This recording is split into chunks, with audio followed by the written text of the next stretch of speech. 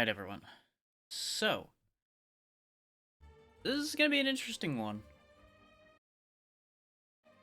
If you hear the audio stop, by the way, it's because, for some reason, despite this setting right here being set to don't mute in the background, every time I click out of the window, it mutes anyway.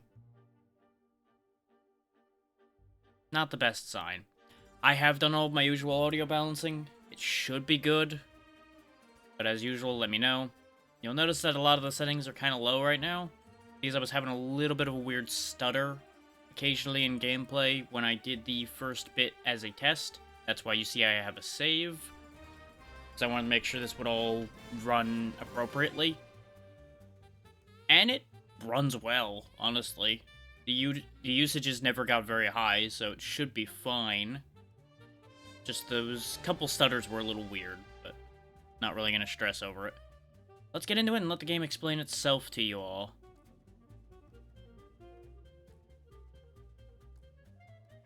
We'll go ahead and stick to the normal difficulty. There's a custom option if you want to adjust things as you see fit. Which, if I was going to sit here and play it the whole way through myself in my own time, I probably would put it on self-preservation just to not have this whole aggravation. But on the bright side, at least the default is you can actually get your agents back, rather than it being permadeath for them. I appreciate that. Okay, the music just left. There we go.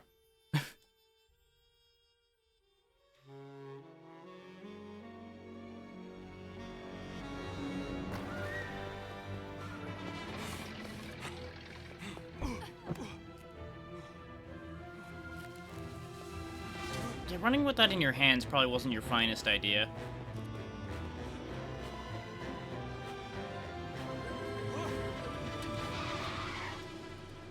Good dodge. Oh, lost a card. Oh, that's not a good sign.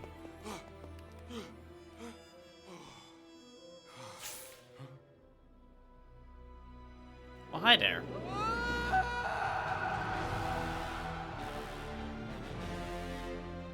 I'm sure he's fine. I'm sure nothing bad happened to him. The courier's late. She just scared the hell out of him.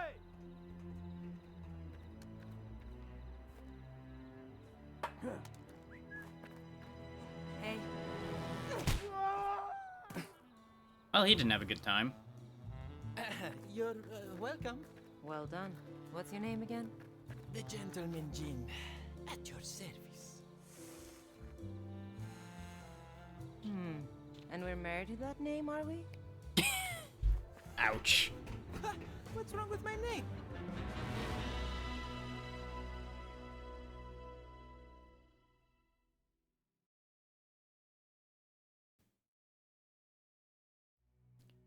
So the one downside to this is the load times, even on this SSD, can be a little long, I've noticed, occasionally. It really seems to struggle a little, where it really shouldn't be. How about I find our missing courier? You stay here and guard my back? So you can get the baggage yourself and cut me out of the job. Ha, nice try. Whatever you say, Gentleman Jin. Was that so hard? But that's my professional name. You can just call me Latif. Well, why didn't you open with that? You want people to call you something, open with what you want people to call you. It's not that hard. I'm not going to read out all this tutorial nonsense, because honestly, it's all very basic things. And I read it all before. So, how long have you been working for Elle? As long as you have, I think. So, about 3 hours. Got it. Of course, we're stuck with the rookies.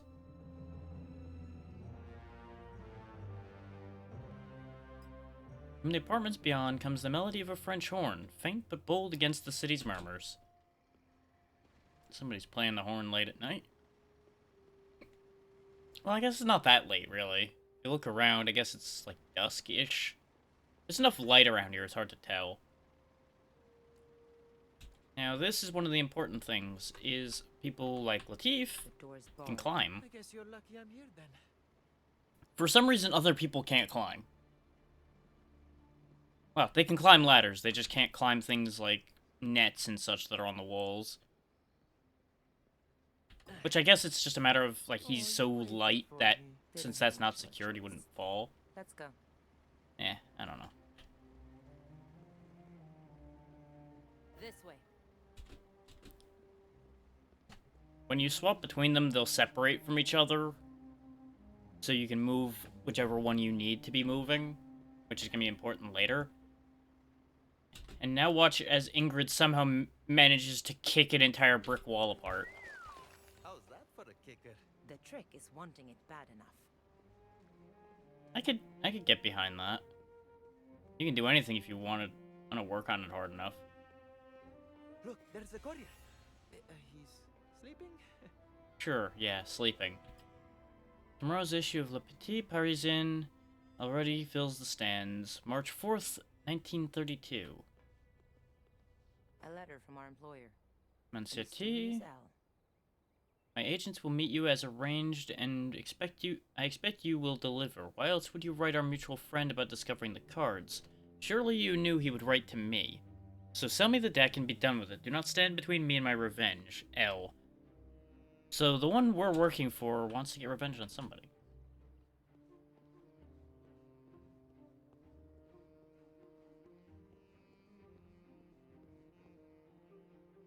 He's just taking a nap in some tomato sauce. It's fine.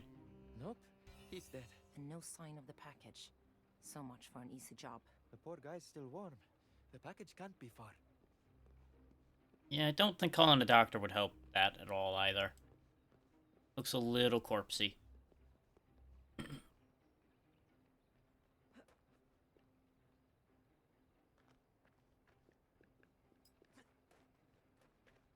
Another of those masked soldiers from the roof.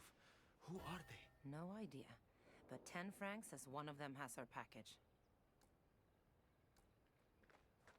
Now, as the game just was describing, and I'll get into here in a second, once I get Ingrid here into a safe enough position. Give me a moment. Latif, being a sneak, has a different cone of vision on enemies than everybody else does. He can actually move quietly enough that they don't detect him unless they can see him. So if I just waltz on over here, as the game has just told us, and just punch the guy upside the head, and now he's These out of guys are this. flunkies. We're looking for a bigger fish. An hour ago, this was a cakewalk. Now we've got the dead courier and goons in gas masks. Now you might be wondering, well, all that stealth's well and good, how are you going to deal with 2 guards? That's what Ingrid's for. With the slam, as mentioned there, you can hit up to 3 enemies at once. It's a little noisy, though. But I can just aim it like this, and whee! Just run the boys over. Another flunky. Perhaps we can slip past them. Come on, come on. And we can just scoot our way out of here. Do do do do do do. Yeah, if you're in their detection range, they'll start wondering what you're doing. Is they may not realize you're there necessarily yet. But these guys aren't very bright, so we can just Yeah? trot right on out. Mask wearing half. And here's where the main combat of the game kicks in. You can go into turn-based mode at any time, and that's when it plays fairly similar to like XCOM and things like that. Mind you, the more modern XCOM, not the original. That'd be a very different animal. With a lot more people dying. We're gonna split these 2 up. Have you kind of creep in closer. They want me to use the turn-based combat, so I'm not really gonna have a great choice on this situation. And for demonstration purposes, I suppose I may as well. Actually, I wonder, can I get away with... Yes, I know sprinting makes noise, game. There we go. We now have a limit of 2 action points. He was not fully aware of us, so he won't move. if they know you're there, they get an extra turn of movement before you get to attack. So if you've disturbed them and they'll duck away from you. So, for example, our young lady here who only has melee attacks would be at a massive disadvantage in that situation.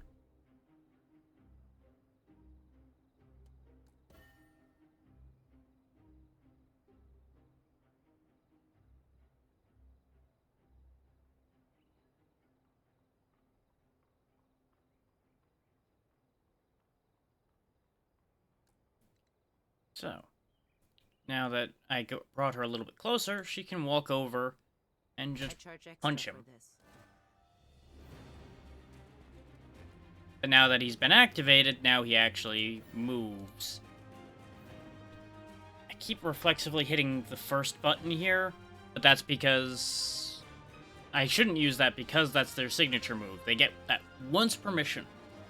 Use it once, that's it. You can't use it again until another mission. So I recommend against wasting them. You go ahead and just put your gun to the back of his head. It's bothering me. The courier's body was a pincushion, but none of these goons have knives. The sooner we find this package, the better. Don't wander.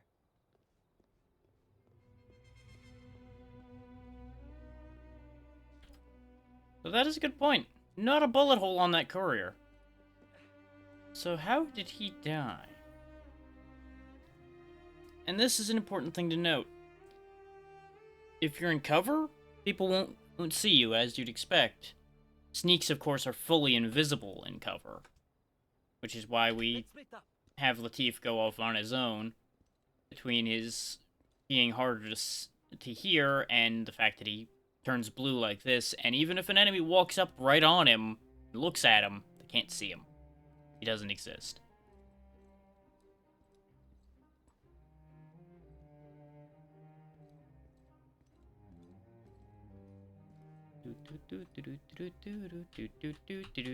Bop. People just don't pay attention.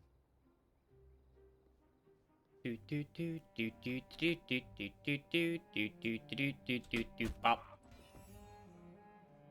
I'm out of sneak attacks now, unfortunately, because you do only have so many. But it means we didn't have to fight anybody up here. Let's get it done.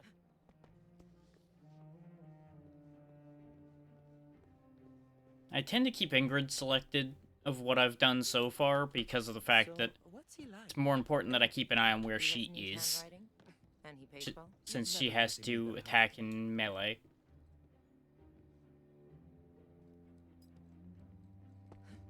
Now, ideally, I'd rather I bet our package is inside one of those crates. Ah, they're loading the trucks to go. Then we need to move fast. fight from my terms, not theirs.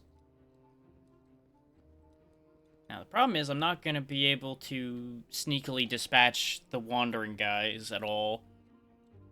Though, more than likely the one I don't punch would be the one to figure out what was happening anyway, since his buddy would drop right behind him. Or right in front of him if I was particularly foolish. But there's a very simple solution to this problem. I just need to wait for them to get into the right position. Oh, I can't aim it where I want to. Cancel that. Get out of their line of sight, please.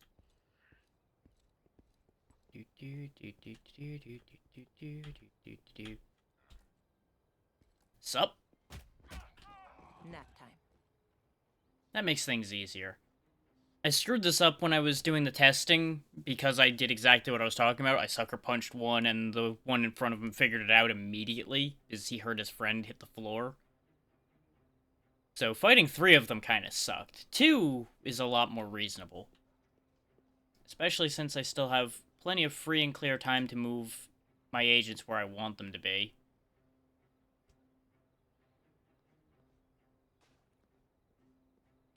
For example, in a position of cover, with great advantage over them.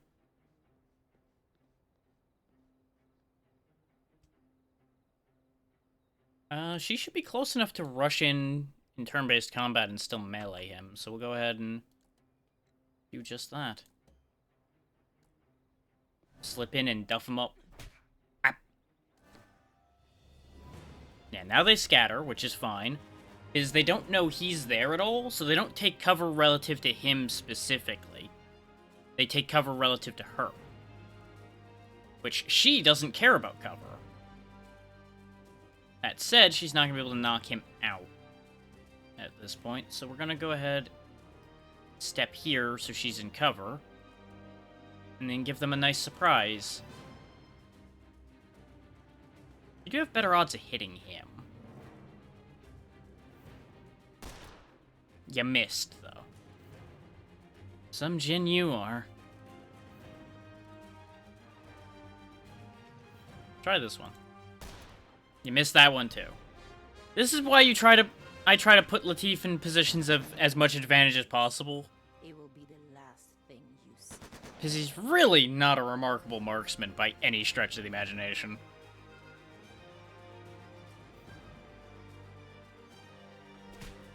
Punch one.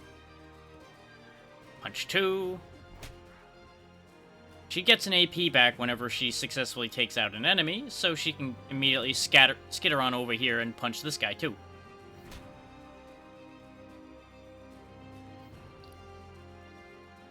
You've only got a 50-50 chance, more or less.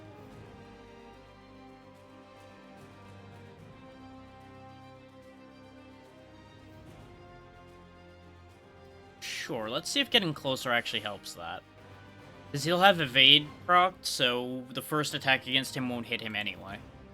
And yeah, now he's got 70.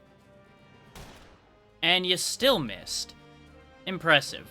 What happens next is all on you. Remember the comparison to XCOM? Yeah.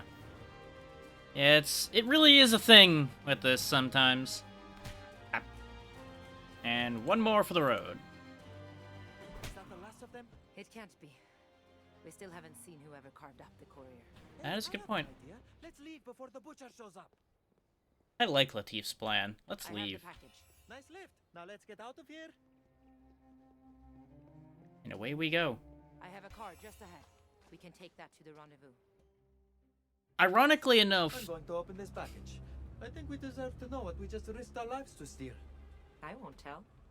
And Mr. L hired us to retrieve playing cards. Blank playing cards? a little bit weird, A troop huh? of uniformed mercenaries killed a man. For a deck of blank playing cards? Not what I'd call a winning hand. It will be when we trade it in to Mr. L for our paycheck.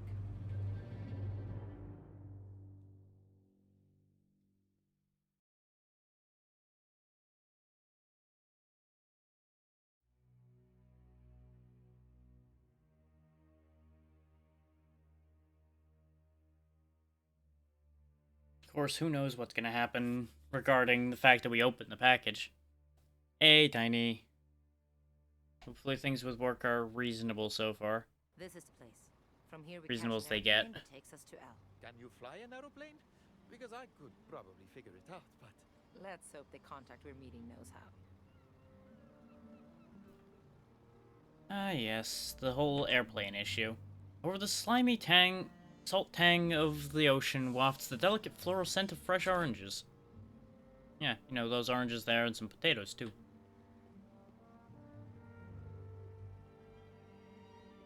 The gas masks from Paris are here too? Impossible. There's no way they got here before we did.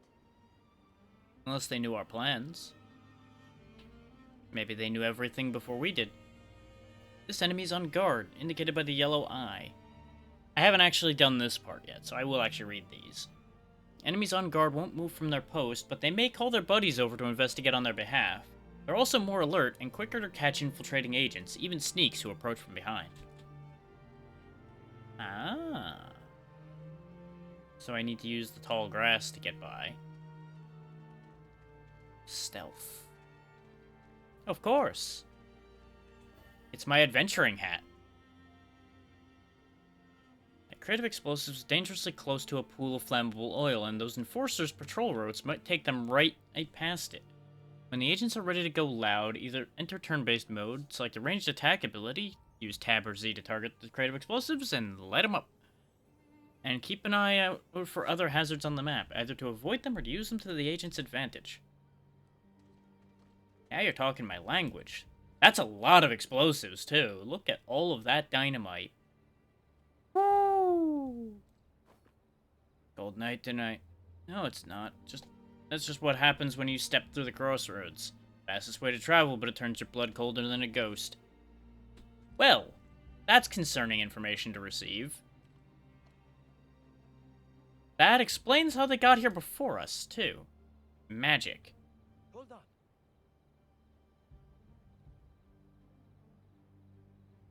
So let's see. I need Latif to be the one to shoot the boxes, so he has to stay here. Ingrid can move over here so as not to be a part of this whole exchange. And need be, she can rush the guard that's standing there. Yeah, I like that plan. It doesn't lead to me setting that off, but that's okay.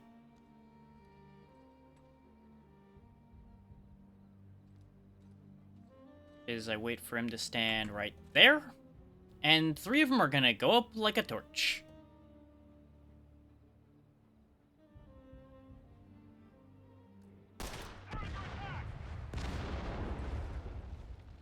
Ta-da!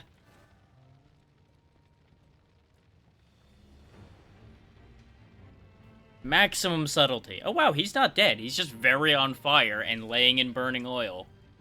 Well, he's not having a good day. Just in case he gets up, let's just point you at him and you'll deal with that problem if he does actually get up, say.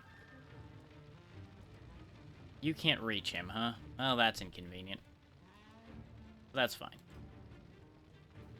I don't think they know she's here yet. They only know something exploded.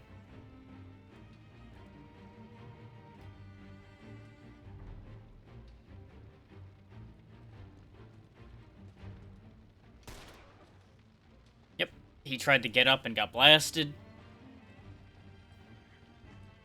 Oh, you poor fool. Going and sitting in the oil.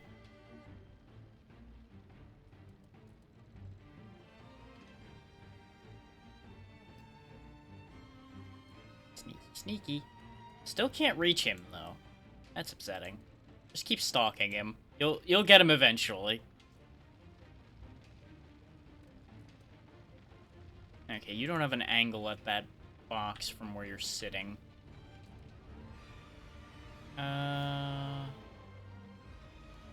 Yeah, you only have an angle at the guy, so no matter what I do with him at this point, he's not going to be able to set that off to burn the other guy.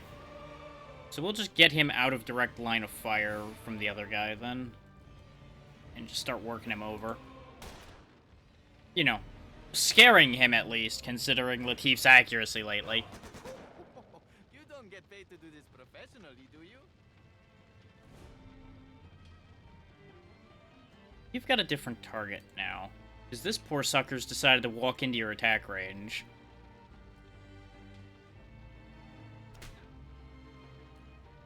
Just beat him up good.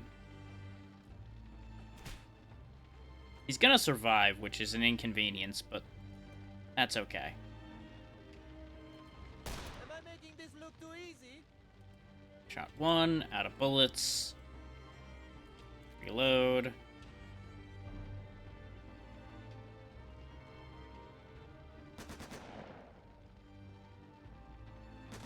I was about to say, if the one next to her misses too, I've got questions.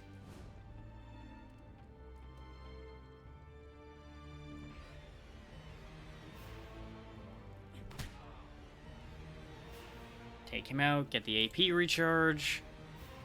Take him out, get her AP recharge again. Who are these goons? Secret police? Communists? Anarchists? None of those seem to fit. This is something else. This way. Mitzel.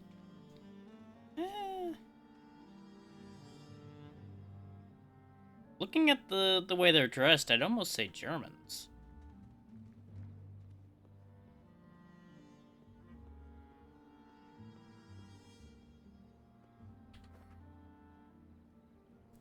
page is flecked with small red dots. Captain, we found a suitable candidate for the finding, and Lady Nicastro was able to perform the ritual. She says the entrails indicate Marcel as the thieves' destination. We are preparing the mobile crossroads beacon now. Note, apologies for the stains on this letter. This is the last time I stand downwind during a finding. I suppose the red dots are blood. And the wind carried the blood.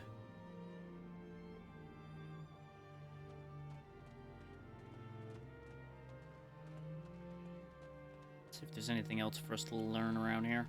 Because I did miss a couple things back in the first area. Printed on cheap newsprint. Veteran? Fine fulfillment. Good pay. The banished court. That seems suspicious.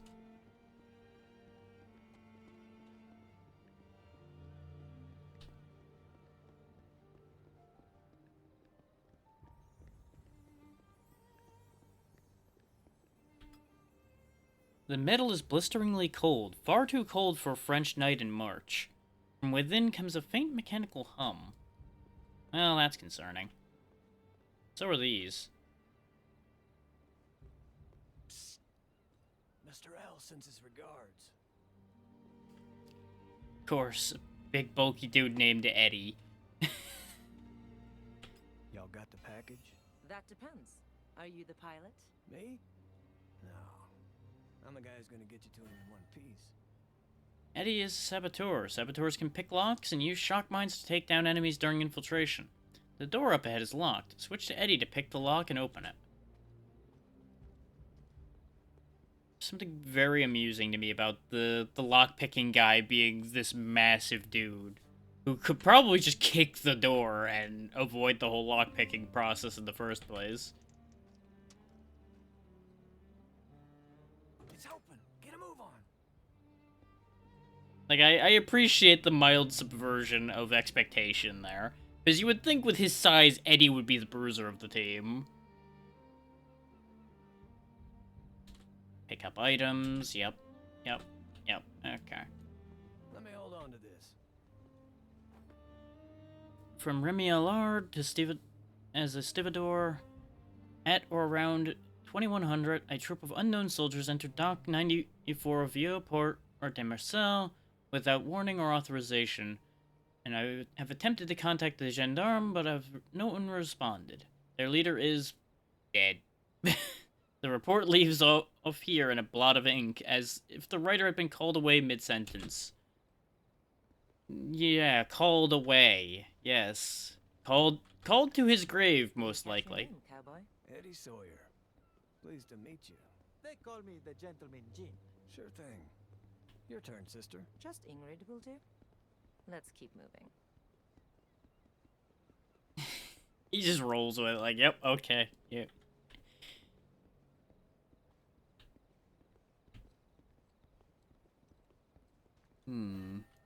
During infiltration, saboteurs can throw shock mines to lure an enemy out of position.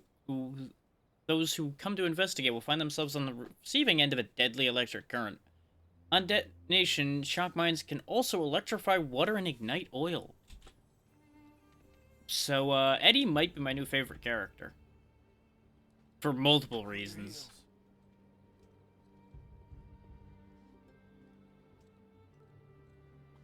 Everybody duck behind these boxes so you don't stand there like a chump, please.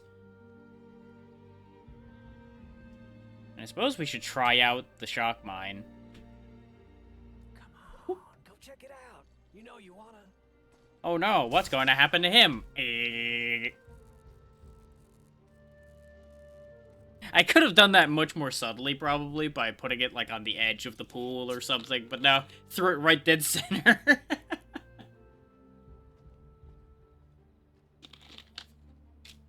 I also could have just punched the guy in the back of the head, but the tutorial told me to do it, so I'm like, you know what, why not? Let's have some fun. What a bunch of characters we've got here, though.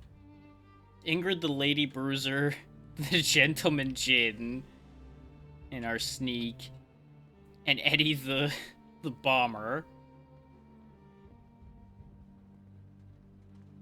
You got any idea who these gas masks are, Sawyer? Seems like there's a new militia every week these days. A lot of Joes came back from the war unfit for anything but killing. Presumably referring to World War One, I suppose, since it's 1930s. Two wouldn't have happened yet. There's our pilot over there. So what's the point of going that way? There must be something to get going this way.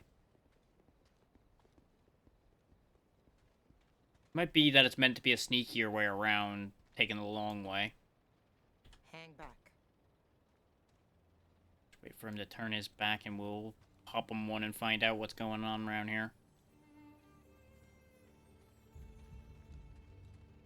Doot, doot, doot, doot, doot, doot, doot, doot, doot. It was Bonk. you or me. Huh. Different soldiers.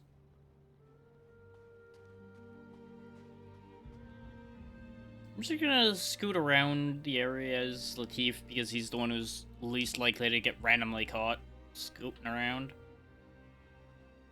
Get us an idea of whether there's anything to loot. Doesn't look like it though. Oh yeah, something I neglected to mention. Recon mode. Lets you ghost camera around a bit. See what your situation's like. See, this is why the recon camera's handy, because I would have assumed that our pilot was in this pile over here. Turns out they're not. So we could actually continue on the path I'm on and avoid this confrontation entirely. Because this is actually the pointless section over here. You'll note it won't show you enemies unless somebody has a line of sight of them. Like, this one's got a key. Fanatics willing to die for the banished court and its magisters. Acolytes' ceremonial daggers are razor sharp and their dedication to the court is absolute. Ooh, I didn't realize I could scan enemies this way. So I guess we now know that our enemy's the banished court. I feel like that may have been something we weren't supposed to know yet, to be fair. Can I check the dead guy? Nope. I would have to go walk back over to the other side to see the other guys, to scan them. Uh-oh.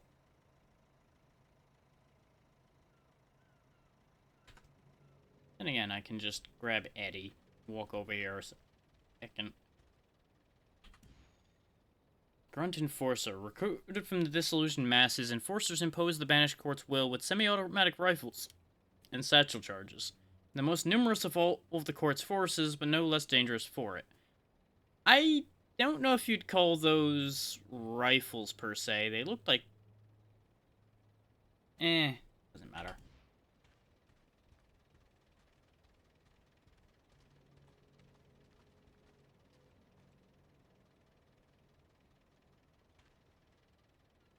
So I've got decisions to make now, though since they're clustering around a pool of water, I can solve this in one bomb. Here you go, kids. Nope, I can't throw it over the pile. I'm gonna have to move around this way. See if we can cause a little trouble. Tossed it right into their lap. Are they really just gonna... Yeah, they're just gonna dance in the electricity. Amazing. Remember, stealth.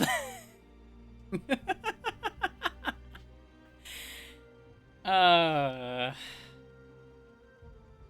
a firebomb. Well, well. Isn't that just a tempting little toy?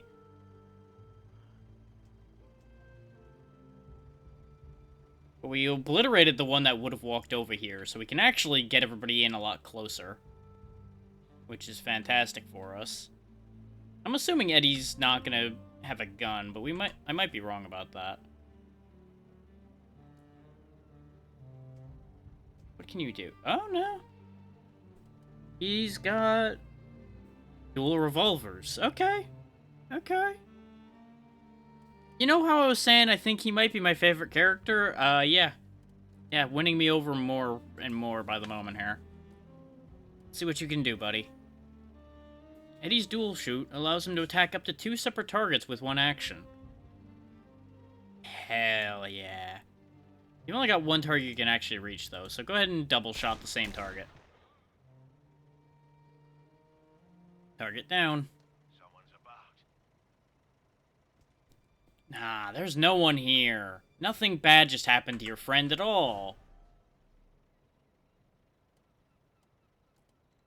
Nothing bad happened. Ow. Don't run. It just makes it take longer. Knock him down. Anyway. Also, hell of a pose this one landed in. That... You know, it's a good thing they're dead, otherwise that would be incredibly uncomfortable.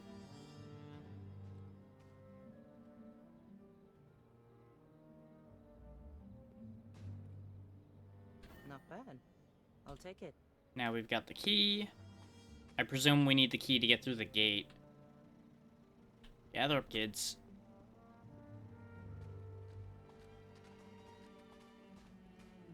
I appreciate games that give you the option to clever your way out of a fight instead of only being able to brute force fight your way through things.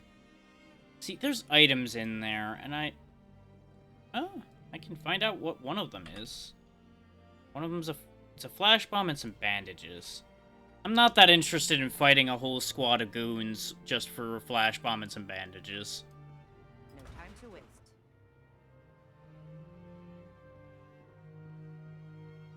There's There's the aeroplane. Now where'd that damn pilot get to? You could certainly say I brute forced that, considering I just exploded half of them and then shot and punched the rest. There we go, there's recon mode again. Scoundrels know the value of casing the area before things get loud. Activate recon mode with R and move the cursor over objects on the map to gain insights about the agent's surroundings and plan their attack. Still nothing, Lady DeCastro. Maybe you got the location wrong? They will be here, and the deck with them. Oh, she's here herself, huh? Doubt me again, and the next entrails I read will be yours. Well, that's upsetting. Scions. Lady Nicastro is a deadly adversary. When scions like her are on the field, there's no shame in running to live and fight another day. The escape route is that airplane at the end of the dock. Reach it to escape Lady Nicastro, and don't forget the pilot.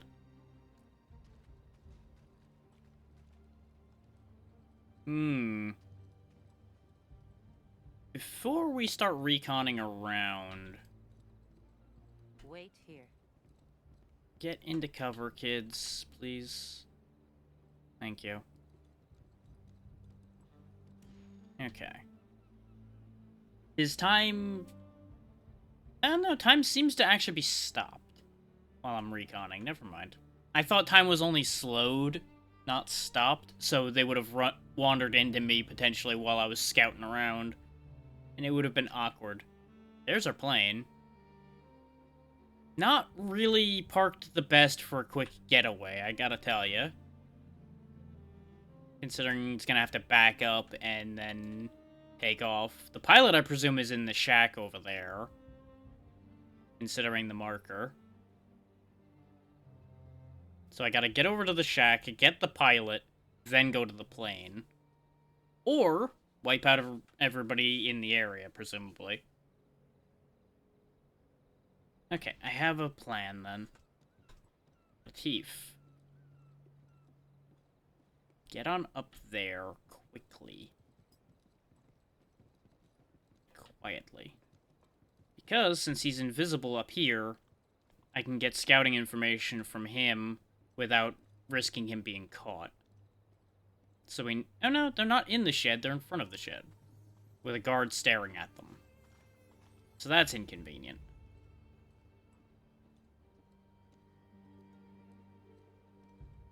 The lady herself is here. I'm going to assume I can't sucker punch Crazy Magic Lady. I feel like that wouldn't work. That would just make her angry. And then she'd try to stab me. But I'm tempted to see if it would work, just to neutralize that issue straight away.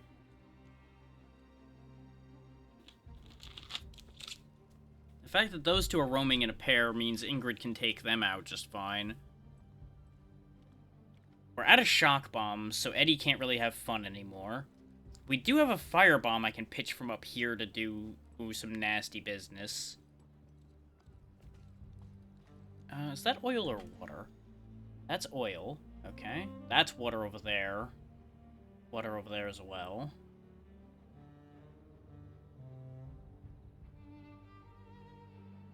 She's got 350 health. She's immune to poison. Yep, immune to all real-time takedowns. Blessed by the Devouring King, this unit's critical hits also inflict +1 stress. I can't actually scroll the rest of that. Oh, there we go. Passive Overwatch ability performs a melee attack on any adjacent enemies performing a hostile action. Can activate any number of times per round. Yeah, no, we are not fucking with her. No way. She has a lot of nasty attacks. The High Priestess of the Cult of the Devouring King, Lady Nicastro takes sadistic delight in cutting open her victims after toying with them. Friendly sword, isn't she? She's just barrel of laughs. Okay, so we need to dispose of the guard there and get to the pilot before Nicastro knows we're around, so we can get out.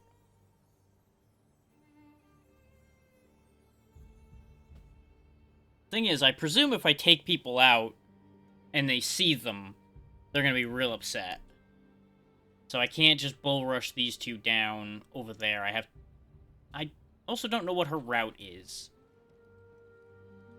Let's see where she goes before I make any other decisions. Because if she's just, like, circling around up here, I could then take out the other two down here, and she'd never be any the wiser, and none of the other ones move. Aside from this one, her, and the two that would be getting bull rushed, which is these two. It seems like she goes over, checks in with these two, stops here, then loops back through here, and keeps wash, rinse, repeating this rectangle. So if I take these two out right where they are now, perfect. Don't have to worry about it any further.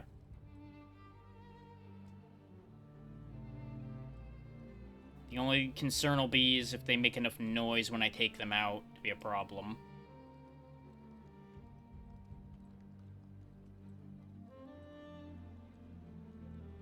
And thanks to the fact that y'all can see my cursor, I can just start circling things and go, well, if you go here and you go over here, and then you're gonna win the football game.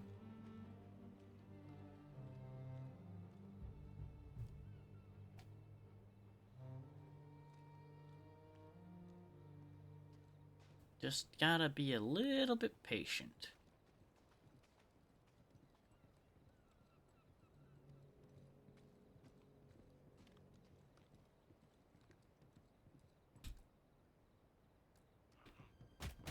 You break easily. And there we go. Nothing bad happened. No one knows that happened. No one needs to know that happened. Now here's the thing though, if we go loud taking the guard out over here, I presume that activates her and everyone else in the vicinity, because the idea would end up being that I'd either shoot, punch, or etc. him, he would shoot back before I could take him out, and the game would be up. We'd have to fight Nicastro, which would be a terrible idea.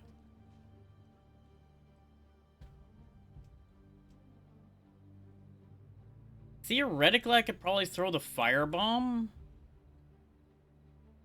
and that might not trigger combat? I don't know what the rules for that are, specifically.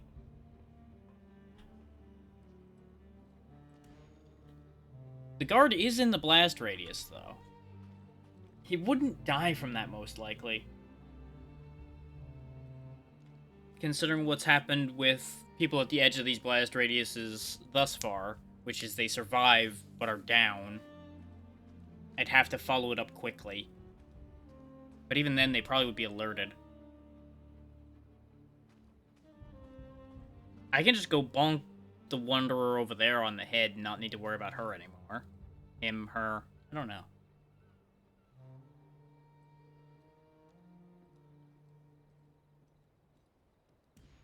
that? Smoke bomb. Maybe.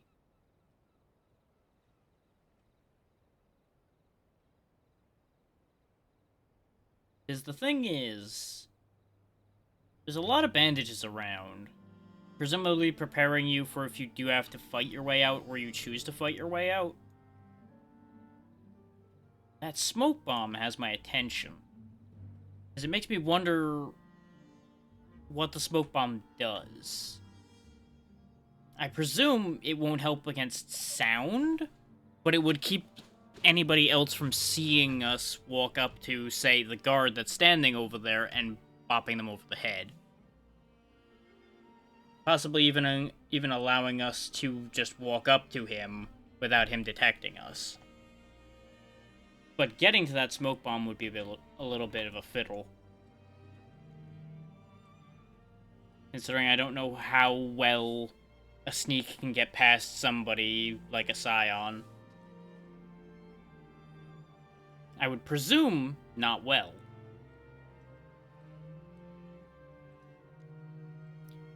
And based on the example of the shock bomb, we know that they don't immediately know where the bomb came from.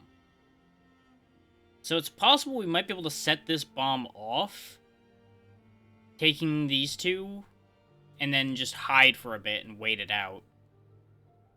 What kind of range do you have on throwing that? I don't want you to drop it. I wanted you to throw it. Or is that not an option to use outside of combat? Well, that throws that whole plan out the window now, doesn't it? Oh, that means it's time to try plan B, the smoke bomb. Oh, right, there's a guard sitting on it. So that's not going to work anyway.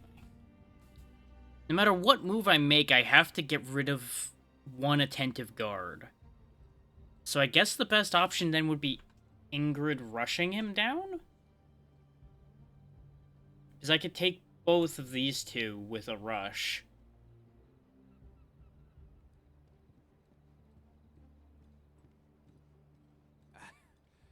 Come on, pal. Don't give me the silent treatment. Let's work something out. That's the pilot. There we go. We're with L. You must be the pilot. Sure am. Get me to my bird and we'll scram. That is a face. On missions, allies like Captain Nicky have a few tricks up their sleeve, but their real worth lies off the battlefield. There we go. Nice and clean. The only problem is we still have the guard between us and the plane left to worry about. So I'm gonna have to make a very noisy exit. Because there's just no way I can deal with that guard now. Because I had to burn the rush to deal with the other two. How many items can we carry again? Can I snag this? Nope.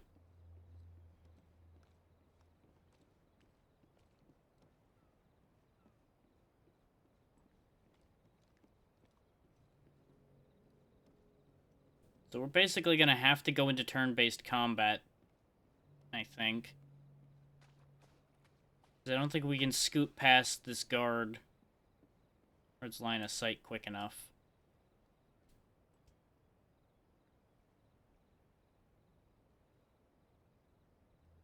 Looks like he's got a bunch of smoke grenades.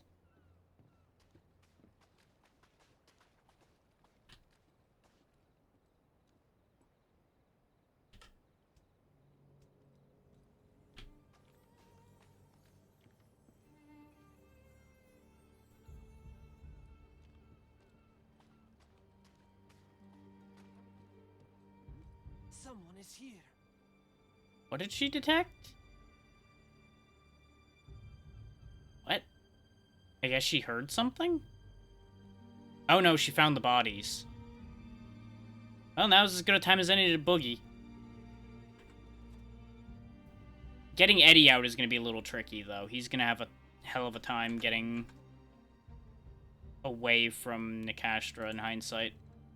Oh no, he's got some good movement, actually. You just fucking book it. You run like hell. You two who work together to quickly take the guard out. Make me an offer. We're not for sale. At the moment. Well, 2 out of 3 ain't bad on that one. It's like, oh yeah, we'll sell it. No, we won't. Oh yeah, we will.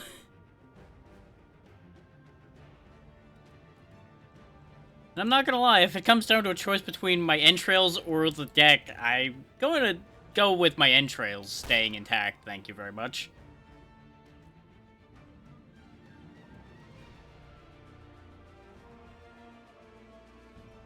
Okay, and he also has a gun. That's convenient.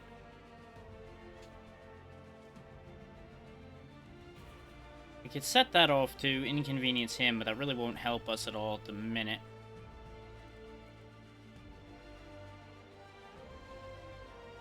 Go ahead and just boogie.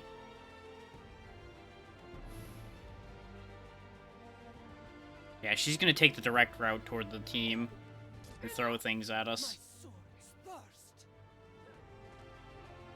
Oh, she moves a lot. Ooh, she did just run right to the kerosene drum, though. That actually works out in my favor. Eddie, my boy, you just keep on boogieing. You're gonna have a hell of a time if she manages to get to you, though. I really did this poorly because of the fact that he ended up way out by himself. We could have been out of here by now. Oh, otherwise. Oh, you don't have a shot at that anymore. It's fine, you should. In fact, firebomber. What are you waiting for? To the aeroplane, quick!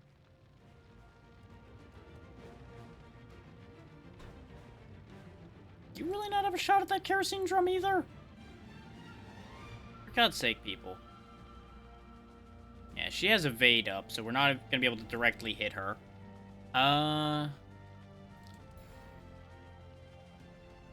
Go ahead and decoy up for other people.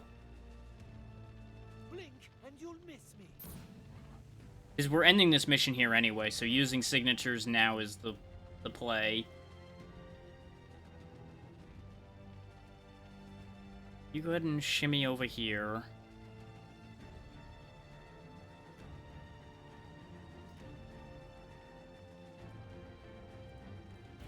Because in theory, she should target the dummy. He might be in range of this. But a shot. Not quite. That's okay. You go ahead and snag those bandages. And honestly, she may as well just get out of here. Be the first out. Since she's poisoned.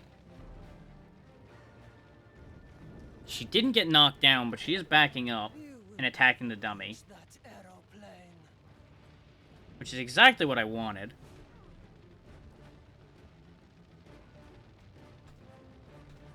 Biggest problem, though, is getting Big Boy Eddie out of here. Thankfully, the dummy lasts another turn.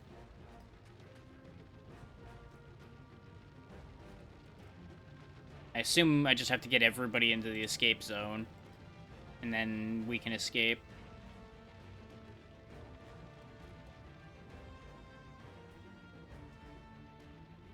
So you may as well engage in some covering fire.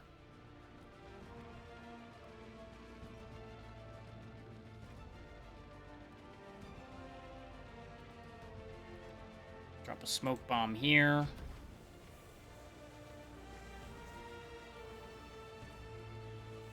You keep on backing up. Next turn, I think we can get everybody out of here.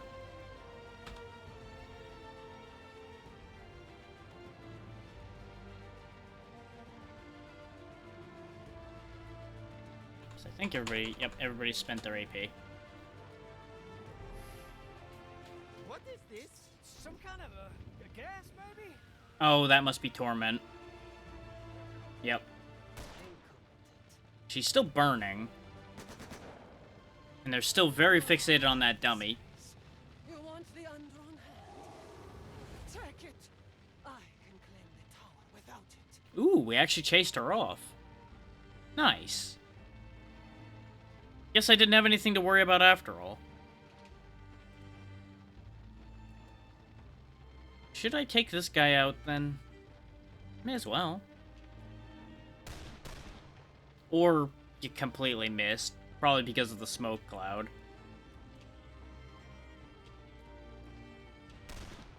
There you go, you hit him that time.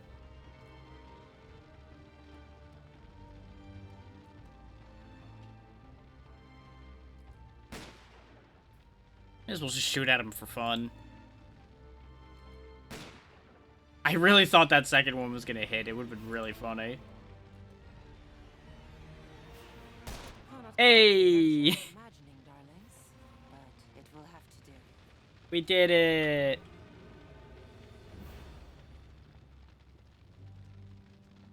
All of that stealth just to end up wiping everybody out at the end. Spoilers. Spoilers everywhere. Without you! We just saved you! Go, go, go!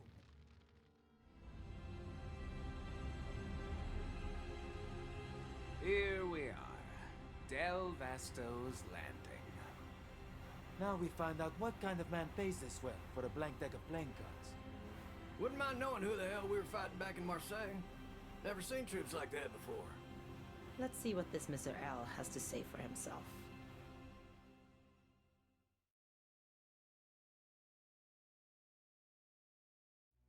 Well, we already know something's up with the deck of cards from the intro cutscene showing one of them pulling out a symbol when they hit the water.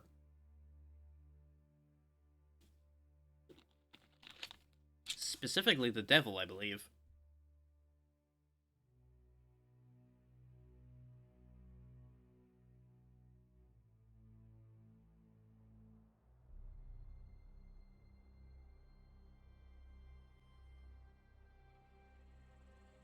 A lovely little Mediterranean island you have here, Mr. L. I assume you are Mr. L? I have that dubious privilege. Welcome, Mr. Lejeune, Ms. Erickson, Mr. Sawyer. Do you have the undrawn hand? We have a package for you. What's inside, we couldn't say, of course. Uh-huh. Ah, of course. Regardless, that deck of cards is key to your next job for me. Slow down, pal. Who says we're interested in a next job? The last one burned your courier, and those two saw the body. That's a good point. It's alright. It's definitely stylized. It almost reminds me of a Pixar movie, and I don't know how to feel about that.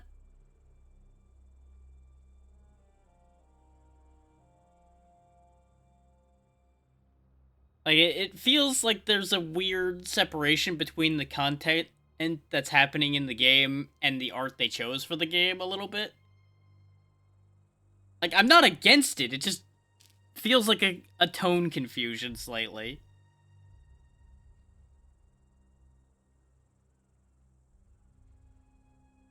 Then you three may divvy his pay among yourselves, and I'll sweeten the pot for this next one, 50%.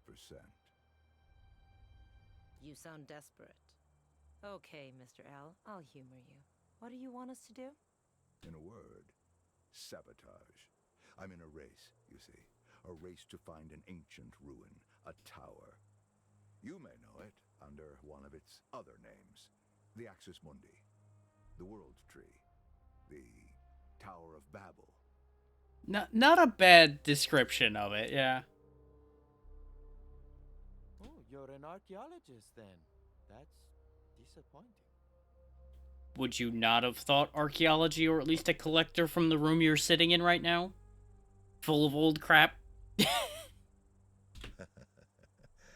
am no archaeologist, Monsieur Lejeune, and my rivals in this race are even less so. True. He's at least probably, what, minimum 60s? I want to preserve the tower. My enemies want to ransack it. It cannot be allowed to fall into their hands. That's assuming there isn't magic mumbo-jumbo making him ancient. Considering we had people teleporting in the previous stage, there are no holds to anything right now. Especially not since they're chasing after the goddamn Tower of Babel. But it can fall into yours, huh? And the gal with the sword. She's one of these rivals? Zorana Nicastro. Yes. She and two others, a nobleman and an industrial tycoon. Each is the scion of their own noble house. Collectively, they call themselves the Banished Court. Science of the Banished Court. Mm-hmm. And how close are they to finding the tower? Possibly not very far, considering she sounded very confident she could find it without the deck. They've already found it. Yeah, that would do it. That would definitely do it. You said you were in a race. And nobody ever said he was winning the race. I was. And I lost. There it is. But I'm not out of the fight yet. Correct me if I'm wrong, but the concept of a race means that when you've lost the race is over. Am I unclear about something here? Or is this now going to be post-race shenanigans? My enemies have yet to enter the tower. It is a dangerous place, and their preparations are incomplete. I want you three to sabotage their efforts until I can find the tower myself. Well, well, I guess we could sabotage them at their starting points rather than at the tower itself. Yeah, I mean, that was assumed.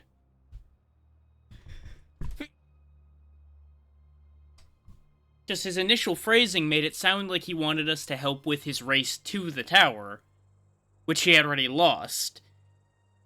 So it's like, well, we can't help you with something you've already lost. Help you fuck them up after the race? That we could do. Sabotage, huh? You have a target in mind?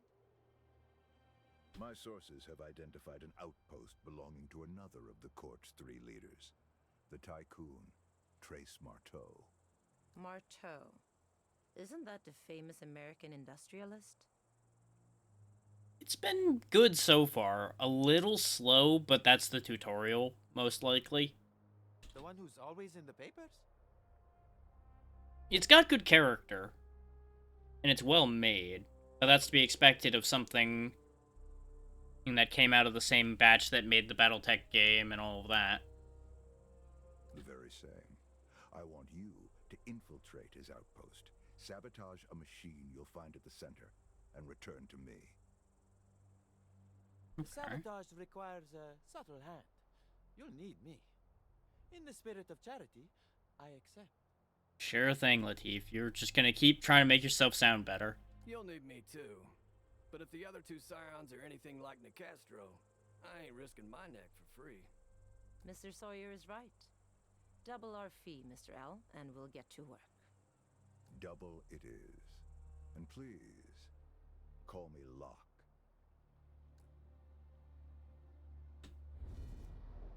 And so, we get to the meat of things, I suppose. Devastro's Landing. Welcome to Devastro's Landing. This tiny Mediterranean island serves as Locke's hideout, a place to take refuge from his enemies and plan his next moves. Now we'll do the same for the agents in his employ. World map it is. Okay. This is the world map Locke uses to plan his secret war against the Scions of the Banished Court. Use it to track the court's progress and plan the agent's next moves. The pin on the map represents the sabotage job Locke wants done against one of the Scions, Trace Marteau. Selected to begin the mission. How about I don't do that yet, and I learn how the rest of this stuff works?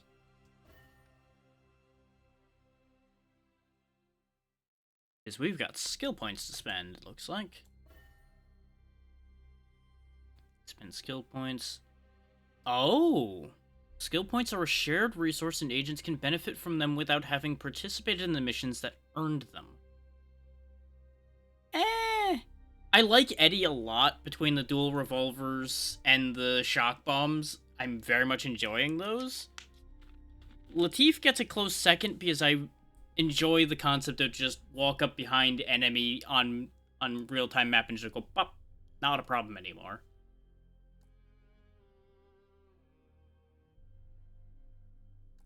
I have mixed feelings about the shared skill point pool, though. Because that's almost certainly going to lead to some characters getting screwed.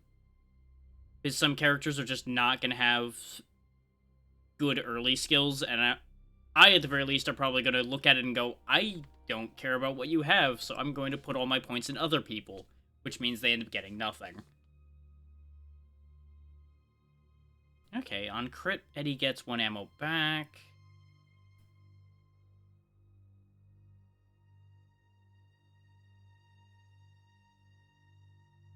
And these come with passive bonuses even when it's an active ability, because he gains 2 more health and does 2% more damage when he gets this. And obviously I want that. That seems like a good ability. Fair. The tactical side is where I usually have my headaches. So that's why I'm like, I see potential in the future to cause myself problems here.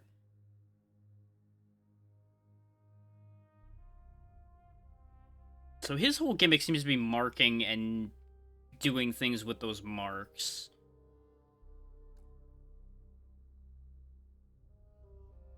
I definitely want blinded for all enemies in an area. That seems useful. The fact that they prioritize attacking Latif afterwards is not ideal. But he gets a bunch of evade, so that kind of works itself out. And I could always distract into decoy, probably. I do like the idea of this hit and run shot. Well, yeah, that's what I'm assuming the idea of keeping a pool of skill points is for, is so that you can have skill points to give to a character as soon as you get them so that they can be brought up to speed quickly. Which, that part I agree with, just, I'm just worried about, like I was pointing out, the shoot myself in the foot factor.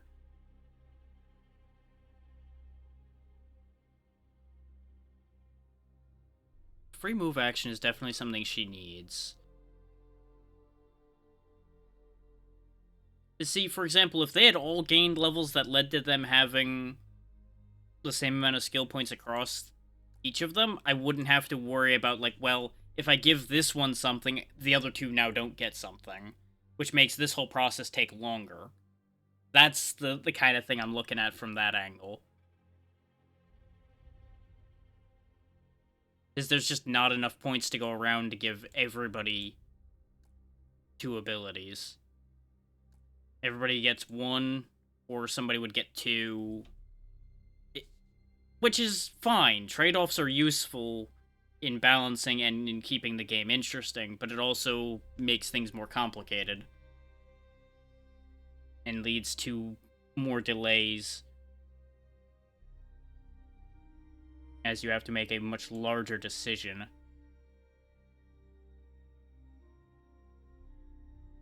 I think I'm going to take Latif's running shot just so we have another...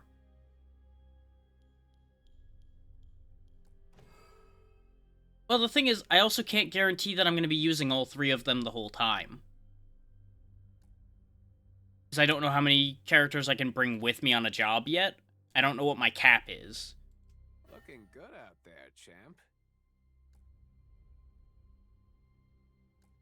So I could very easily end up with a situation where I start putting points into people, but then I get somebody significantly better, and then those points have basically been wasted. That's what I'm worried about. So, you finally have your cards back. Was it worth it? Without a question. The undrawn hand is no ordinary deck of cards. Oh yeah? You going to do a reading? See your future? Can you see my future? Centuries of study, and we've only scratched the surface of the card's potential. But we know this. The undrawn hand doesn't predict the future. It changes it. So it's a future-changing tarot deck. Okay, that's a little weird.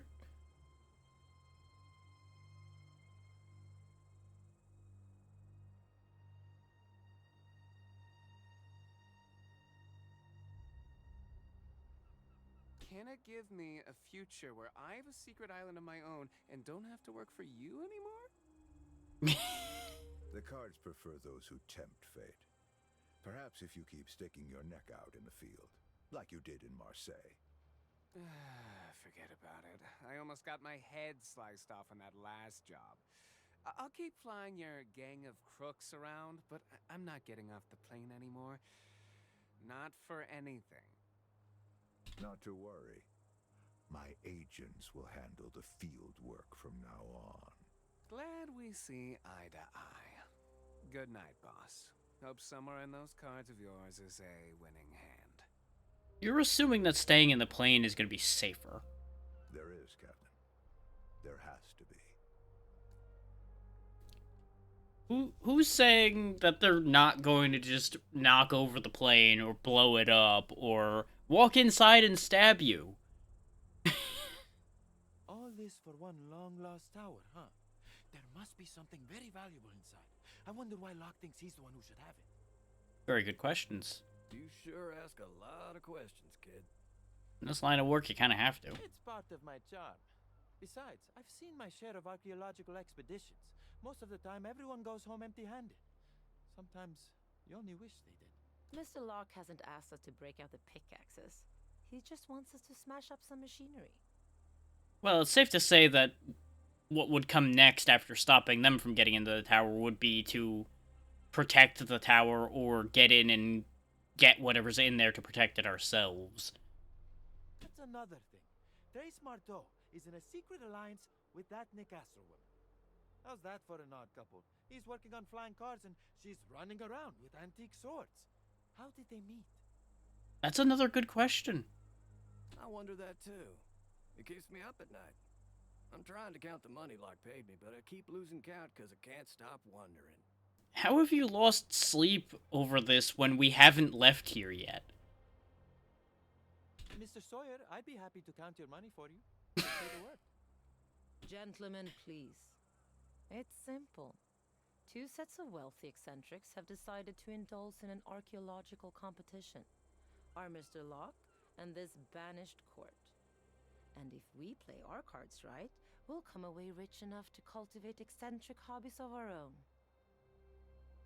Well done talking about him as if he isn't there, by the way. Now, if you'll excuse me, I'll be preparing for our next mission. We wouldn't want to disappoint our employer, would we?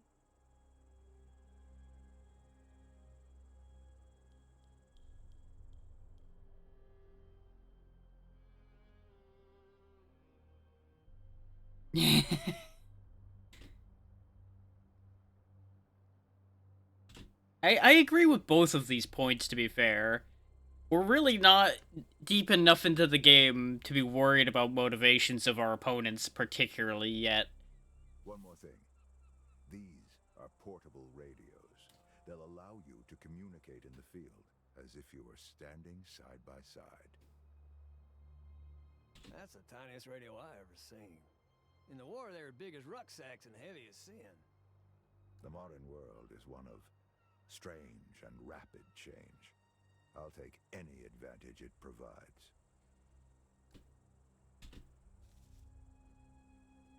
Okay. So now we have nothing else to fiddle with aside from going off on our next job. I assume this is the symbol for the Tycoons group. Okay. This mission introduces a new enemy type, Scourges. Okay. This is, of course, a critical mission, so I have to do this one. Presumably that means there's going to be other, like, side missions popping up. Well, let's go. Please, stop with the hiccups. It looks like the team caps at 3, with the way this screen looks. Unless they happen to shrink and make another space over here or something.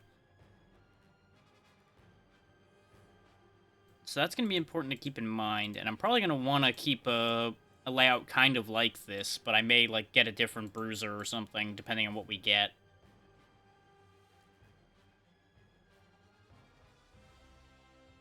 Because having, like, nothing but sneaks and such probably wouldn't be a great idea. My 3 new agents succeeded in retrieving the undrawn hand, despite Zorana Nakastro's interference. Now they're en route to Marteau Industries' compound, with orders to destroy a piece of machinery my informants traced to the site. Machinery that, if I'm correct, plays a role in the company's mysterious Project Crossroads. Almost as important as the mission itself is the question, will the undrawn hand respond to their actions? Which, that's a whole other thing, is... It'd be nice if we knew more about how the undrawn hand worked. All right. This generator Mr. Locke wants us to destroy is just up ahead. From stealing blank cards to destroying machinery. Locke is a strange one, that's for sure. Enough windjamming. Let's do this job and get out. Hold up. I've never heard windjamming before in that context. The court's scourges move quickly to stun and overwhelm their enemies. Okay, so they're pushers. They'll knock me around and interfere with my spacing and positioning. Got it? Recruited from the disillusioned masses, enforcers impose the banished court's will with semi-automatic rifles and satchel charges.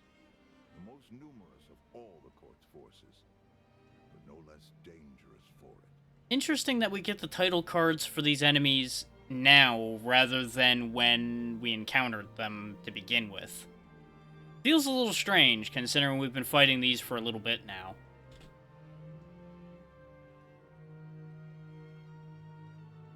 Go ahead and sneak Ingrid up to here. Have her just hang out there.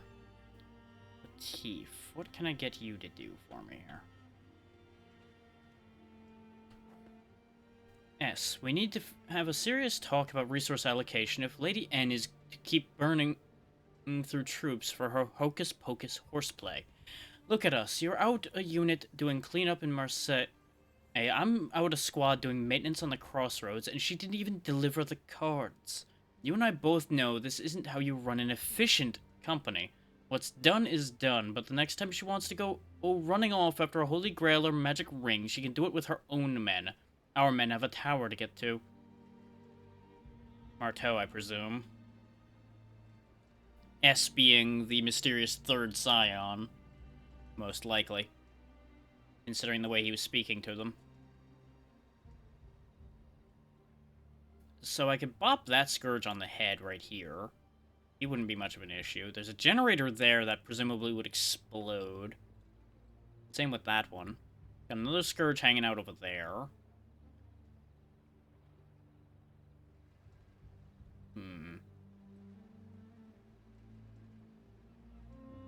Do you actually turn and face this direction at all?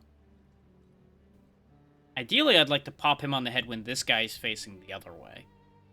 So I think he'll see him go down. The other option is I shoot this right now.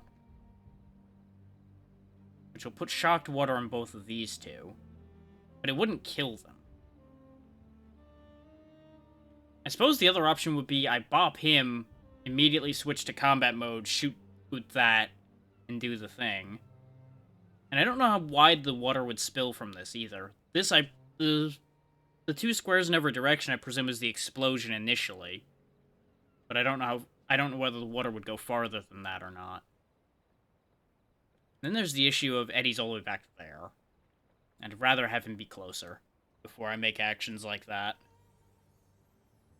Because that's the other thing, is I can move Eddie into a position where he shoots both barrels. Thus locking this one from being able to go around the pool to get at us. He'd have to go through electricity one way or the other. The Enforcer would still be in play, but honestly, we've been dealing with those long enough, they're not really an issue.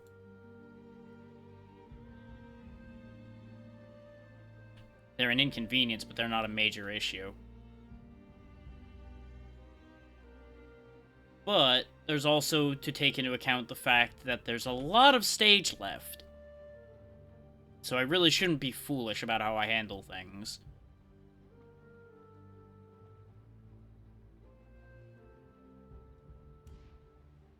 Latif is safe to stay there, so let's move Eddie up at the very least. Because he's got a safe location to sit in the form of sitting right there.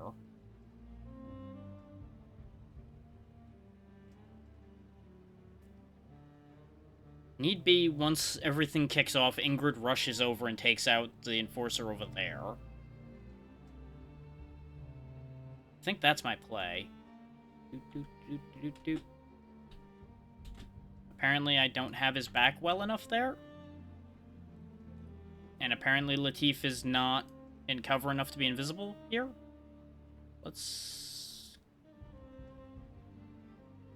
I'm guessing it's this guy's vision cone that's covering him right now.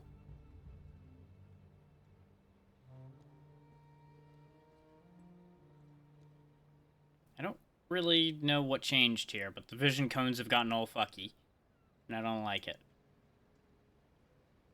Doesn't this guy turn around? I could have swore he did before.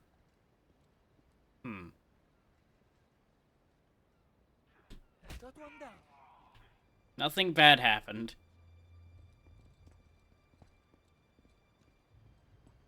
Yeah, but see, they're gonna go investigate, see the guy's down, and now they're gonna go back. Oh, nope, they're not going back. They're not going back at all.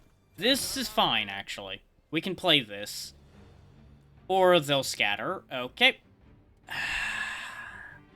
I should have just done exactly what I said I was gonna do and hit the button the second I punched the guy.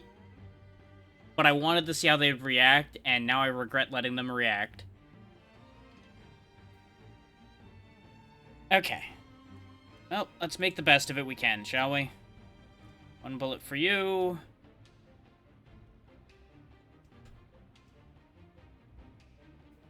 Is it even worth shooting that anymore? I don't really think it is. I think just both barrels for you, honestly. Y'all taking notes on this? Good crit. Okay. Can you do that again?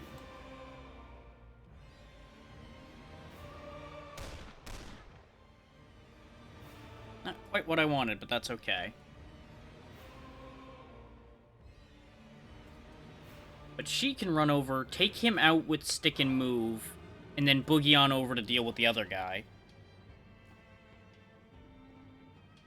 I like our odds a bit better now. But she also gets her AP back.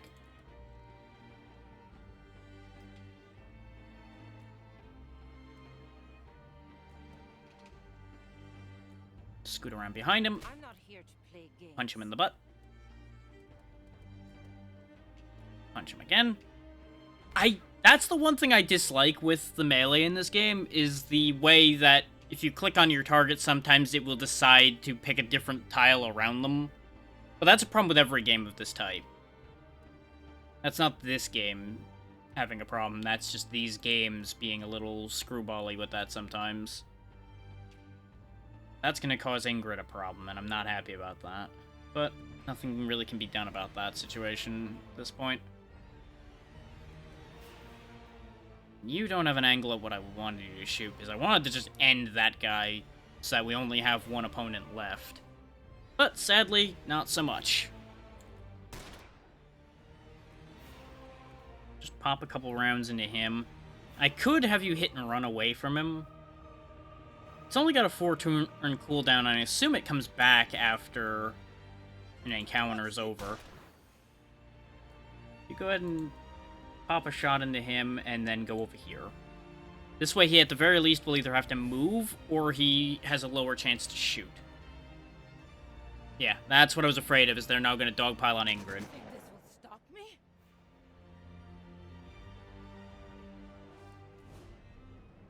Oh, he only had one move? Huh. Okay, I can live with that.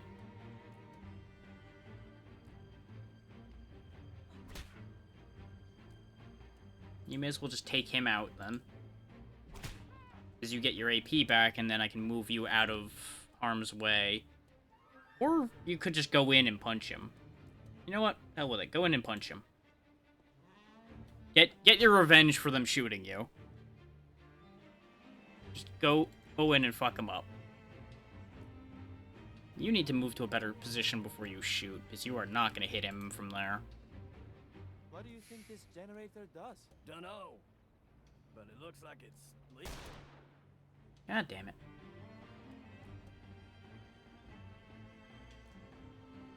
No, quit trying to shoot other things. Thank you. What the? Oh! I didn't even know this was a mechanic aside from the stress thing popped up before. An enemy has suffered a stress break. Battle takes its toll. Everyone on the battlefield, both agents and enemies, accumulates stress during combat, displayed as a meter just above the health meter. When a stress meter fills up, the poor so-and-so suffers a stress break. When enemies stress break. After a stress break, human enemies flee combat and cower. Non-human enemies go berserk and attack anything in their path, even other enemies. Broken enemies will come to their senses in a few turns. Any agent can knock out a broken enemy with the finisher ability that appears on their ability bar when within range. Okay.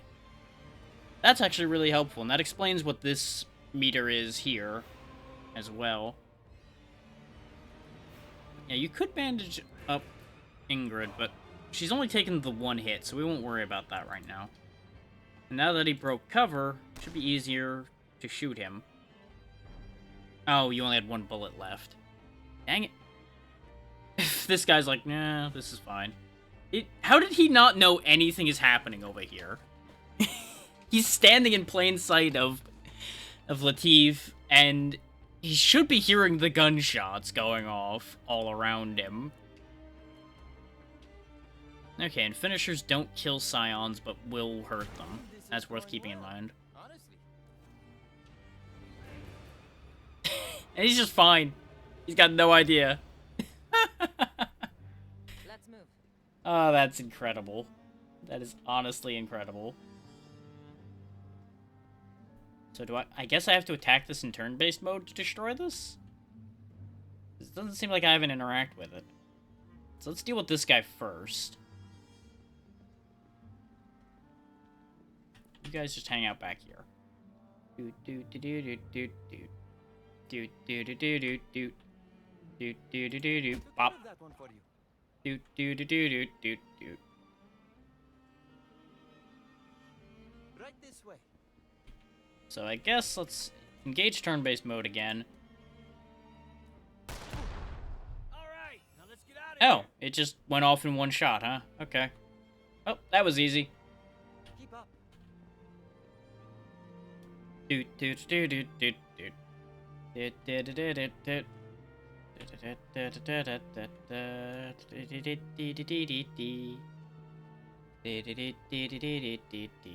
do. Soldiers go home. Sure.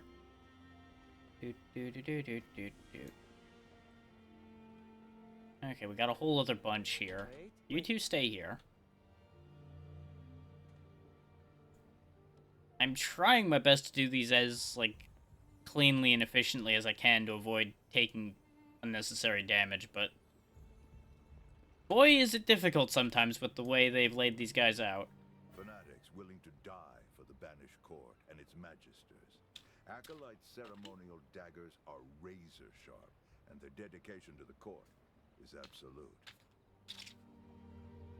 And they've got, like, sugar skull markings almost on their masks.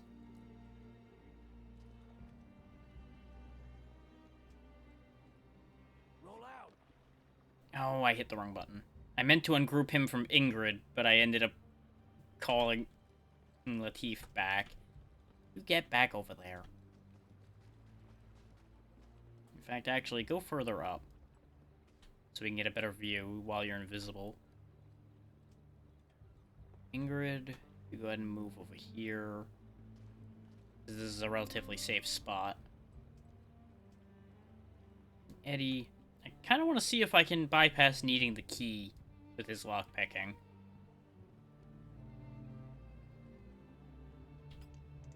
Sure can.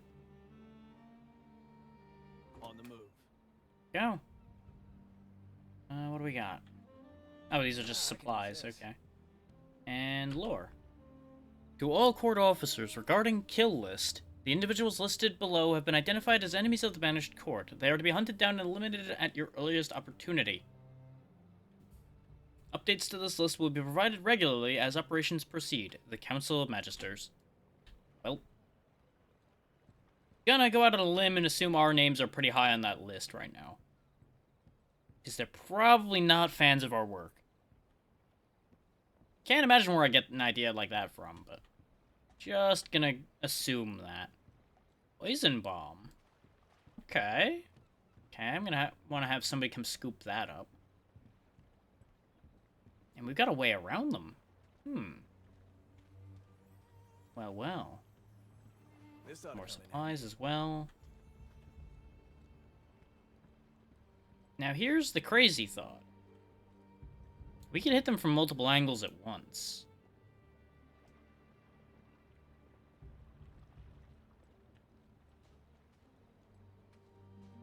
Or we just disregard them entirely and we go around them. I'm inclined to go for the hit them from multiple angles at once plan. Oh, you have bandages too, huh? Go just use that and then grab I've that. passed through worse.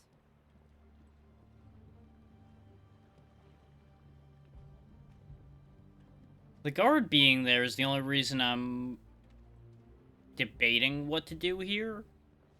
Because otherwise I'd start sneakily knocking a few of them out and then worry about dealing with them. I also don't like the way these awareness ranges expand. So I was just going to go up the ladder and see what was up there. But then the awareness ring went... and immediately made me go, that's not a good idea anymore. I'm going to have Latif scoot his way over here. Because invisibility.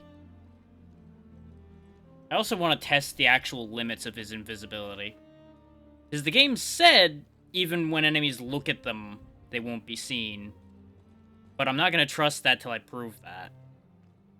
It's pretty safe to say it's working, though, considering all three of them should be able to see his little head poking around that corner plain as day. They're like, nope, nothing there. Testing my limits.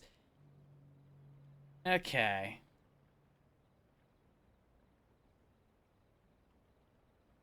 But I need to get here to get out, it would appear. Because I assume that generator was the entire reason we came here. Get in, destroy that, and get out. So we could just get out. Getting out is an option.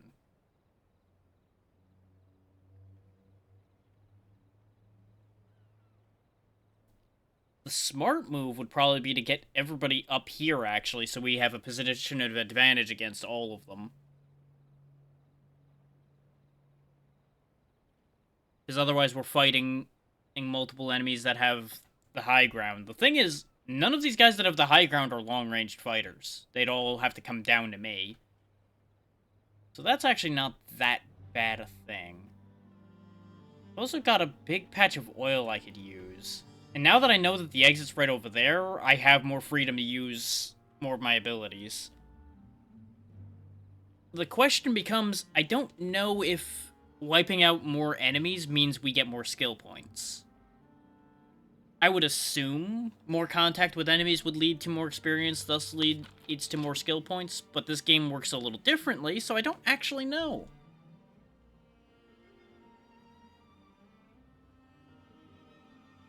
So I'm not actually entirely sure which would be the better route on that. I think it would be more fun beating them all up, though. I'm going to assume I can't get up this ladder, though, without being spotted. Like that.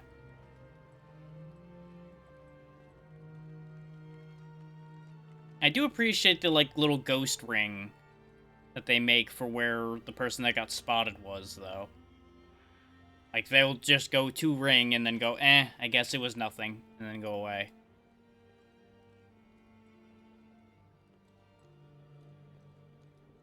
It's a good way to actually disrupt their movement patterns if you need somebody to be able to get through somewhere.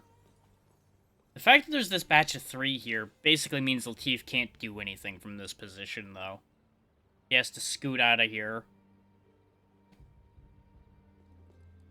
He may as well just follow them, because he doesn't make noise, so he can just go doo doo doo doo doo doo doo.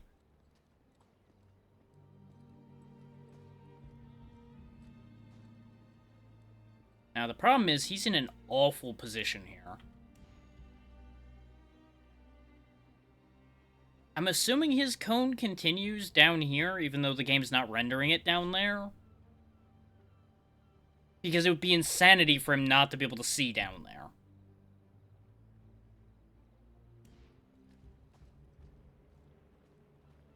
So I've kind of put Latif in an awful spot by trying to move him through the middle. So my options are back him out and go around to join the other two, or have him over here as an option to attack from a different side. It would honestly be ideal to bring Eddie back and have him shock bomb these three. But the thing is, they don't actually walk into the oil unless I use the attract on the shock bomb.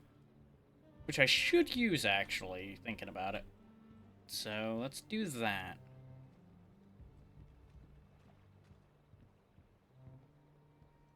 I've been using it as a direct impact weapon so far, which I really should be using it as a smarter weapon than that. So when the shotgunner is back over here, and the three of them are nearby, I'm gonna throw a bomb in the middle of the oil and see how many of them get attracted to it. In the hopes that it wipes out 4 of them. Or at the very least, very heavily inconveniences 4 of them.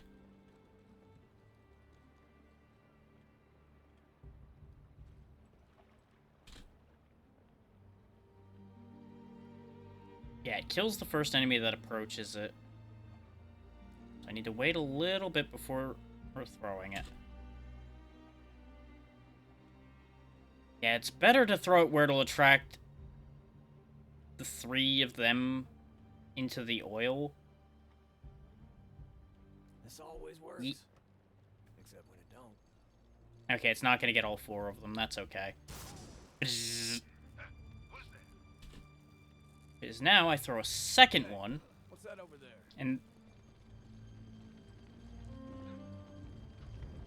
And no, they're not actually going to be as stupid as I wanted them to be, but they're being incredibly stupid in that they're dancing in the fire. That's pretty great.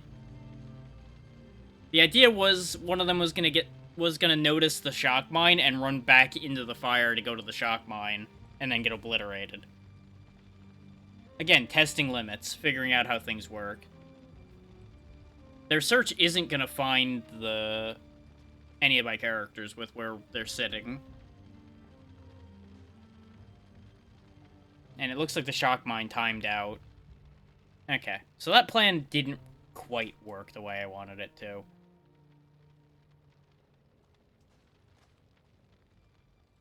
But it did clean out some of the problem, in that it killed 1 and injured some more.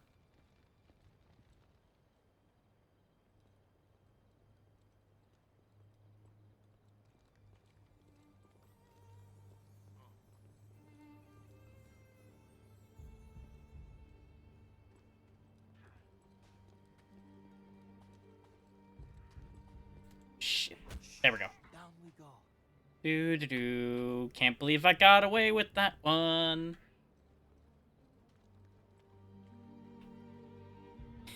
I should not have gotten away with that.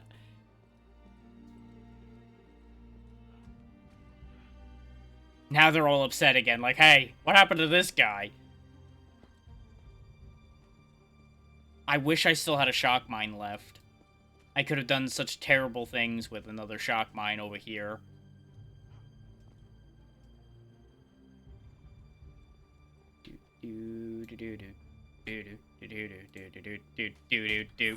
Well,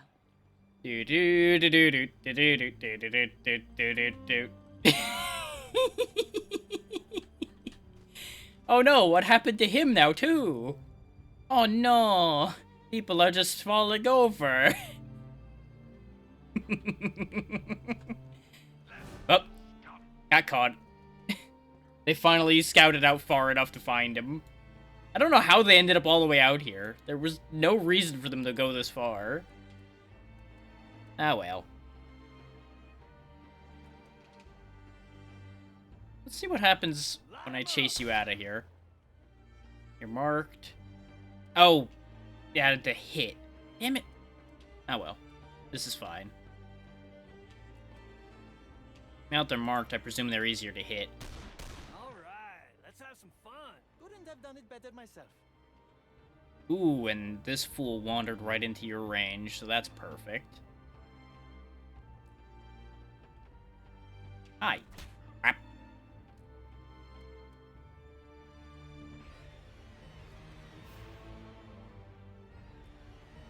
You blinked. Now you're blind.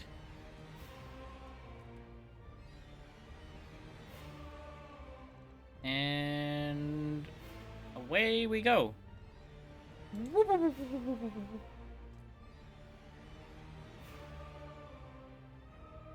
Now, admittedly, it going off when it did does mean Latif is not in a great spot yet again. Not because he's in a dangerous spot, just because he's kind of in a useless spot. Not somewhat. Go for the 50-50. You can't keep up with me? Good shot. That got him evade and got him a move, so that's perfect. This way you have cover from both sides.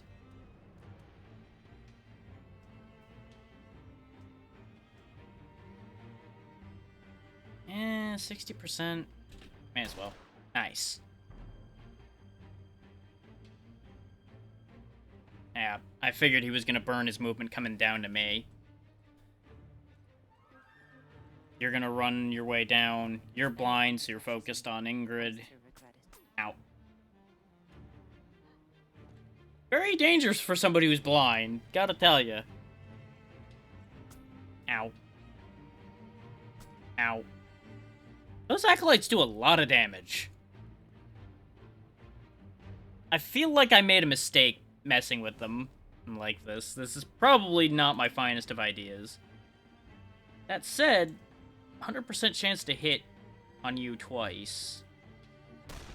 Easy when you know what you're doing. Dealt with. It's all in the wrist. You really want to impress me? Do that again. I'd love to, but I've only got enough bullets for one... Oh no, you did get both shots back. There we go. Cleaning up the board a bit. One punch and away they go.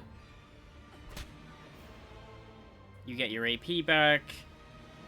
So rather than continuing your brawl over here, though, go link up with Eddie, because that's a lot of enemies coming after you.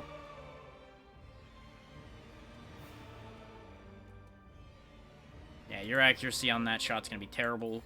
So you just bomb your way out of here.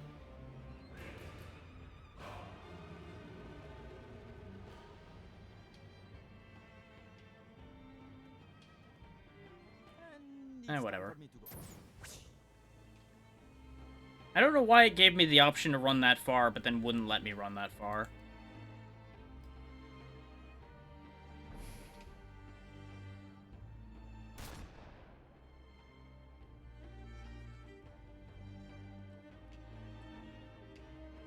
But this way, they'll just run into us and get wiped out now, instead of us playing around where they actually have any kind of hope of doing much.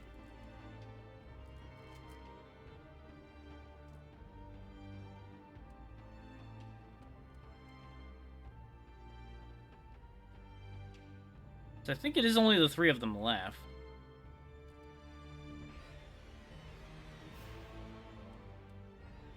Yeah, she can't reach to punch him.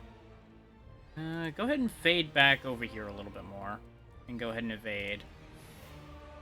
Rather than rushing into him, which gets her into Acolyte range. And you go ahead and just overwatch over here for when he runs forward. Let's see.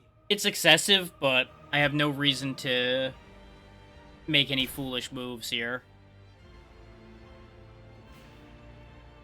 That Acolyte seems very confused.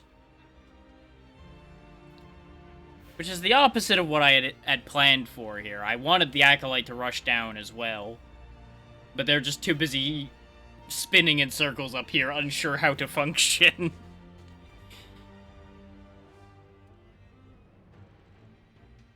No, I want her turn.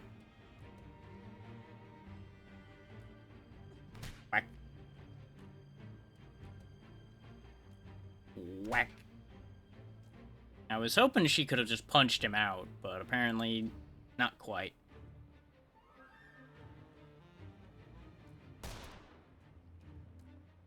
I think he'll still be focused on that dummy since it's still there. So that's basically just a free shot. Didn't have to go this way. Didn't really want to have to burn bullets on him some more, but, well, it is what it is.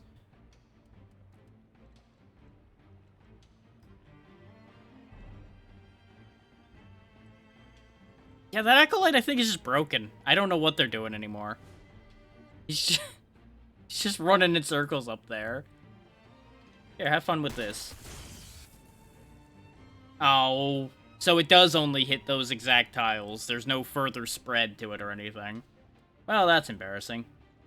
The show's just getting started. Bye.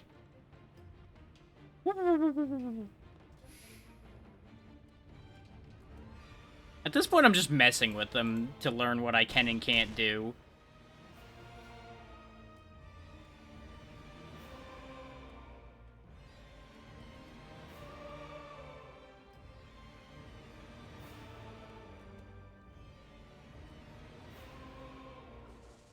Yes, because that's clearly where I told you to step, Ingrid. Thank you. Wait. She got an AP back. Let me move her out of the electricity game. Come on now. Bad enough that you clicked through the guy I wanted her to punch and clicked the ground there.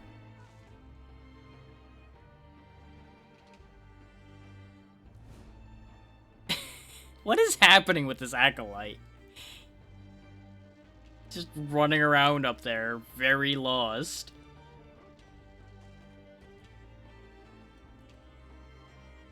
At this point, I'm actively gonna try to attract the Acolyte down so they stop just spinning up there.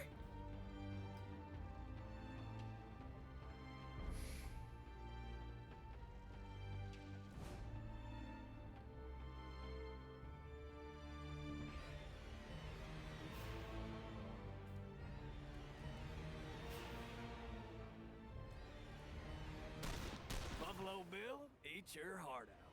Good shooting. There's no reason to draw a fight out. End it quick as you can, however you can. I mean, I did kind of play with my food a little bit there. Move out. Absolutely not gonna mince words about that one. Definitely played with my food.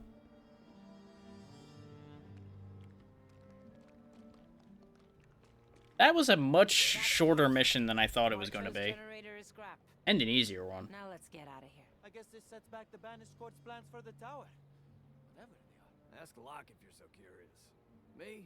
I'd rather get rich than get wise.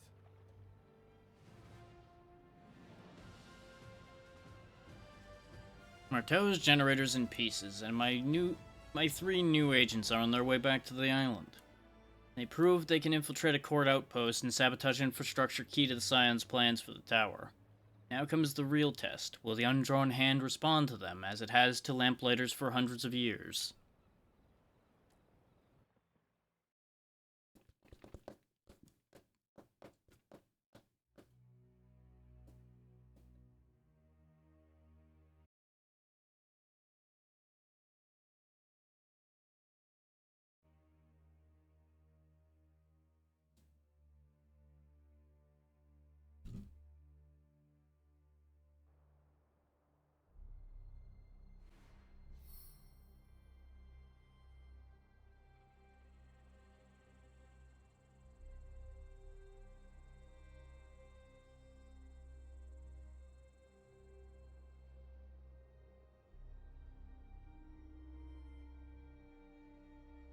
Okay, so we got another 6 skill points.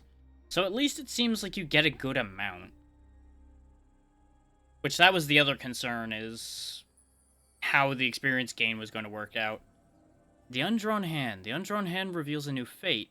After every mission, the Undrawn Hand etches the agent's experiences onto its once blank cards. Place these cards onto agents' tableaus to change the way they fight. Stack cards of the same type on a tableau slot to increase their effectiveness. Discard cards to receive ink, which can also be used to bolster the Undrawn Hand's powers. Collect Motes of Fate on missions to unlock new and better cards. So we've got the Herald now. Grant inspired to all teammates, refunds 1 AP. It has a 5-turn cooldown.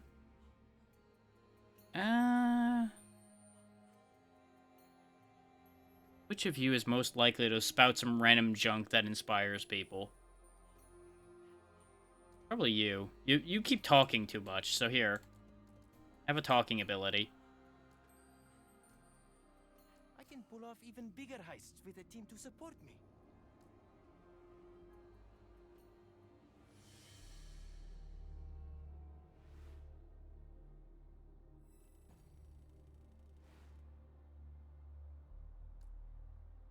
It's done, Mr. Locke. Mr. Marteau's generator is a smoldering wreck. No sign of Marteau himself, though. A shame. I was hoping to get a look at the great American industrialist. Well, did you really expect him to be at a random outpost in the middle of bumblefuck nowhere? Be glad he wasn't there. Marteau Industries makes a ton of stuff, but it's their weapons division that keeps the lights on. And I hear old Trace personally field tests his prototypes. Of course. It's always the weapons division. But your sabotage set back his operations. My informants have confirmed it. Yeah, that'll keep him out of the tower. Though I'm still unclear on the how. I don't think you'd believe me if I told you. You know, that's fair. Try us, why don't you? That's also fair. You don't know till you ask. At the top of the tower, at its crown, sits an energy source, greater than anything else on Earth. If any of the three-court scions got their hands on it, there'd be nothing they couldn't do. Of course it's something like that. Of course it's magic energy of some kind that'll solve world hunger in the right hands, but destroy the world in the wrong hands. Of course it's some magic MacGuffin like that. This power is both dangerous and unstable, and taking control of it requires preparation. My informants are tracking the court's progress, and they grow closer by the day. How do you know how much they need to do this thing? That is why your sabotage missions are so critical. They buy us the time we need to reach the tower before the court can complete their preparations and set their plans in motion. Because, you know, you could say that the informants hear what they're saying and understand their plans. But that's the other thing, yeah. We don't know how many bodies were left laying around on our way here, considering he already got his courier killed, bringing the deck part of the way to begin with. But we can't hold off the court and find the tower at the same time. I need more agents. And that's the other thing, is we're probably not his only team in play on this either, considering we already know he has other informants. Who and where, Mr. Locke? There are two, each in different parts of the world. One is a combat medic, Ana Sofia Rodriguez. The other, an assassin, who goes by Celestine. Both are on the court's bad side. Specifically, the court's third leader, Wolfram Strum. It's taken me months of searching to find them, and now, with Strum bearing down, we only have time to rendezvous with one of them, not both. Fortunately, extracting one agent should buy the other enough time to slip Strum's notice, until we can find her again. The details of both women's whereabouts are here on the map. Let's get to work.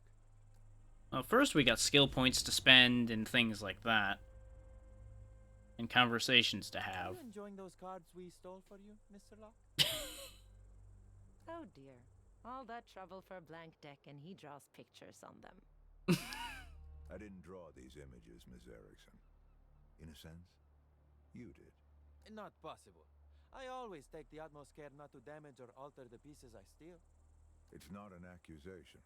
The cards of the undrawn hand are working exactly as they're supposed to. You must have done well on your last mission. So these are, what, tarot cards? Tarot cards only read one's fate. These cards can change it. I don't believe in fate. Well, it's just as well that these let you take control of your own fate, then, eh? Fate is the decisions we make and their consequences. It has no need for your belief, Monsieur Lejeune. It believes in you. So this mysterious tower contains an energy source. Well, it's not as romantic as ancient treasures, but potentially far more valuable. To be fair, an energy source can be an ancient treasure, and an ancient treasure can be an energy source. They're not mutually exclusive concepts. You angling for a piece of the action, slugger? Why not? The court certainly is. And for all Locke's talk of preserving it, I expect he is as well. What kind of energy source can you find in an ancient ruin, though? You never know. The next radium, maybe. Who knows? Nothing the eggheads can't do these days. I don't know. Either Locke is crazy, or there's something he's not telling us. Again, not mutually exclusive concepts. He could be doing both. He could be out of his damn mind and not telling us a lot of things. Which we know for a fact he's already not telling us a bunch of things.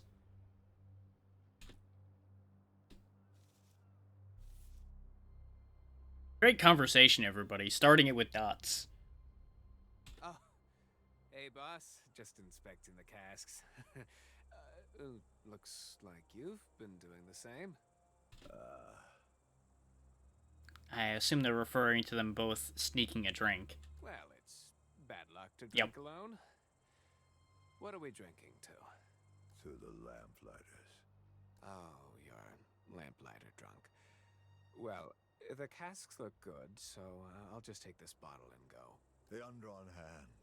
It responded to them. I hoped, but I didn't expect. What do these mercenaries have in common with the lamplighters of old? You're assuming the lamplighters of old weren't a disparate group of mercenaries to begin with.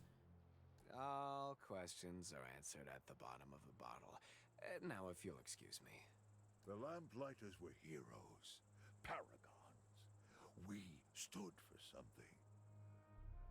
But it wasn't enough. It wasn't enough to stand against the banished court. Well, there's your answer about them not being the first group. This world is fresh out of heroes, Captain, and the court is closing in. So I must go to war. Not with the lamplighters, but with scoundrels, thieves, and killers. A losing hand. But they're the only cards I have left. To be fair, scoundrel thieves and killers are far better at getting things done than heroes usually. Because they cut to the heart of the point a lot better. Heroes spend a lot of time posturing and doing useless, beneficial nonsense that doesn't get the job done. Makes them look good, though. This must be some damn good scotch. If this is the game I must play, I will play it to the bitter end. The Great War proved that the court could withstand a cavalry charge. Let's see how it fares against knives in the dark. I mean, they're already using knives in the dark, so it's only fair play to play the same game they are.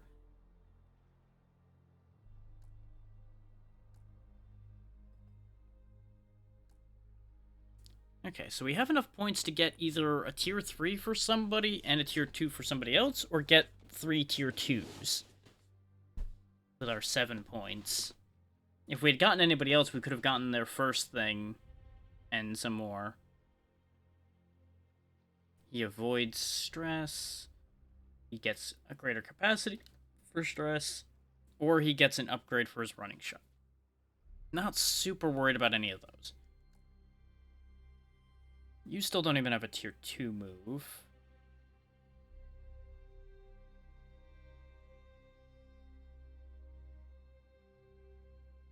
I could get an upgrade for his light him up, but I'd have to spend 6 points just on him.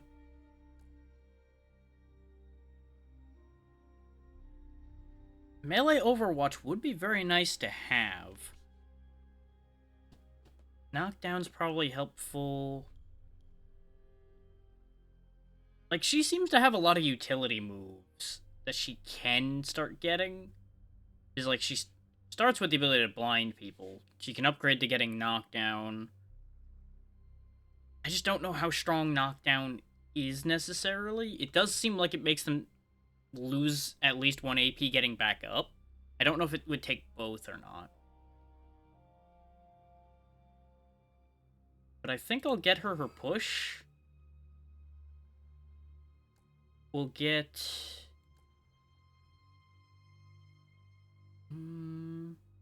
extra critical chance would be nice.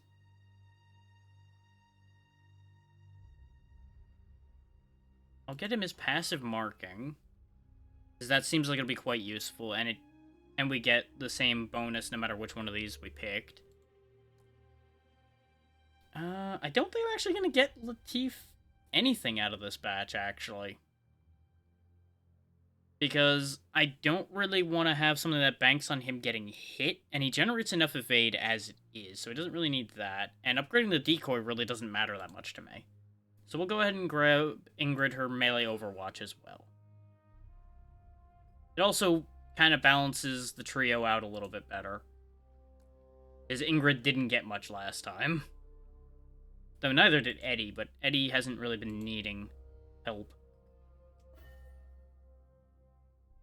Locke has leads on 2 potential new agents. We already knew about all of that. Recruitment missions will appear throughout the campaign. They grant extra skill points to help the new agent catch up. Only Anna Sophia and Celestine can be recruited this week. The other will have to go to the ground, at least for now. I don't suppose we get to know anything about either of them before we pick them. This mission involves Sentinels, and this mission involves Sentinels. Now, I'm inclined to go for Celestine, because an assassin sounds like something I would absolutely want. The thing is, she will most likely be a sneak like Latif. So I would have to give up Latif to put her on the team. That said, Anna is a medic. Oh, there we go. List right there. She's a saboteur, so she would be replacing Eddie.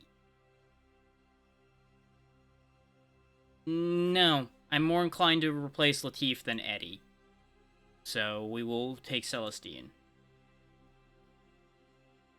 Are we fighting the same faction with both of them? Well, yeah, duh. They said Strum was both. So yes, we will go get Celestine, like my original thought indicated. And you'll notice, as they said, we get 2 more skill points for this mission. And it doesn't matter what we do in the mission, considering it says what we'll be getting as far as skill points at the end of it. It may have said that on the last one, and I didn't notice. That's entirely possible, because I was juggling a bunch of other things. I should have you bring something with you. I don't have anything for you to bring with you. Never mind. Oh, off we go. I could go buy stuff with my supplies, but there wasn't really anything that interesting in the shop last time. I've nearly found the last of the lawyers. Celestine may just be the kind of agent I need. A stealthy infiltrator skilled with both blades and the most dangerous of mental arts. And with just as much reason to hate the court as I. There is a catch. Powers like Celestine's come at a cost. I wonder how much longer she has before the doom that stalks her order finally catches her as well. See, now I'm even more interested, because apparently she's got, like, psychic powers or something. Into Mr. Locke's strange quest for an electric tower. Keep an eye out for Strum or his people, too. Steady as she goes.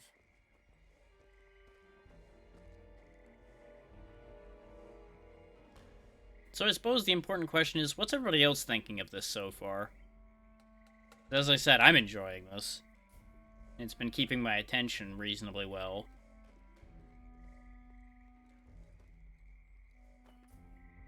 The last of the Coron de Lauriers has been sighted. The acolyte that brings her in will be handsomely rewarded, and I intend to claim that prize. I've deployed a team to track and neutralize her. The Lauriers have trained their polecats well, but this one won't be able to escape my falcons. Soon the last vestige of those stargazers will be wiped from the earth. Magister V. Novikova. Yeah, that's about where I'm at, too. it's entertaining. It's not blowing me away, which I never expected it to, really. But it's managing to just stay above the point of being too dry like a lot of their stuff has been. So I think just the little bit of wit that the characters have been adding is making the difference there.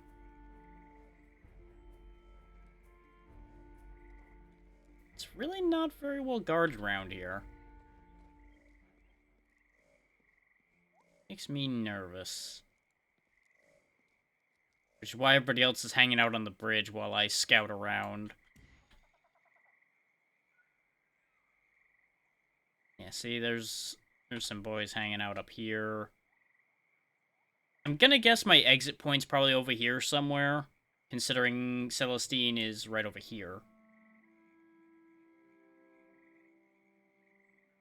So I really shouldn't start a fight over here anywhere. Or if I can help it. But I kind of want to bop them on the head and steal their things.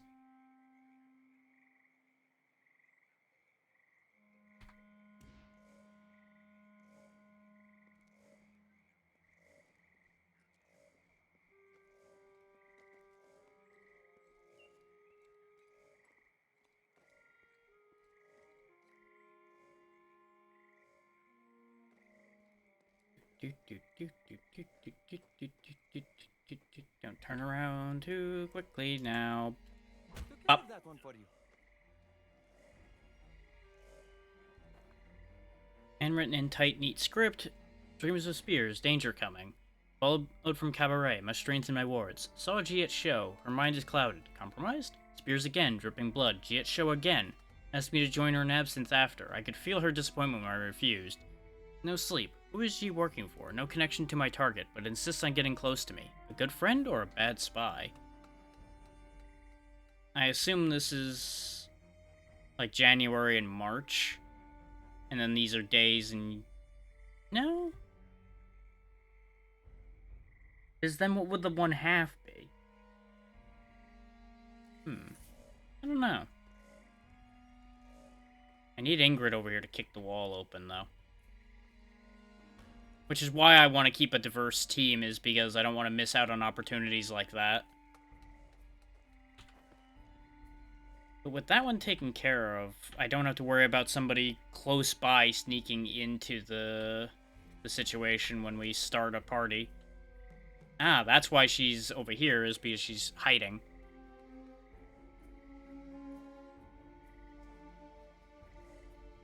Okay, so let's have Ingrid go quickly kick that wall open, and then we'll get people in position to get Celestine out of that situation.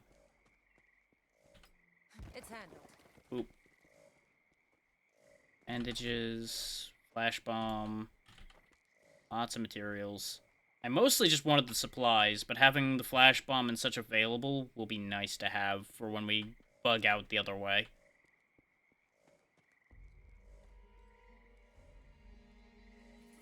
Quickly get into a position. Thank you. Now let's get Eddie up closer. To be fair, Batman gets in trouble on a regular basis. It's usually a matter of being able to get himself out of trouble.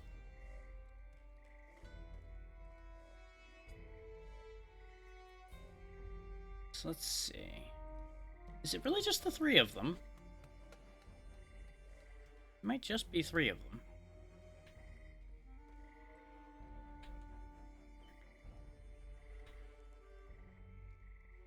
Yeah, it is only just the 3 of them, it seems. So I don't really have much to worry about with this exchange here, I don't think. Especially if I play my cards right. In this case, moving Eddie over here so he has good line of sight to shoot from. Oh, you are just asking to get sucker punched, but I'm not going to waste the sucker punch on you. Or maybe I should have, because bumping into you does reveal you, which makes sense. Well, that complicates my plans immensely. It's one of those, I saw it happening, but I was like, well, let's see what happens. Keep your eyes on me. If you You missed. Latif, this is giving me more and more reasons to replace you.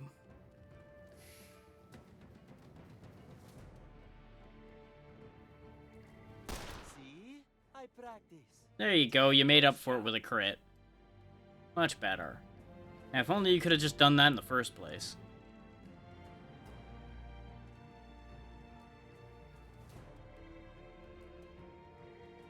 If you dart in, take that one out, and then get out of there.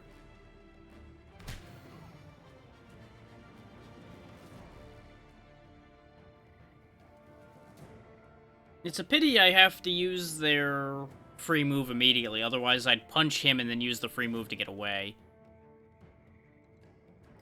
Instead, go ahead and hop back over the wall and use the remaining AP for evade. What kind of line of sight do you have? You have good enough line of sight. Okay. I'm not going to waste my time shooting that lantern with where it is. Just go ahead and shoot him twice. This don't come cheap, by the way. Couldn't have done it better myself.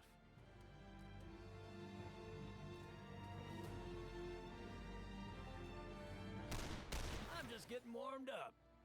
Nice.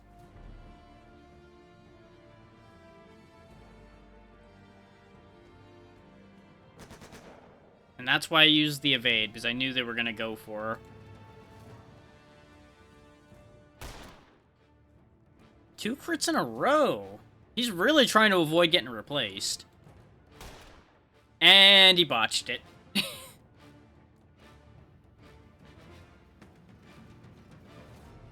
I knew in my heart of hearts that a botch was coming. He was gonna screw it up eventually.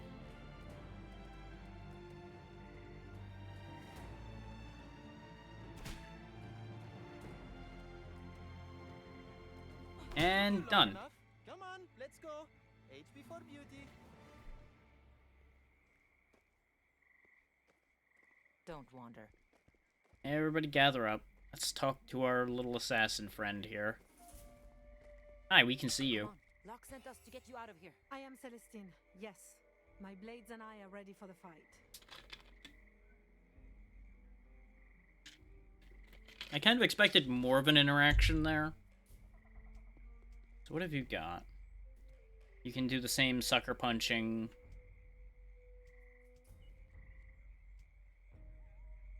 I guess I don't have a screen to look at her abilities or anything yet, huh? Okay. Well, we'll worry about that in the future, then. You are also an extra inventory spot to grab those with. Fear into their hearts. What is this? Oh, it's a mode of fate. A drawn hand appears to me.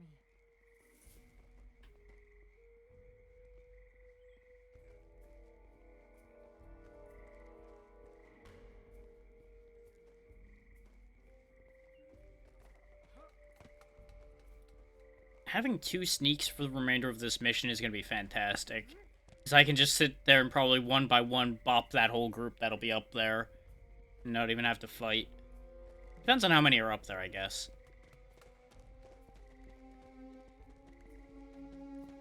More bandages.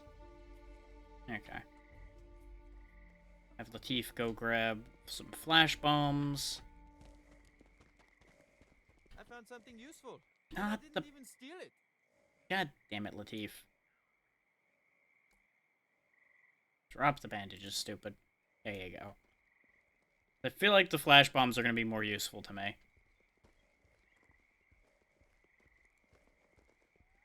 I have to wonder why these people want you dead so badly. They want me dead because I am unfinished business. Not unlike your Monsieur Locke. So I'm guessing the pinging I see from there is the Sentinel, probably. Sit tight. Okay, everybody split up. Since you've got your full set of smacking. Observers and sharpshooters, the court's sentinels can detect and eliminate even the stealthiest operative with terrifying accuracy. Okay, so there's snipers as well. I assume that pinging is probably their hearing. And there's actually a pair of guards walking together. So you scoot on over here. Just chill there. can't really scoot past that torch on the left at all. The best we'd be able to do is hide next to these boxes here, and I think we're better off just having you hang out there. What I'm gonna do is when the guards come back around, I'm gonna pop a shock mine on them. I think, because we're really not gonna be able to get in that close to this area with that Sentinel's radius covering the entire place.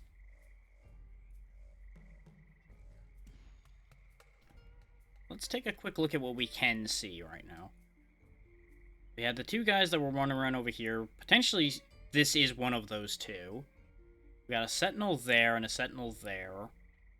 Who knows what else around? I'm assuming it's actually just going to be the two Sentinels and maybe 3 Enforcers.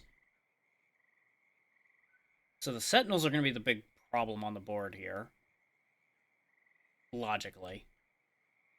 So my best move is probably just to move up and start tactical combat before they have a chance to react to me.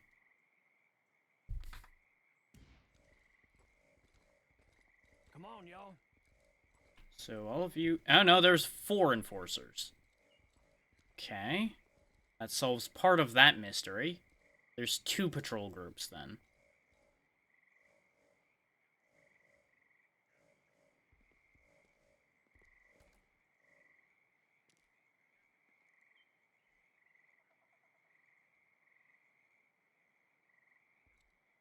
Just gotta hope that that doesn't blow up the thingy. I'll check it out. This way, before they're fully alert, he can take action. They'll take cover, like, immediately after this, but that's okay.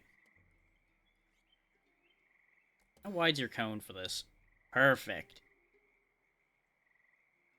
How do you like to taste of lead?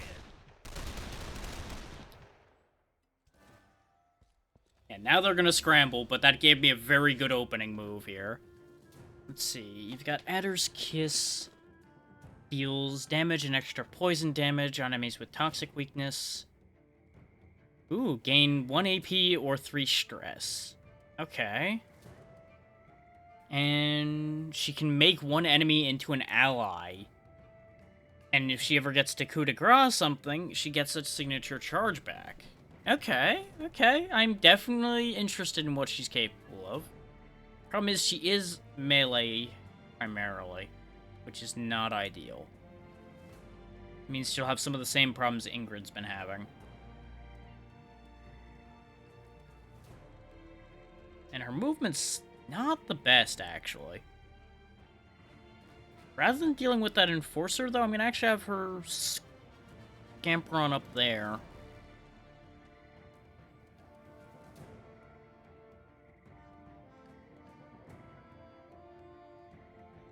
Because she can actually get around to the other side of that one. Was hoping for the poison, but, well, beggars can't be choosers.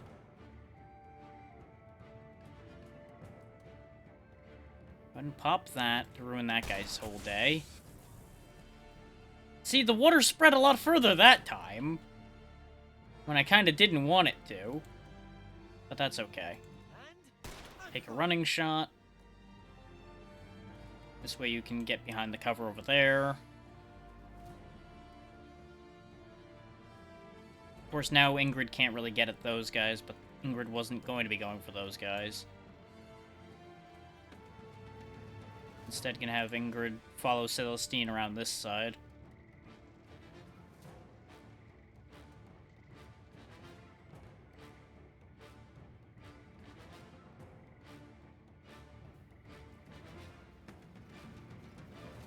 See if hitting that table will knock him down. Yeah. So that'll keep him out of the way for a moment. Oh, that's a bomb. I don't like that being there. Eddie might be in real big trouble. You will not get an encore. Good dodge. I'm hoping that I get a turn before that goes off. All the shocks are going off. Yep, we get time to move before the bomb goes off. Perfect. So, Eddie, you need to not be there anymore, my dude.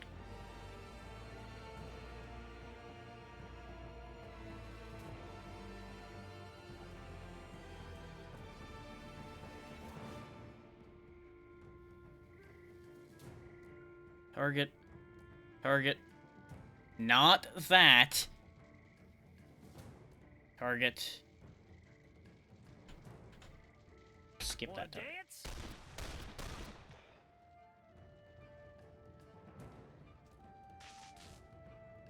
Make them run through some more electricity. You go ahead and go over there and shank them. And off the cliff they went, too, conveniently disposing of the body.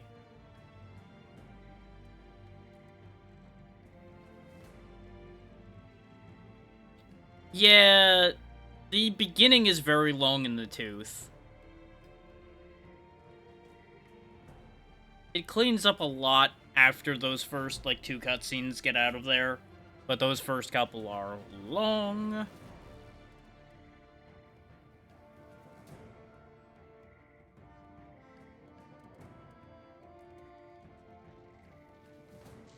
Never saw it coming. A good hit.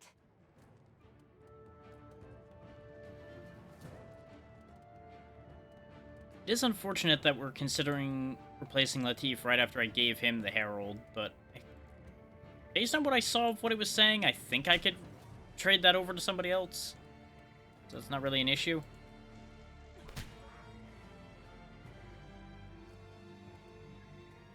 Even if I can't, that's okay. Ah yes, clearly I would want to punch the explosive. That's a great plan there, game. Thanks for that. Love that plan. There we go, their grenade went off doing nothing. Close one. There we go, he got shot in the back. He's still electrified. The electrified water is spreading this time, which is a problem.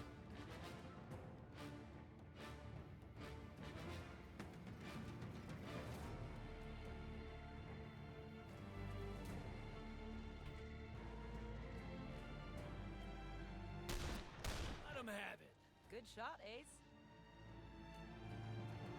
Go ahead and reload.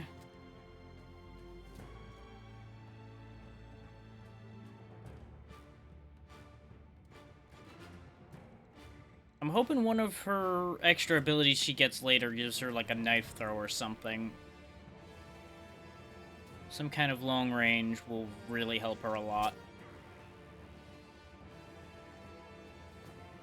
Because otherwise, we might actually not be replacing Ingrid with her after all. I mean, Latif with her after all. Like that's done, then we get to the good stuff now. Let's get away from the zappy water. Right this way.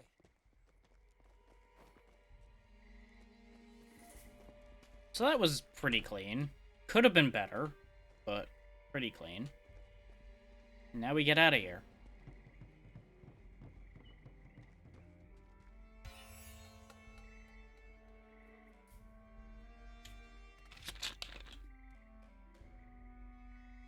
Any day now, game. And we're clear. Come on. The job's not truly done until you and Locke are face to face. So be it. Let us see what remains of the Lamplighters League. I think the issue was Eddie wasn't quite in the exit circle yet. The banished court have already closed in on Celestine, the last surviving member of Couronne de Lauriers.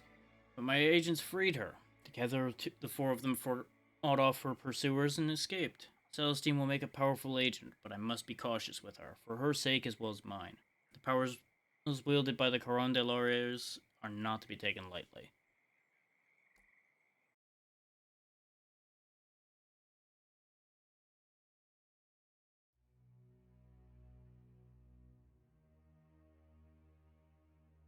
I like this line. There's always something to steal. Correct. I'm a little worried about this concept of Aether to grab, but we'll worry about that in the future.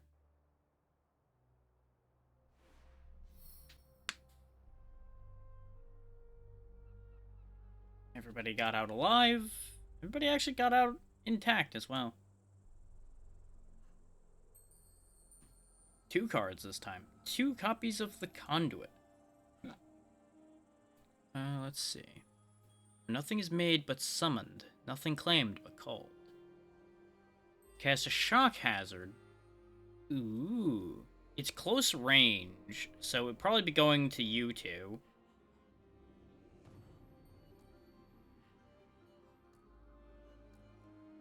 Everything I've learned has made me better, and I have been learning all my life.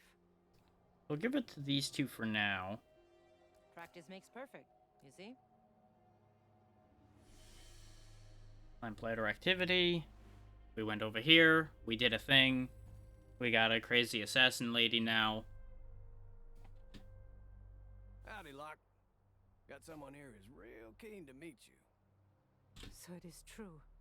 The last of the Lamplighters League is still alive. Why now, Locke? After all these years? Because I need your help. You know the danger the Banished Court poses. You've seen it with your own eyes. But it's even worse than you may know.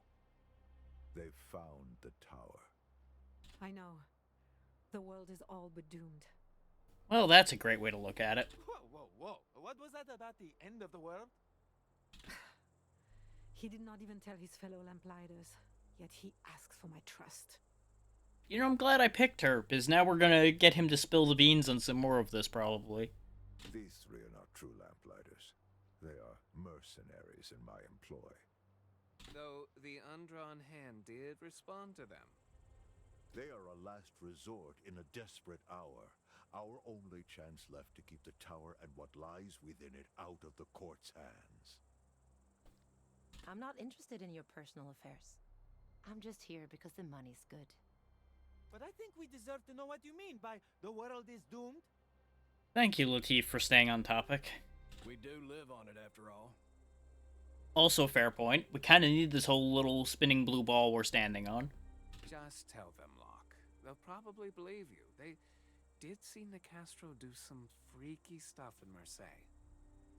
Yeah, so Nikki's in on the whole thing somewhat already. Here is the truth, then. Do with it what you will. I told you there's an energy source at the top of the tower. Uh-huh. I told you the source is unstable. Correct. The court cannot harness it without careful preparation. Uh-huh. This source has many names. I was taught to call it the Bright Storm. The uninitiated call it magic.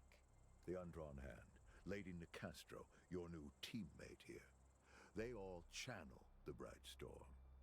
But if a person stood at the top of the tower, they could control the bright storm, and with it, control reality itself. I see that look, but it's true. And I don't know about you, but I'd rather not live in a reality tailor-made to Nicastro, Marteau, or Strum's liking. Given the choice between somebody else tailor-making a reality and doing it myself, I'm more inclined to do it myself, not gonna lie. Not that I would want that level of responsibility, nor power, because that's gonna be a whole fucking headache. Well, yes, Mr. Locke was right, Captain. I don't believe you. I don't expect you to believe me. I expect you to believe in my money. Is that acceptable? You know what? Fair call. For what you're paying, you don't have to twist my arm. Then, let us proceed to the next job. With 4 agents, we can move on 2 fronts. 3 of you will run another extraction. This time, the target is someone who can help me here on the island to prepare you for missions.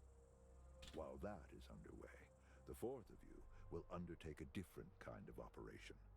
You will pursue a lead on a lost artifact known as a keystone. Okay, so whoever's not out on a mission does still have a purpose, at least. They're not just sitting on the island like, oh, guess I gotta sit here with my thumb up. Okay. I already regret asking, but a keystone is... A keystone is a piece left behind when the tower was uprooted from the earth 10,000 years ago. I'm sure he is regretting asking that question now. Uprooted. How do you uproot a tower? I mean, well, there's multiple answers to that question. One realistic one and a couple mystical ones. That is a subject of much debate. But we now know it exists in a space between space, just beyond humanity's reach. Here we go. There is only one way to enter it. Gather 4 keystones and form them in the shape of a door. But all that will come later. Focus on this first keystone. Now, it is time to decide who belongs on what job. Either of these keystones are really big, or that's gonna be a really tiny door.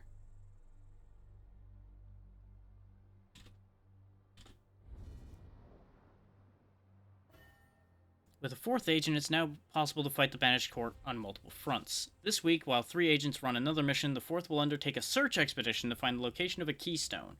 See the world map for more details. Excuse me.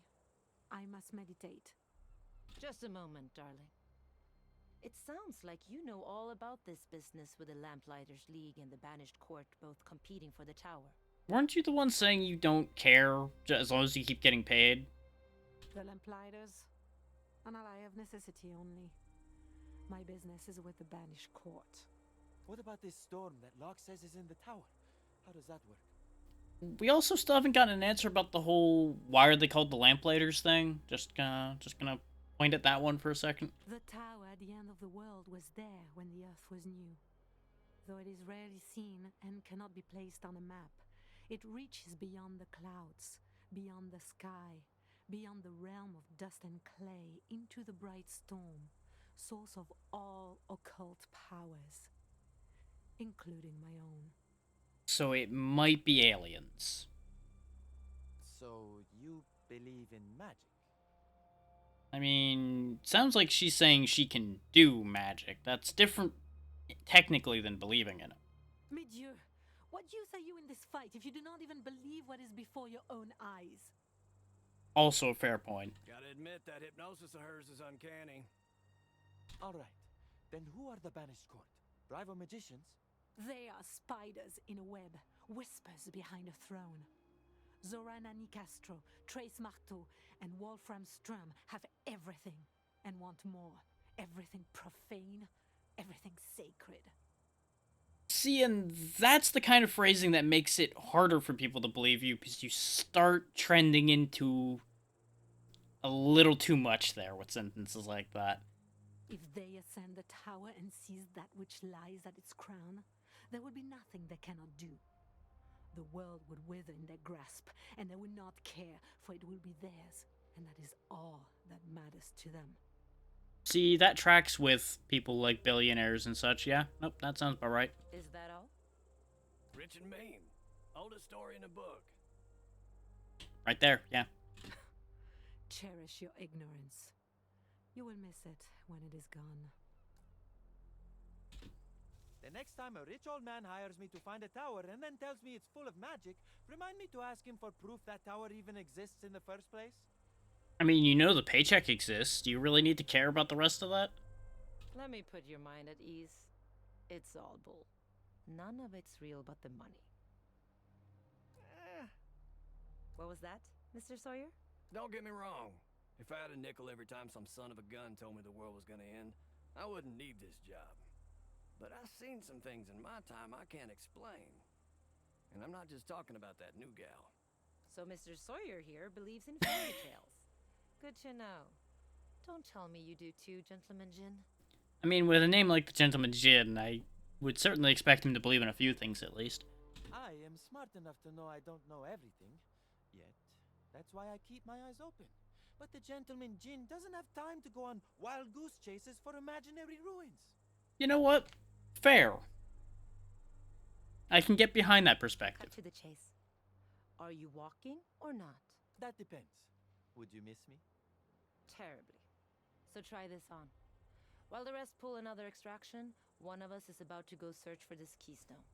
Sounds like it's some kind of key or wayfinder to the tower. And who knows? It might be quite a treasure in its own right. I'm in for whatever Locke cooks up.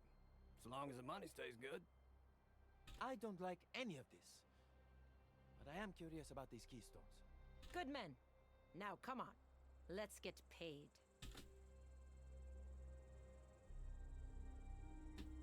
Celestine. Is that your name? Or a code name?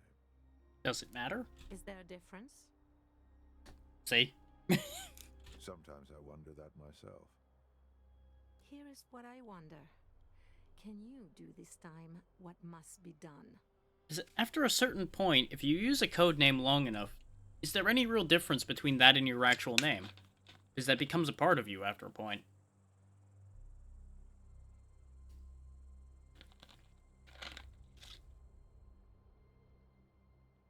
I won't speak ill of the dead, but neither will I repeat their mistakes. No half measures this time, to the ruin of the great houses, all of them, or to the death. I have no choice but to believe you. There is no one else left. There's a lot of that no choice statement being thrown around, yeah. As to that, how long has it been since your handler died? Since Mars was last in the 13th house.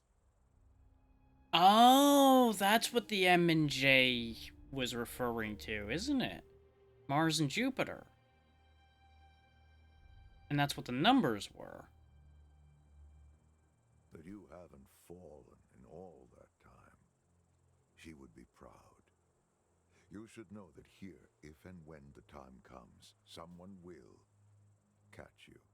Pretty words, but one does not live this long in the cold without making arrangements of one's own. Smart. So let's see what she can learn. Place a debilitating hex on a target, dealing stress and applying cursed. When this unit is attacked, they gain an additional stress. Okay. Okay, good. She does get a ranged attack. Perfect. And it doesn't say what its cooldown is yet, but it might have one. She heals stress whenever she hits something that's poisoned. It's a much stronger knife. She gets lifesteal as long as she curses first. Okay, okay. Gain the ability to gamble twice. Okay, so Whispering Knife does have a cooldown. It's just not listed here yet. But with this, she can reset it, so that's already good. She can also get melee Overwatch. Yeah, I think I'm on board with using Celestine. The idea of adding more stress to my enemies to hopefully break more of them seems useful. Poisoning, probably going to come in handy. And the lifesteal will help keep her in combat better than somebody who doesn't have it. That was a bit of a lame statement at the end there, but that was the best I could do at that point. You don't get lifesteal, do you, Ingrid? No. You're all about pushing and knocking and keeping your enemies from hitting you in the first place. Which, again, none of that is bad.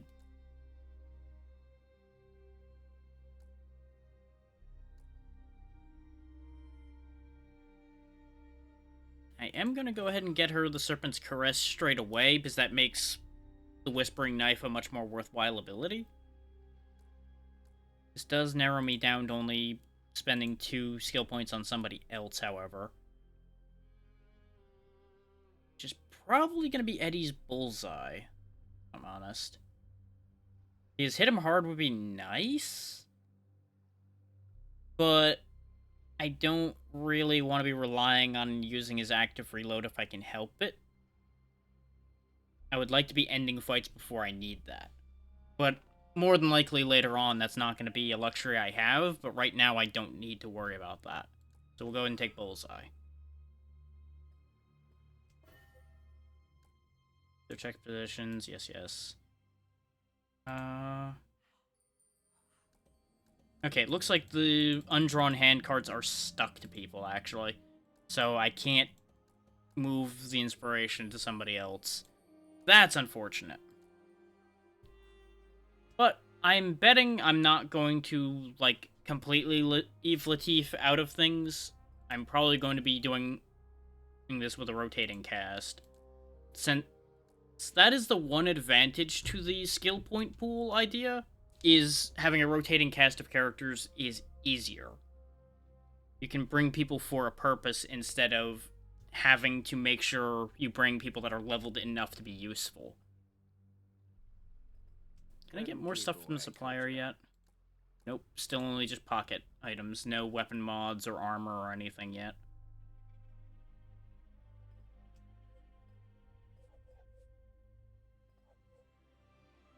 Looks like we've got 2 more potential recruits. Dennis Belfort. Ah! Recruit Dennis to get weapon upgrades. Or recruit Mother Emina to gain health and healing upgrades. It's from the hideout. Both of those are really tempting, but I think I'm gonna go for the weapon upgrades first because of the nature of who I am. And enemies will have grenadiers. Okay.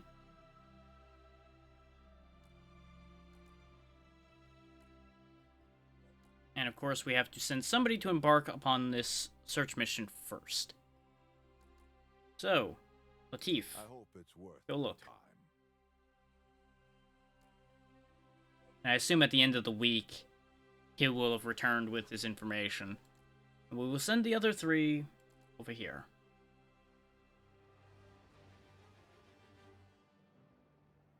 And I'd be lying if I said I was 100% comfortable with this plan, but I think it'll work out. Because we still have a balanced team.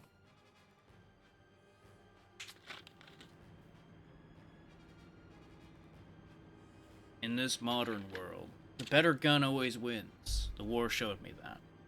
That's why I need Danny's Belfort. Though young, his inventive weapons have earned him a reputation in the grey market. Moreover, the Banished Court wants him dead.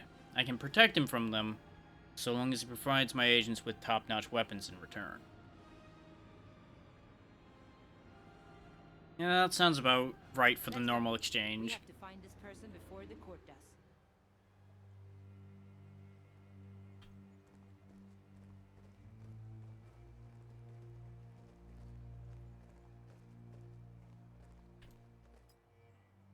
The cargo of this broken-down truck, barrels of cheap-smelling ale, have been haphazardly unloaded and now leak their contents into the forest floor. Okay.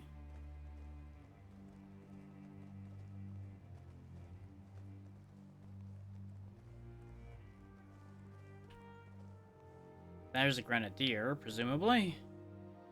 Need a second. Everybody split up at this point then, now that we're starting to see contact with enemies. Maybe Celestine's job to take a look around. There's a whole bunch of enemies. Thankfully, since we're behind cover, they don't see us. Kind of surprised I didn't get a Grenadier cutscene, considering... Oh no, that's an Enforcer. Just heavily armored Enforcers, I guess? Or... Oh no, it's a different faction. So I think they have just different gear depending on which faction they are.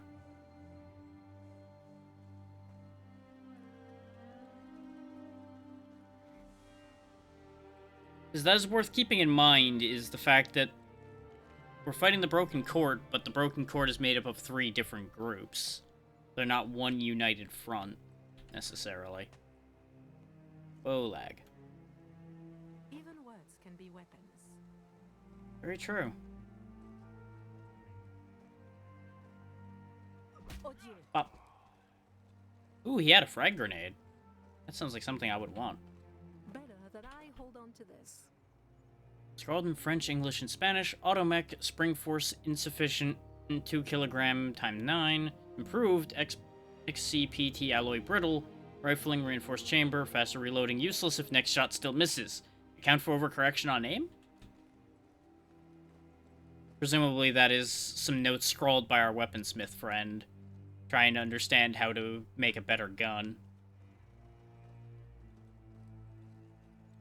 So that's just words of wisdom right there. Shooting fast doesn't help if you can't hit anything. Let's... Uh-oh. You don't see me. God damn it. Well, this is probably how it was going to pan out anyway. That said, this is a problem over here. I think they're all engaged as well. Yeah, enemies remaining 11. I definitely put myself in an awkward spot here.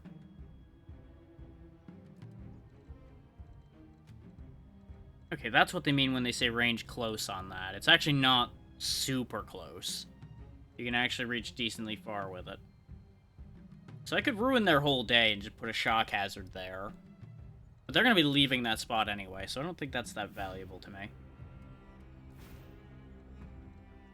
If I come around here and kick them toward that, that'll knock them down and buy me time.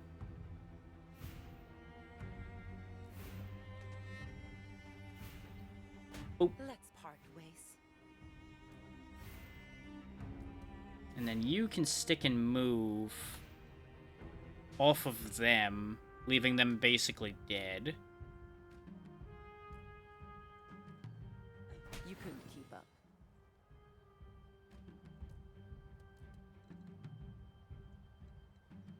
And I'm going to put you here to make use of your melee overwatch against the acolytes that are going to be coming at you.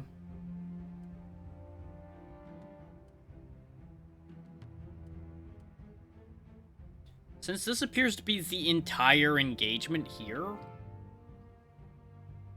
there's not really much room for anything else to be happening. I want to grab that before we leave.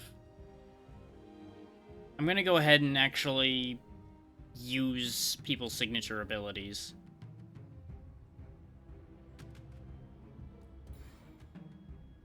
So, who can you reach? You can reach either of these two. So go ahead and snag this one's brain. Forget your fears for now. Turn them to our side so that they'll go interfere with the enemies over here.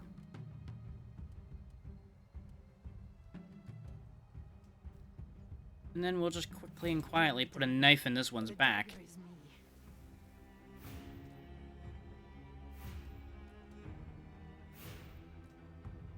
Shoot that one, kill that one while they're on the ground.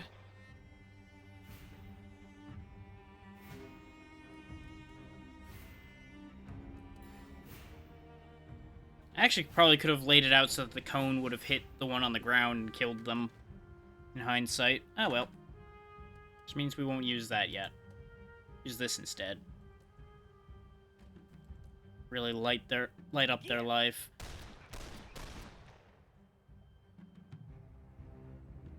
I'm appreciating how much more there is to the combat now that I've gotten people more abilities as well.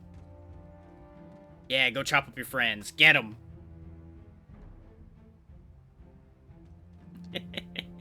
Didn't go after the ones I wanted them to, but that's honestly fine.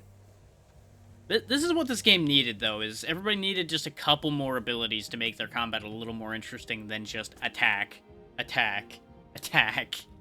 Not so fast. Up. Exactly what I wanted. That's, however, not what I wanted. I did not account for there being even more of them in the building. Which I should have, but, you know. We didn't really intend to get in this fight to begin with, quite yet. I was planning on doing more before they activated. If I put the shock there, now it won't set the box off. Okay. If I put it here, though, it should interfere with them coming across. The storm hears my call.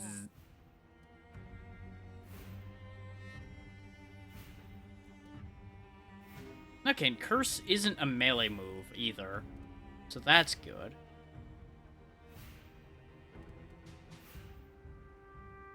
But I think it's a good idea to pull her out of the position she's in right now. Except I kinda can't. She doesn't have enough movement range to make it around here like I wanted to. So instead, we're gonna have her evade, because there's gonna be a lot of enemies coming at her. And then we're gonna have Ingrid come around and join up with her, because Eddie's got this under control.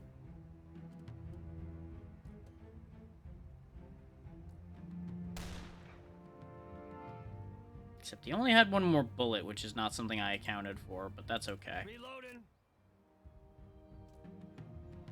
This fight's gonna be a bit sloppier than the rest of them have been.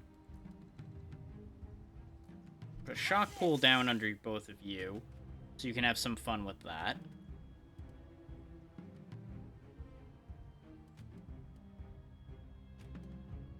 I was gonna have her move over to help out with this situation originally, but I'm not so sure that's as great an idea anymore.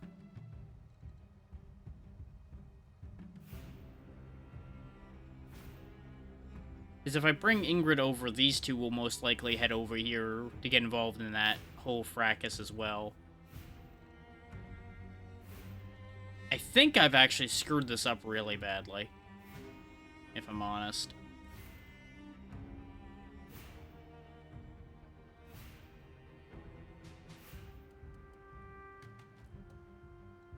So I think the better call is going to be to have you walk over here, take them out. You won't be in the shock yet, I don't think. Go and make things unpleasant.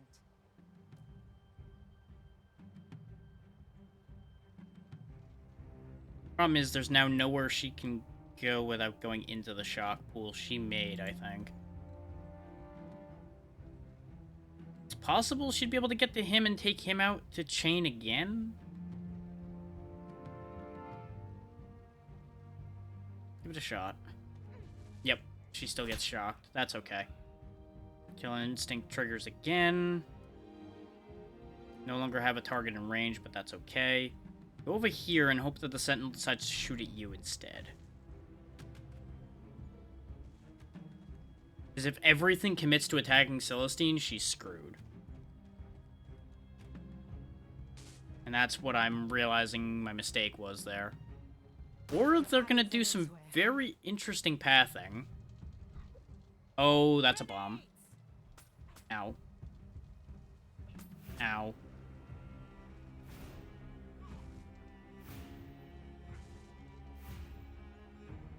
Okay, that mostly worked out. You need to get the hell out of there now.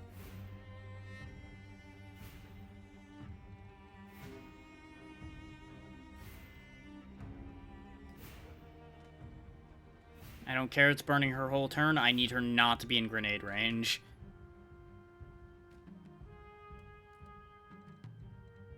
But move you up.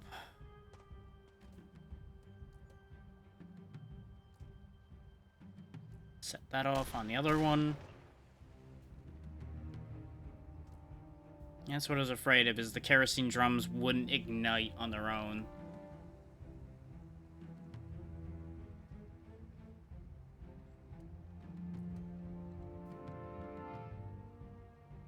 I could use stick and move to bounce off this one, then go after the Sentinel. And I think that might be the play, actually. It's gonna put Ingrid in a dangerous spot, but I think that's the better call. Eye off the prize.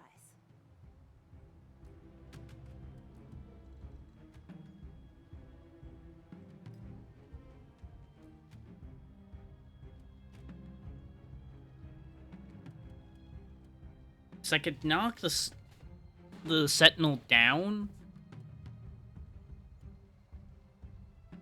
And this Acolyte has a minus 50% chance to hit right now.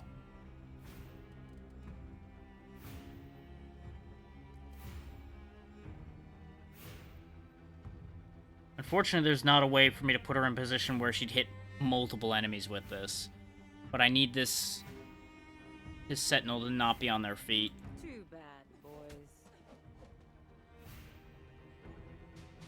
And we didn't have push kick off cooldown. Thankfully, they blew their own friend up, so that works out. I'm a little scared. Oh yeah, right. Melee Overwatch. Right. By Jove, I think that was the very thing I'm afraid of. Because I realized they still haven't had a Grenadier pop up. No, I cannot die here. That's bad. Are you fucking kidding me? Oh, it was just a smoke grenade. Well, that's fine. Ingrid, you now need to get the hell out of that situation.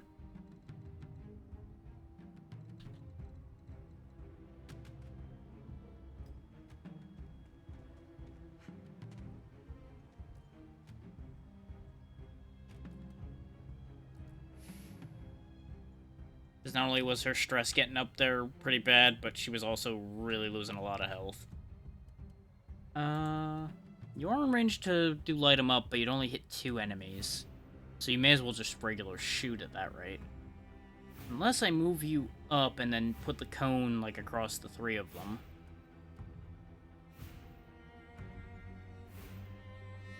The problem is there's gonna be that accuracy debuff in play.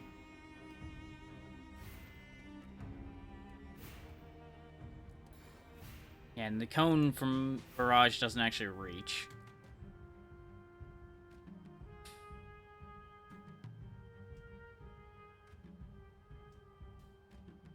Yeah, Dynamite Crate's just not quite close enough. His odds to hit half of these are terrible thanks to the smoke.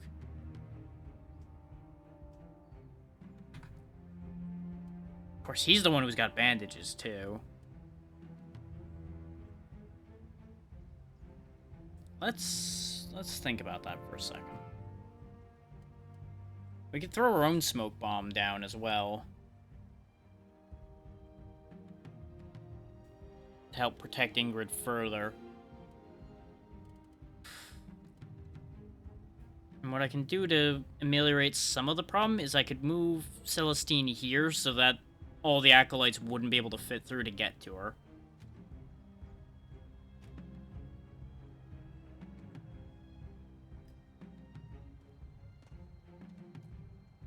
Like, this is becoming a team effort to survive here. Die. Nice. Okay, that solves one problem.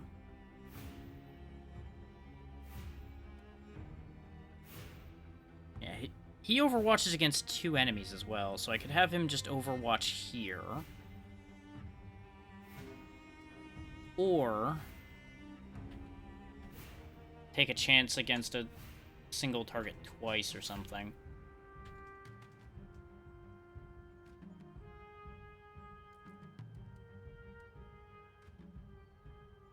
Actually, yeah, Bullseye's guaranteed to hit.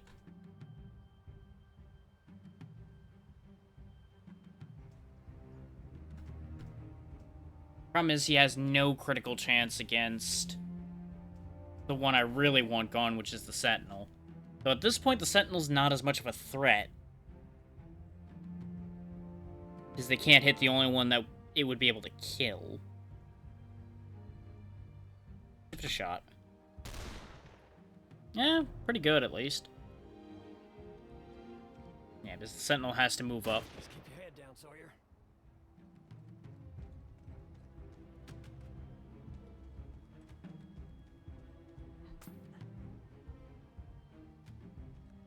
Oh, right, I didn't get melee Overwatch for Celestine yet. Right. I was like, wait, why didn't they hit them first?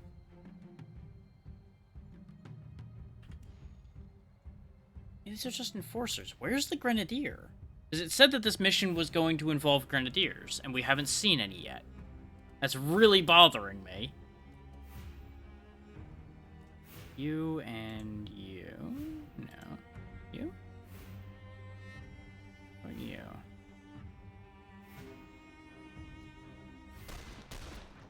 Of course you missed the one that's like 2 feet away from you.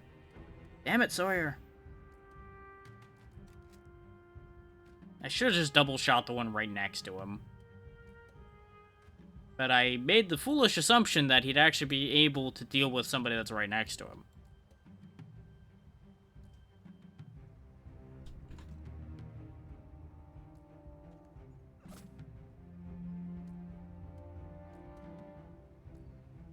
Rejoice. You edge closer to the great adventure. Get him off balance.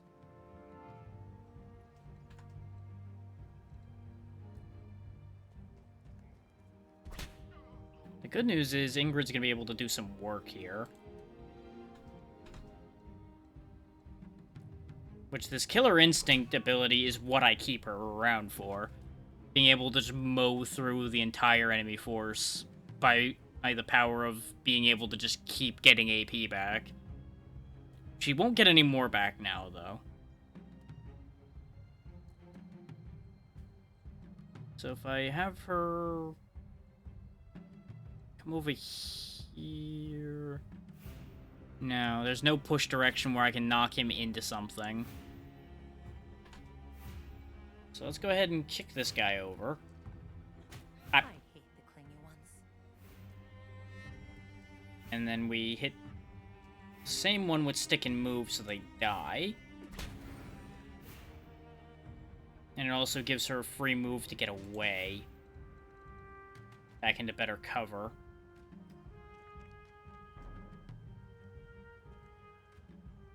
Not today.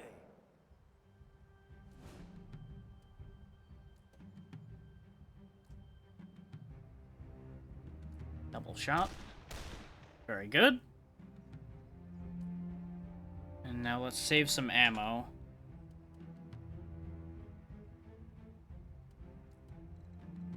With a little luck, anyway.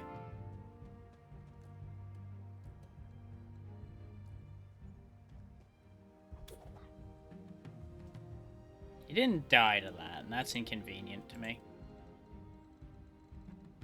Can you reach him from there? In theory, this fight should be over at this point, but I'm a little sketch on that because of the fact that, like I said, we still haven't seen those grenadiers that are supposed to be a part of this mission. I go alone. I do want frag grenades, though. Those sound like they'll be more effective. Because I've just not been finding positions where I want to stay long enough to make use of smoke grenades. Meanwhile, frag grenades I know I can just chuck and they'll do something.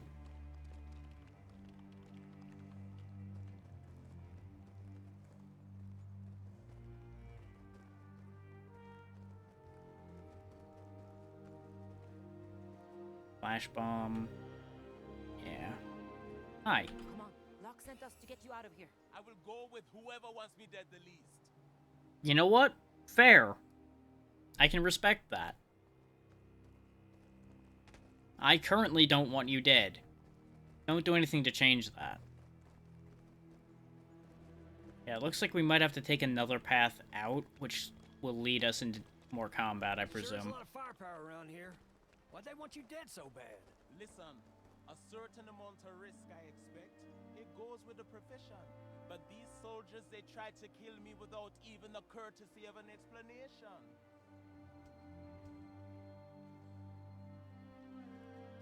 Let's go ahead and duck you down over here. You can give me some eyes without being in a bad spot. Yeah, I'm assuming I'm gonna have to wipe out the whole lot here, or at least get that key to get out of here. Yep. Ooh, boy, that's a bad exit. And there's a lot of combat in this stage. I'm glad I didn't burn through everything I could do, like I was thinking about doing. I burnt 2 out of 3, don't get me wrong, and our health is currently... Whew, not great. I wish there were more bandages around right now. That's what I'm actually double checking right now, is more bandages. While the game freaks out and has a moment because of the fact that I'm using recon mode. I don't know why it's getting so mad in recon mode either. It's not maxing out the usages at all. Just stuttering. Which is very strange.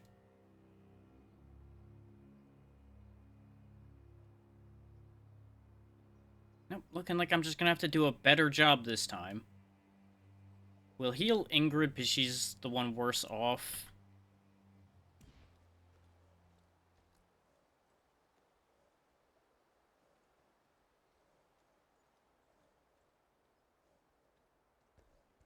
Drop those bandages, since apparently you can't use them on allies when you're not in combat, which is an interesting choice. That will do. Not bad. I'll take it. I could go grab like a flash bomb or something as well, but honestly, I don't think it'll make that much of a difference.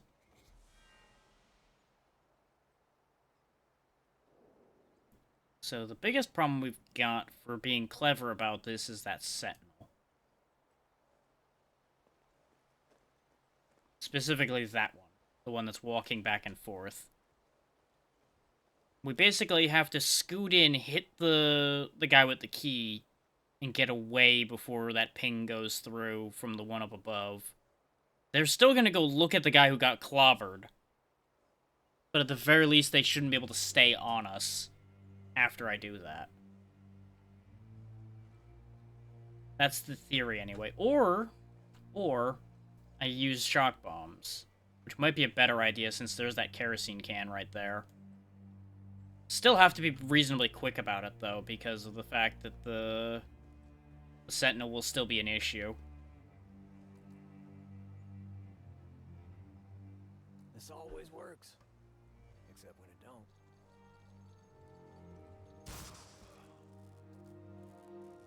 Come on. One for you, too. Check it out. You know you wanna.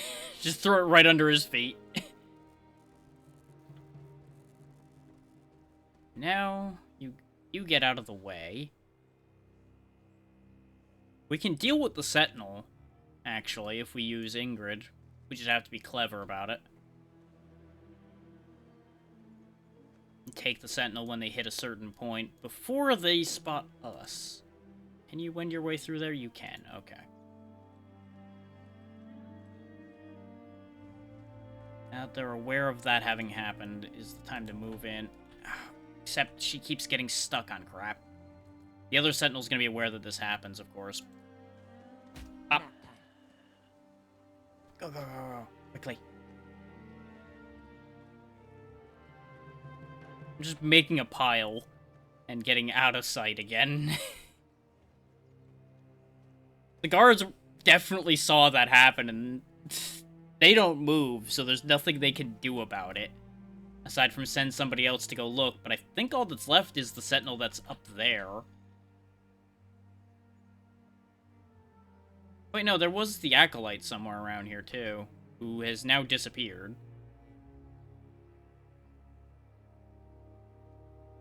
But with that bunch taken care of and nobody actively moving, we might actually be in business here.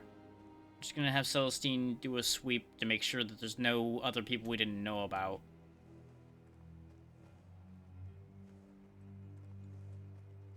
Now that we have places where she'll be out of Sentinel range to look around.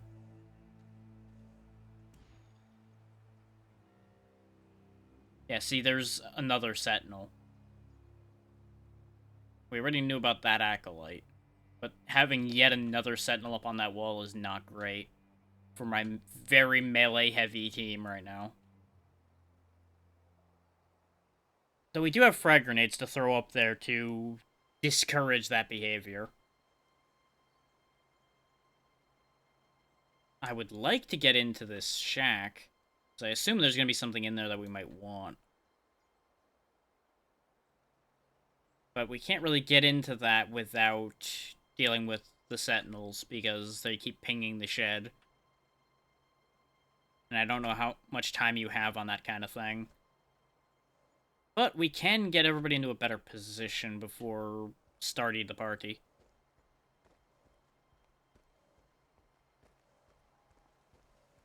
Better positions like this one right here. We might actually be able to sweep at least one of these enforcers off their feet as well. Actually, if I'm clever, I might be able to aggro... No, I can't aggro the guards because, again, the same thing that allowed me to do what I just did. They don't move. Since they don't move, I can't move them by aggroing them. I'd only be able to tackle one. Which isn't a bad thing. It'd still be one less enforcer to worry about. But it also means Ingrid would be starting the fight in a very awkward position. Specifically right in the face of an angry enforcer and 2 sentinels, and an acolyte who may or may not be able to get there. I'm not actually sure how they're meant to get out of there. I would assume I'd have to open the door.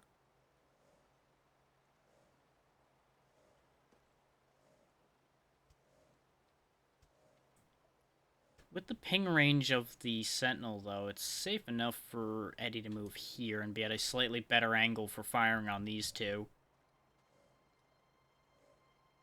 What? Why is there, a character ping there? That seems like the game's breaking slightly. But, that said, they're all guards, so they're not gonna move to do anything about me doing this. No hard feelings. But they are still... Oh, now they'll move. And it definitely alerted them enough. Okay. I had a 50-50 on that one, whether they would actually react or not, considering they didn't alert on the last thing I did. Which it would have made absolute sense for them to react to. Ooh, he has grenades at least. And he does have... Okay, he can attack. The game presented him as a non-combatant, so I kept him out of the way.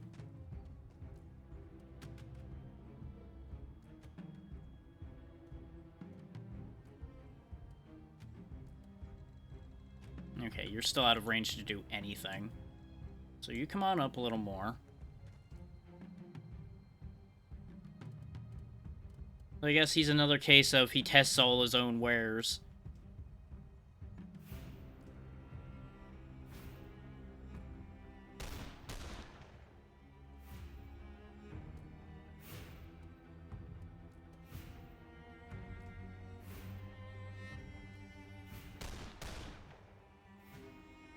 Okay, so he'll be taken out quite easily.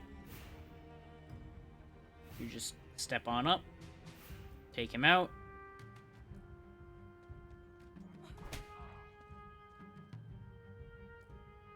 Now we gotta figure out what to do about the gate guards.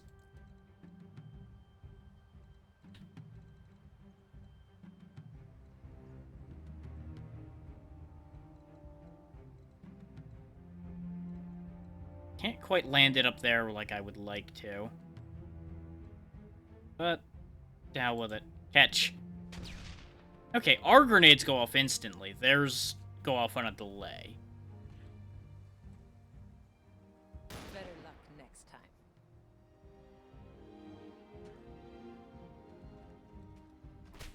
Damn it. I keep not accounting for the fact that Ingrid's damage isn't quite as high as I think it is. But apparently they have to come down from the wall, so that's actually a good thing. So they've actually played right into my hands, somehow. I'm kind of confused how this ended up working out the way it did. But I'm not going to argue with it. I'm just going to be slightly bemused by it.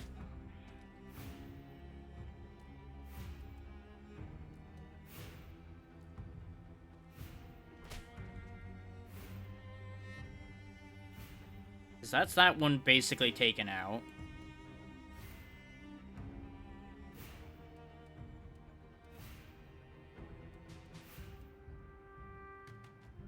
The annoying thing is the position of that set.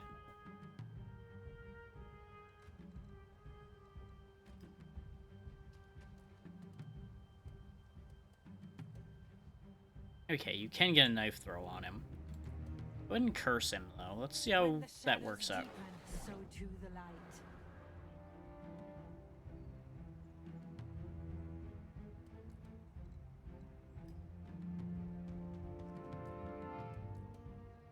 Yeah, you can go ahead and finish them off. There's no way to get my business.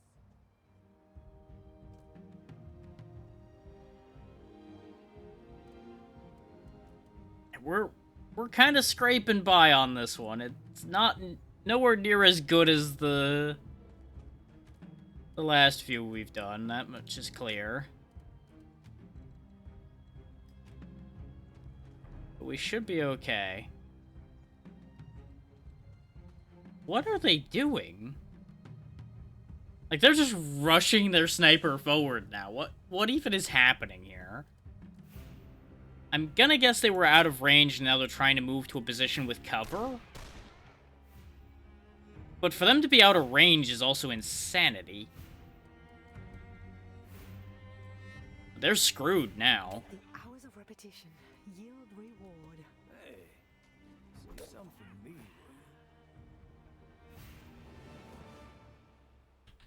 So that worked out somehow. Feel like I didn't deserve to have that work. Everything has a use. Not gonna lie to you.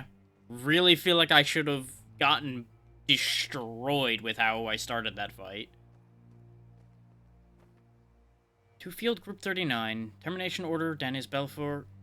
Priority A. Contain and terminate Danis Belfort. Belfort is the source of a recent influx of guns to the Tripolitan resistance. Intelligence indicate that Belfort is not a candidate for recruitment. Termination is authorized. Priority B.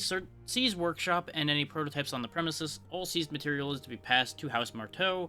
High command. Because of course any prototype equipment and such would go to Marteau to be reverse engineered, presumably. Now, are there going to be enemies on the other side of this door? Nope, looks like we're clear. Very good. Come on, everybody. Now, they're out of range, so they didn't react to that. Of course not. Actually, before I go crazy with that idea anyway, Eddie, go ahead and check this. Nope, this didn't exist. I'm glad I didn't waste my time checking that. While the enemies were all active, that is. Now that they're all dead, it doesn't matter. Grab that. Don't wander. Everybody gather around. At least we're getting lots of free frag grenades now. Still didn't see any of those vaunted grenadiers. Beneath the water, weeds sway gently in the current. Ripples in the water betray the presence of something larger, a sinuous presence hiding just out of view. There be gators.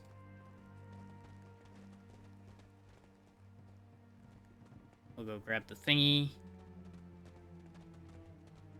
The undrawn hand appears again.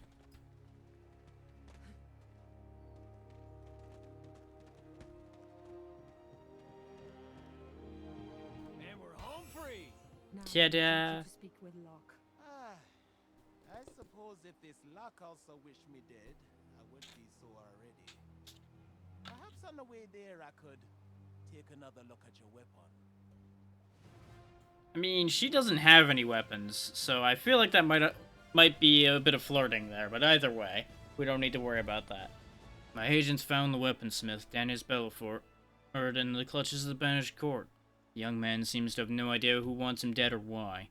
Took little effort to persuade him to return to the island with my agents. With Belfort as our weaponsmith, my agents will have access to an arsenal that rivals my enemies, in quality if not quantity.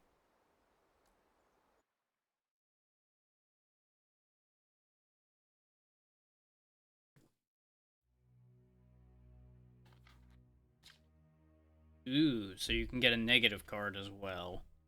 I don't like that.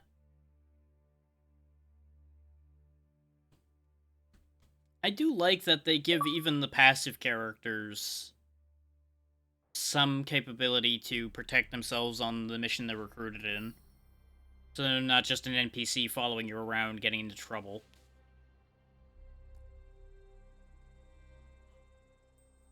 What kind of cards are we getting this time? The Rogue and the Shield Maiden. Ranged ability, accurate at medium range, deal 50% more damage against enemies with marked. Well, obviously that's going to you, because you have the ability to mark things. I know what I'm choosing. That sounds useful, but I think I'm going to discard that. Because I don't have room for it. And that conduit ability proved very useful.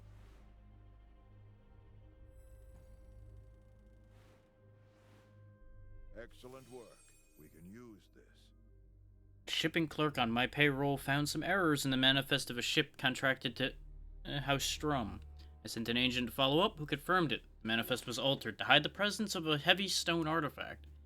The ship reaches port next week. It may be our only chance to examine its suspicious cargo. Mission unlocked. Complete out of the past to recover a keystone. The first of 4 needed to enter the tower at the end of the world.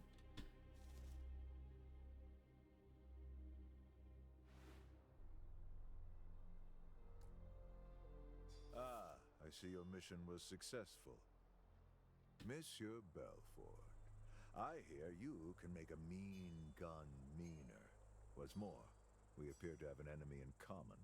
No, he's just hanging out up there already. Enemies in common? But I'm a weaponsmith. I don't have enemies. Other than the law, the Luddites, and the pacifists. But no real enemies. The enemy from whom my agents just saved you is quite real, Monsieur Belfort, and they want you dead. It worked for me as a weaponsmith to my agents, and I can keep you beyond their reach. Please, consider my offer. But I mean, he right seems now, pretty we committed must turn already. our attention to the Keystone. I found a lead on it, all right. The keystone is in banished court hands. Strum's, to be precise. He's got it on a tramp steamer called the Pharaoh, which will reach port this week. Then we have no time to waste. All 4 of you will infiltrate the port just after the ship docks. That's when you will steal back the Keystone. Wait, all 4? I actually get to bring everybody? Uh-oh. He's using a serious voice. Because the keystones are the way into the tower, right? Locke mentioned he needs 4 of them. The stakes are even higher than that. I believe studying a keystone will reveal a way to defeat the banished court once and for all. Not sure how you connected those dots, but sure. Also, think it's safe to say that the other one we'd be recruiting would be placed up there, given that he's been placed there. And there's all these herbs and things over here. But we're getting ahead of ourselves. Be on your guard at the port, agents. An artifact this rare is sure to be heavily guarded. Week 4. It's been a long time since Locke had an ally here at the hideout. Visit the Allies tab to discover how the newest recruit can aid in the fight. Before we have all those conversations, I do actually want to take a look at them. Spectacular, my friend. This is the Allies screen. The Allies support the agents by crafting items and equipment and offering training that permanently improves the agent's capabilities. Ah, so using Aether we can unlock abilities in here. Mechanical Vambrace, Vitality Engine. Ooh, upon using a buff or debuff consumable, the agent regains an AP. And 1 in 3 chance of reducing cooldowns when using melee attacks. Okay, okay. Reload abilities reduce cooldowns by 1. There's some interesting things in there. And obviously we're going to buy this because I have nothing else to buy with our Aether at the moment. Always fair prices here, but you know that. Do I know that? I feel like I don't know that. Ah, we also now have armor. More max stress, more max HP, or just 5 armor. Unfortunately, we can't really afford a lot. Even with the missions we've done, we only have 300 supplies. Ooh. Critical chance weapon mod definitely seems like something I want to grab for Eddie. And I'll grab light armor for our 2 melees. Because they need armor. Good lord, do they need armor at the rate they were getting destroyed out there. They drew very, very close to death.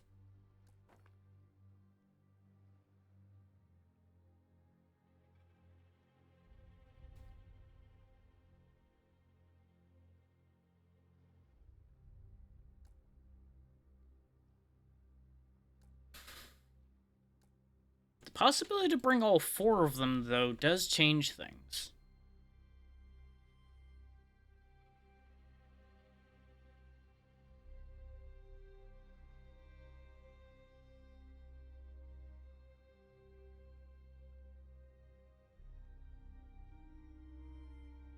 We haven't needed to worry about stress on our side yet, but I assume a fight like we're about to go into would be when it will happen.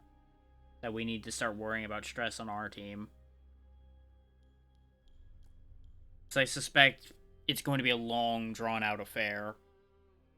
Which I also means I need to decide whether I want to do that mission right now or not. Or at the very least, do it live.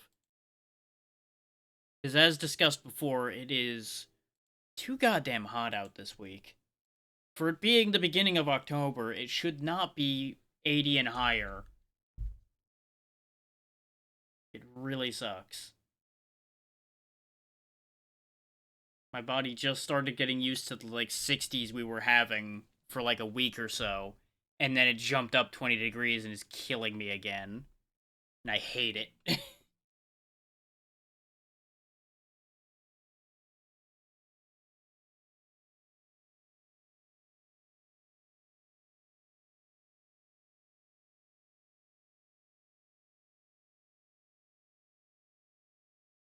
So I'm currently in split decision mode here. It's like, this mission's probably going to take a while, if I had to hazard a guess, considering this is important. Then again, and it does only reward the same amount of skill points as the rest of them.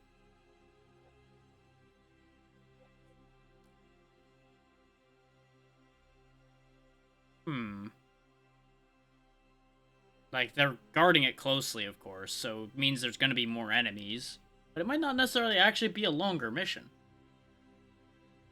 Well, that's the thing, is I'm enjoying it, but I'm also cooking sitting here.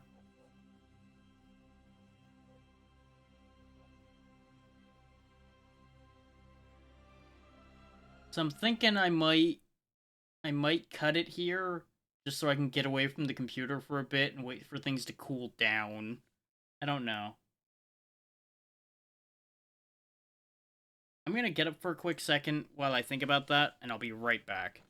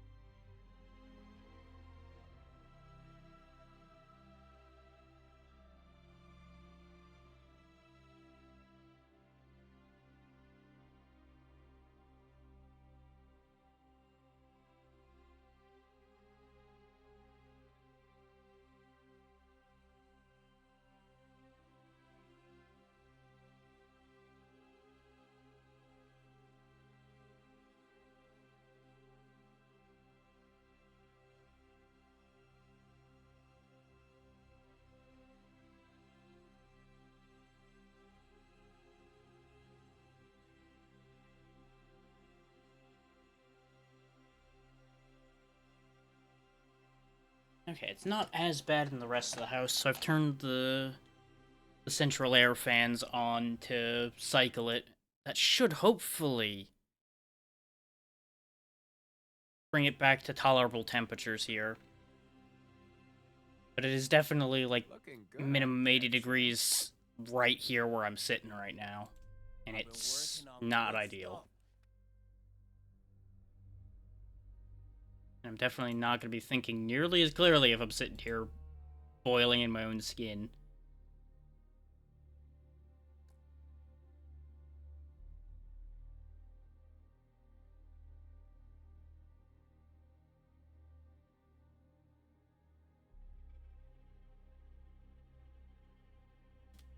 Does that mean he gets 2 ammo on crit now? It's possible.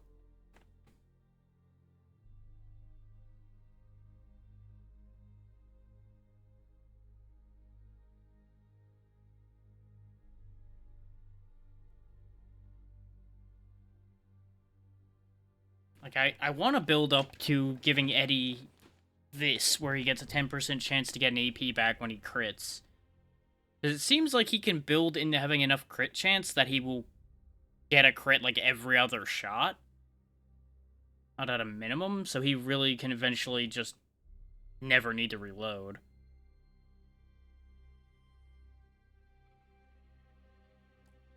Problem is, everybody else kind of needs some stuff too. We're running into some trouble now.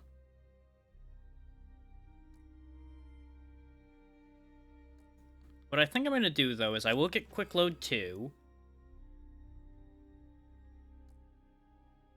And we will get somebody else's lower ability to get them more health and more damage.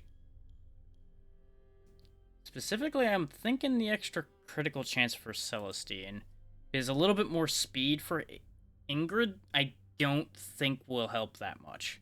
3% more damage would make a bit of a difference for her. Because I think that would put her to 40, so she'd stop nearly killing but not killing. And there's also the thought of healing stress when she hits a poisoned enemy. But her current rate of poisoning things really doesn't have me enamored of that concept at the moment.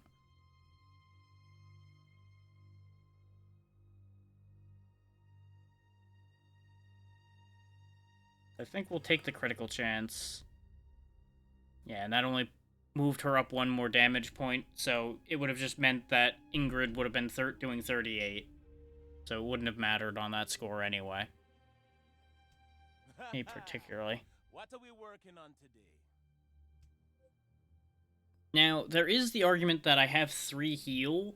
I assume that would have been what the other support character would have been using for us.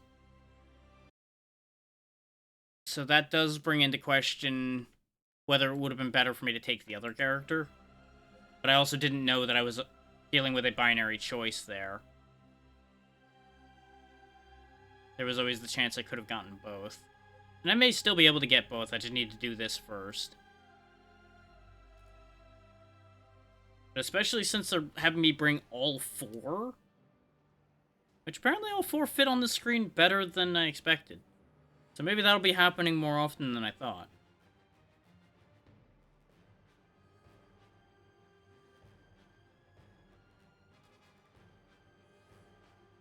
And good news, the fans are making it more tolerable in here. I just need to go back out there and turn them back off before too awful long. I can't leave that on all day. That will get very expensive.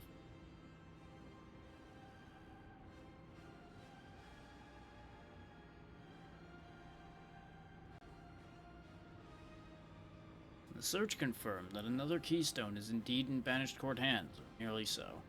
My agents are en route to the harbor now to steal the keystone before Strum himself can come and claim it.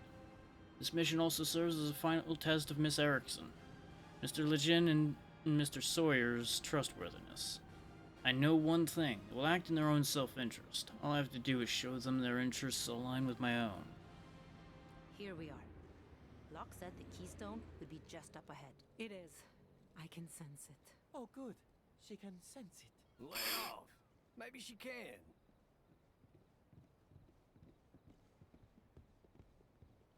I mean, we got 2 real possibilities on that one. Who knows? What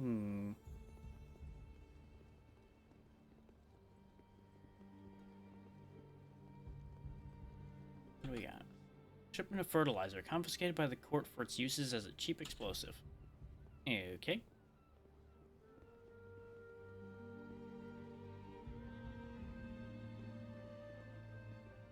It's quieter at this part so far than I expected. Let's go ahead and split off a little bit. Do a little bit of stalking and smacking. Whoop. I knew it was quieter than it made sense for it to be. It's because they were out of sight. Instead, the moment he turns around, I can bop him on the head, so that works out, actually. Come on, get bored. Find your... Oh, for God's sake. Well, it worked out. Bonk. People just don't pay attention. You've got a key, so I need to bop you on the head, too. Do-do-do-do-do-do. Is Bonk. it you or me? I could steal the eyeliner off your eyes. And a frag grenade. He's guarding some supplies, but I feel like he doesn't much matter. He's fine where he is.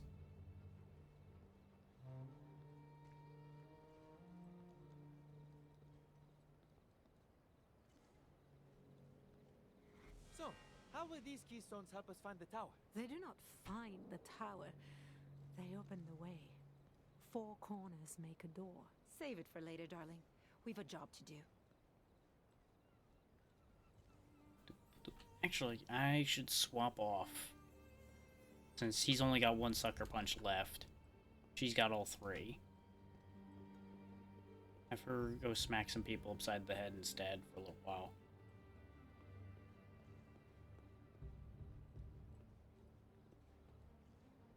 The Sentinels are going to prove to be a problem.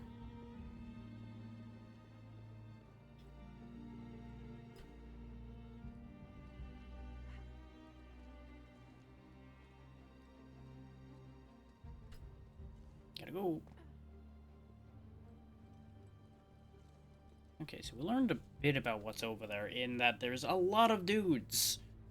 A lot of dudes. Oh, that's a sentinel that's moving around. I don't like that. That's a sentinel that's following me.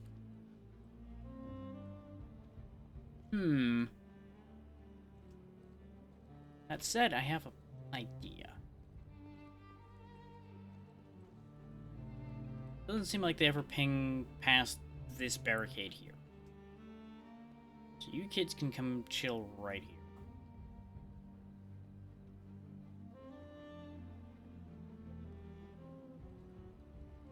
More to the point, we can have a little bit of fun doing the zappy zap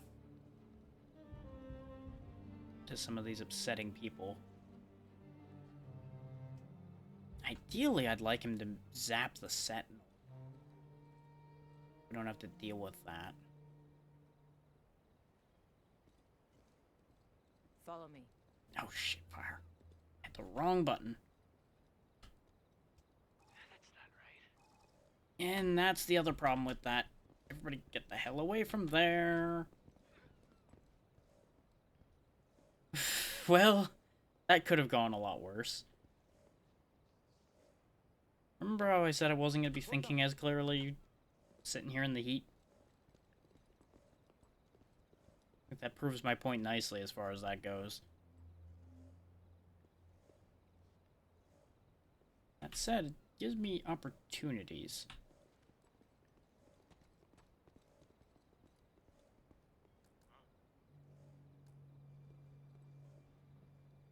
Not quite the opportunity I wanted.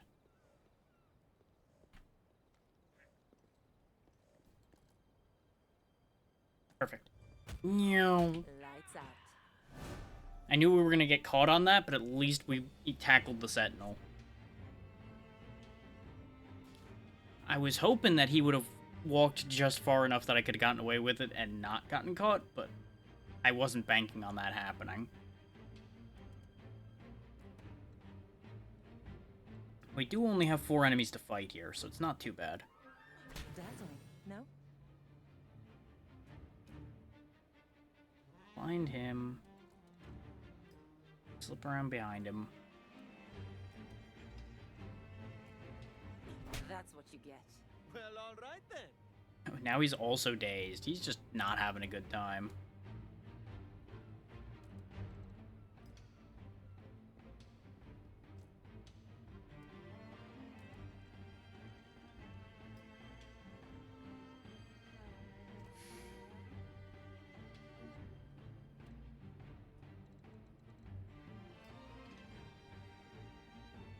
Move everybody up.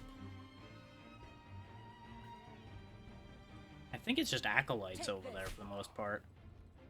Yep, he's dealt with. Maybe I was worrying about nothing with this mission. Oh, there is another sentinel.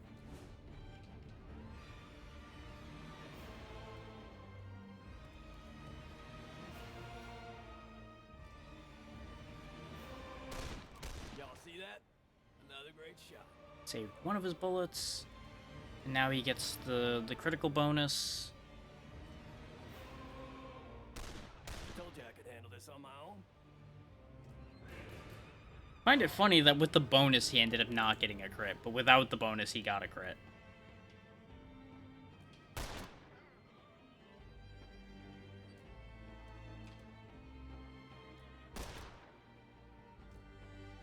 Of course you missed that one.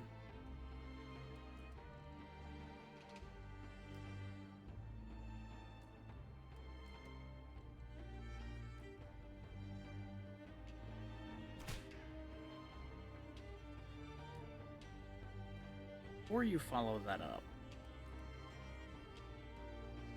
Celestine pop out. Run knife. You. Nice, got the poison too.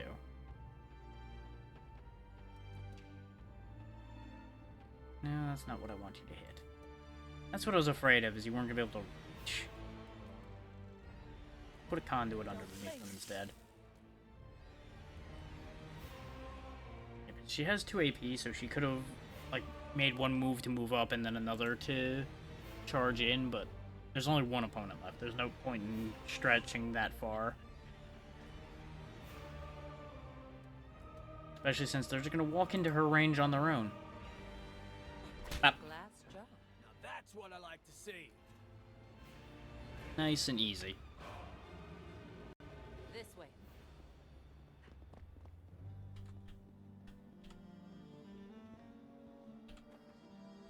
N. Lord S has it in his head to do an end run, snag a couple more keystones for himself, and enter the tower ahead of us. I figured he might have something like this in mind when he requested one of my detectors for personal use.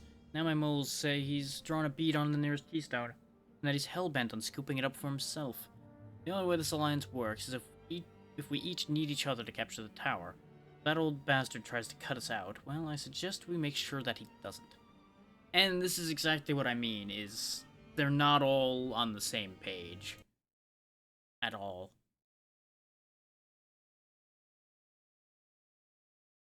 I saw a notification I needed to check. So we can probably take advantage of the fact that they're not quite all on the same page. A ream of banished court recruitment pamphlets tied with twine, ready for distribution. The fact that they're openly recruiting is a hell of a thing. Brittle bones, yellow with age, lie in a heap on the ground. The skull is unmistakably human. Crate full of dead boy. We could go beat up the only other guy that's over there, but I don't think there's any reason to. Looks like our target's just laying right here. That is the keystone. The lid of this box has been disturbed. Inside it is a pile of red sand that glints in the dim harbor light like 1,000 tiny jewels. I have a feeling that the second I touch this, he's gonna, like, teleport in or something. The keystone burns to the touch. Huh? Huh? Or that. Well. Strum's red sulfur has granted him control of an army of 5,000-year-old mummies. Tread carefully around Strum's infernals. Their flame is unnatural, and it does not extinguish easily. Good! Good, he's got flame mummies. Great. Great. So, definitely wasn't ready for that one. Go ahead and kick that one away. Mummies, are you kidding me? There we go. We bumped them together and took care of 2 of them. Knocked Eddie around a bit, but that's fine. He'll get over it.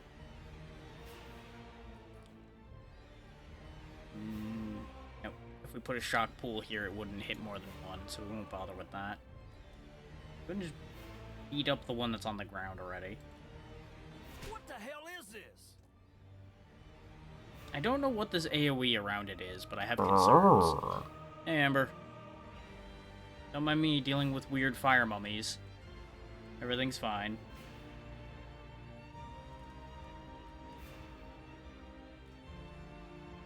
Yes, because I clearly want you to shoot that, Eddie. Good job. Oh, when they ignite, that's the AoE of the ignition. Okay. So that's gonna be a problem. We should probably not be here. Not being here seems like a good plan.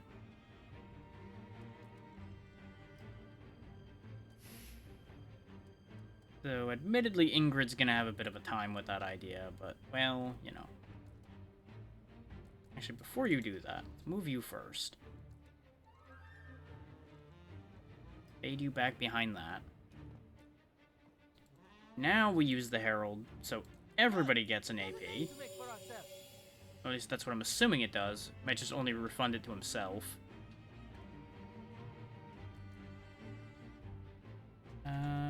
Yeah, it only refunded the AP to himself that he used for it. Okay. Hadn't used it yet, so needed to figure that one out. So Inspired, I guess, just makes them better at their job. Then. Yeah, more crit rate. Okay. That's nowhere near as good as I thought it was, so I'm nowhere near as sad as I was originally that it's on Latif. Go ahead and just throw a knife at that one. Steel, bright and sharp. Very good. Considering the situation we're in, there's an argument to be made for throwing the target dummy down. But since half of them are currently on the ground, I'm not gonna do that yet. Shoot the one that's standing. Yep, that's what I was afraid of, that's a lot of fire. On the bright side, it didn't do multiple stacks of damage to Ingrid there. Mummies don't walk around. Well, these mummies sure are walking around.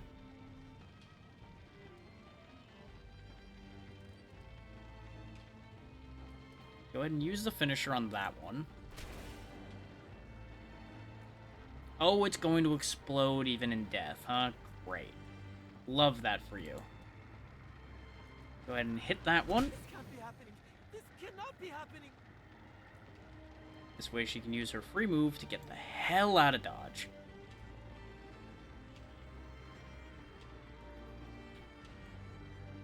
I could put out the burning now, and I probably should. They don't have ranged attacks, so I don't need to worry about being in cover. Just need to not be next to them.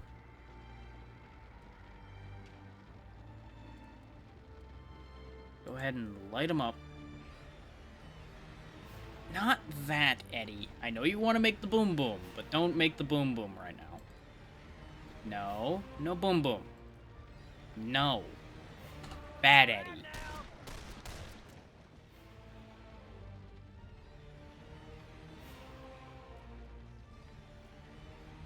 And that flushes them out from where they're standing. Which just makes them move.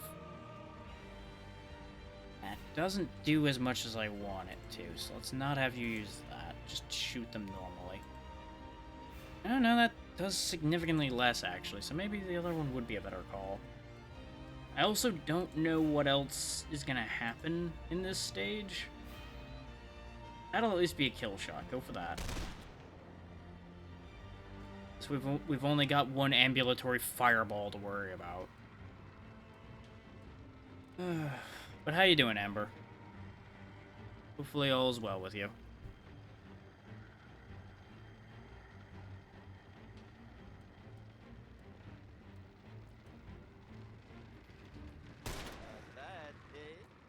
One crit. Two crit.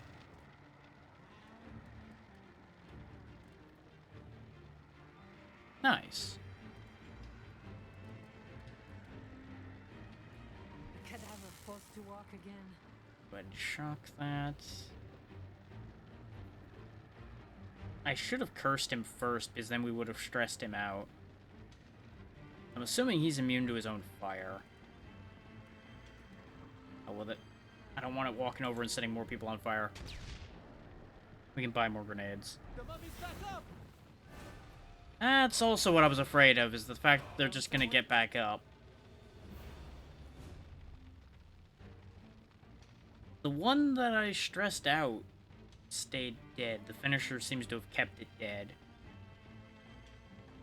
Or was it the fact that I shot it while it was in its weird, like, backbent move? I don't know.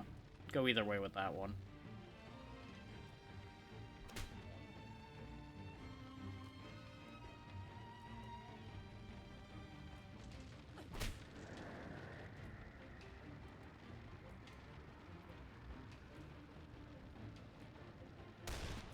Yeah, that is what puts him permanently down. And since she technically killed it, she got her AP back. Okay. So, shock him? You only got one bullet. So go ahead and use the rogue move now. No, you're not gonna hit him if you do that. What the hell with it then? Just reload.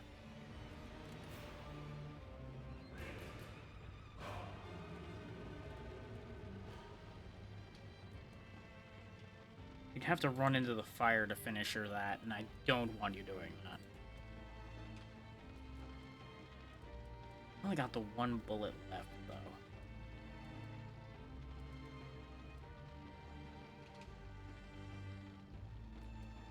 Just shoot and then reload, it'll be okay. I'm the Gentleman Jean, not the Gentleman Gunman. Because that would be a stupid name. That one's still up. I know how to shoot a gun. Do you? Your current activity does not convince me of this.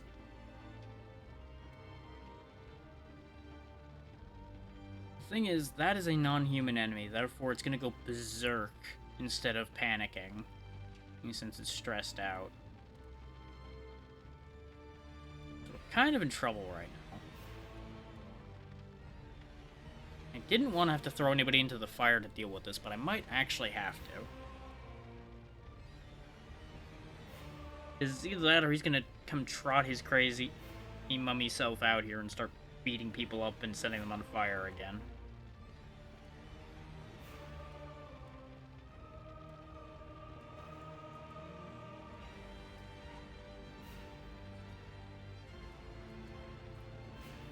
Risking it.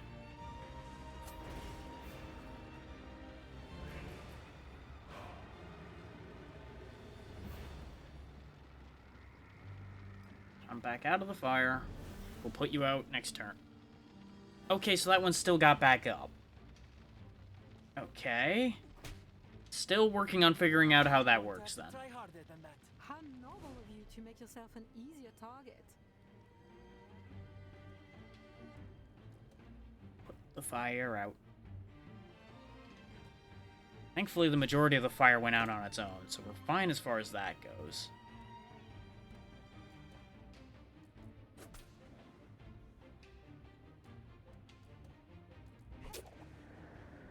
So presumably they have to be in, like, weird bendy pose here for them to stay dead. So, and Yep. I really hate to say this, but those were walking, fire-breathing mummies, right? That's what I saw. Save the chatter for the plane. There might be more of them. Well, at the very least, I figured out why I was so worried about this mission, because my gut was telling me that it wasn't going to be that simple. And lo and behold, fire mummies. Still much shorter than I thought it was going to be, so there's that. Crate holding a purifier's flamethrower, empty of fuel. The straps that attach it to the soldier's back are heavy and secure, impossible to undo with gloved hands. Which is really a bad idea, because the second that gets set up to go off, that's going to ruin whoever's wearing its day. Question is, can we actually get out of here without... Nope, we're not done yet. Didn't think so. Pick up a second wind to refill an agent's signature ability and takedown charges. Well, piss. I picked it up with the one who really didn't need it. That said, I have an opportunity here. It's gonna have to be fast. Damn it, they're out of range. Back, back, back, back, back. Scatter. Stay put. Okay, let's plan this out then if they're gonna wander around a bunch. You hang out over here. Ooh, actually. Prizes? This is a good place for you to stay. You just hang out in there. Get in a position here. You just stay here because I'm going to need to move Ingrid fast again now. The second they walk back over here again, we're going to clobber the lot of them.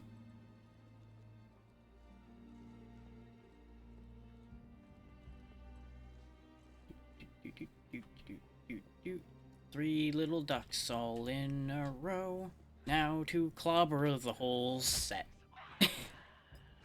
Hi.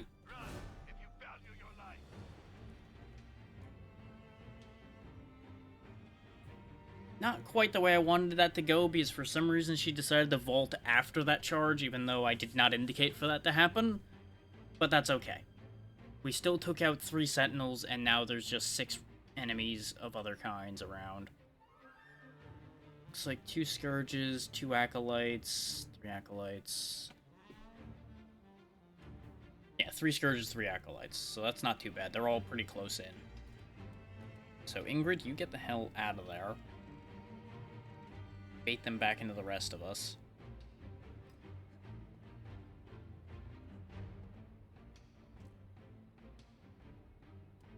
Now is the time for you to pop out of your hidey hole and go over here.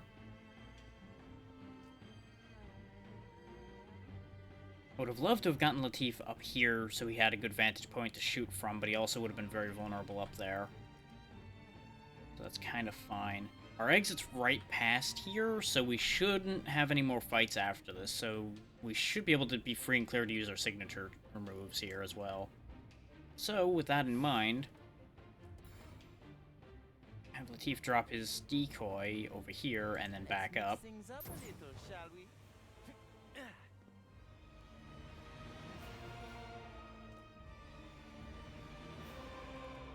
And they'll be focusing on the decoy, so we can move you over here and get you a better position to attack from. Hi.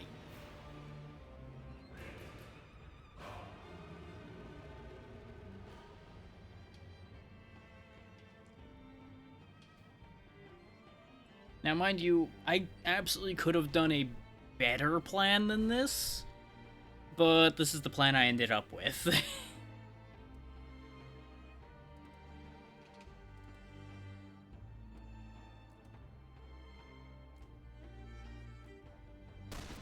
Easy when you know what you're doing. It's all in the wrist. I mean, anything's easy when you know what you're doing. Winged him at least. Look at you. It's fine. Now, you've got some shanking to do. Or, make friends. Release your will. Now it is mine. Now what the hell was that? The mind recalls from what it cannot comprehend. Everything is fine. I just took over their mind. Everything is fine. No one needs to worry about that. You come over here. Give these two a clobbering. You picked the wrong fight.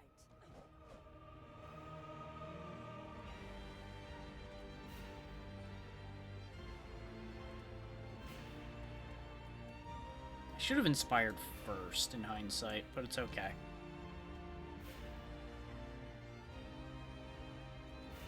Sometimes I amaze even myself. Shoot the downed enemy. They're gonna rush up, and that's gonna make Ingrid's life inconvenient. But hopefully they'll be too enamored of the decoy for them to be that upset. Now we'll use the other one as a target for your running shot, so you can move forward, and they'll both be dead. I downed them not to buy time, but to make them very easy targets to hit. Who's that?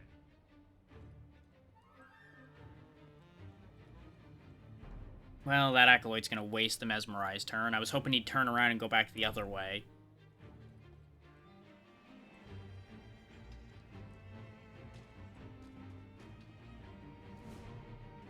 His Mesmerize only lasts for 1 turn. That said, this kind of worked out in our favor, really. This is fine. They're all in a very good position for us right now. Or maybe not quite as good as I thought, but that's okay, because we just use Light 'em Up instead. Hit you, hit you, hit you.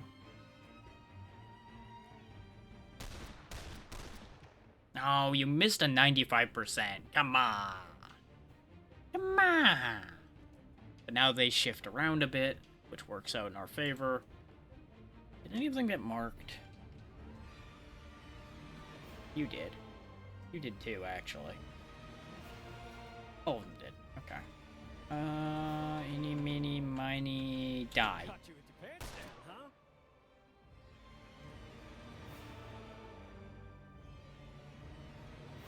Okay. So he's set up nicely now. Surprise. Shot. 2 shot. Now Ingrid, run over here and punch this man in the face.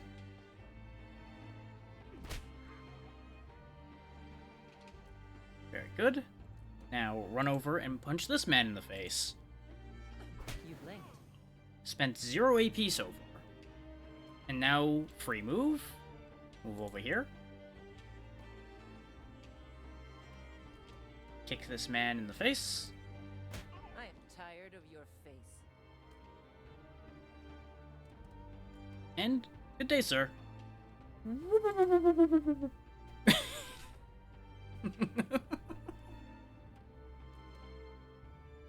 And for good measure, catch a knife. And maybe a little electricity for color. There you go. He's not having a good time. And that makes that one take more AP to go around because they try to avoid the shock. And they are just having an awful day now. They're just not going to do anything.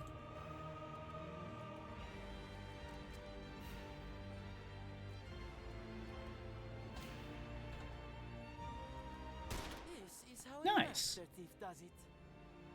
To be fair, I feel like a master thief wouldn't need to be shooting people.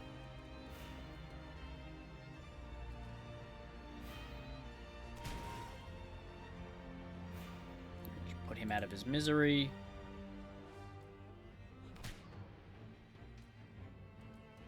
And that's that. This is how some men die on the streets of Montmartre. Nice and easy.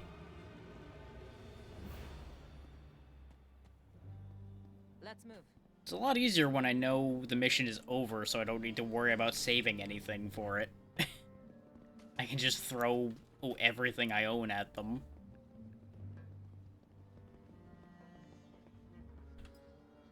Crumbling papyrus, chipped and cracked ice pottery.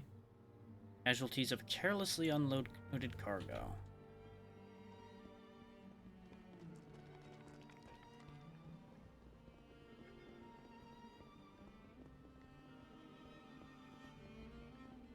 And we're out. So that was a much quicker and easier mission than I expected. It is done. The keystone is ours. And yet, I have more questions than ever. For once, I'm with you, kid. Let's go. I got a bone to pick with that old man. To be fair, they did tell you that magic things existed. You just chose not to believe it. They did it. The keystone now flies toward the island. This is only the beginning. After all, despite the great trouble Strum went to secure this artifact, I still suspect a lack of keystones is not what keeps the Scions from what they seek. Later. First, I must prepare for the agent's return.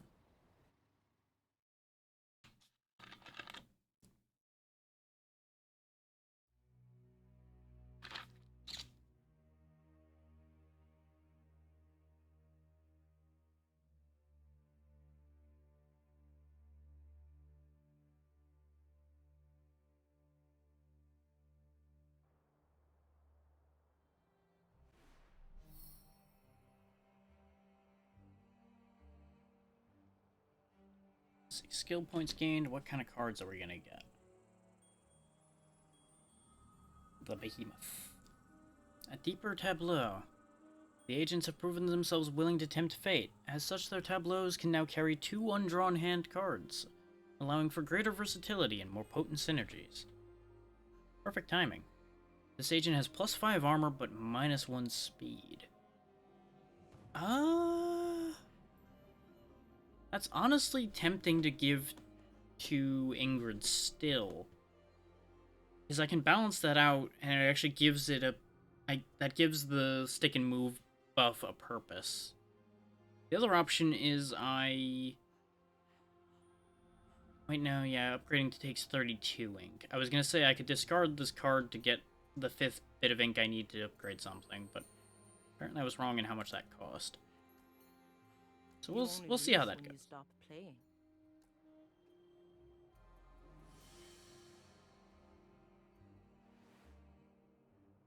Now that I'm not boiling in my chair, I'm more willing to We keep can act going. on.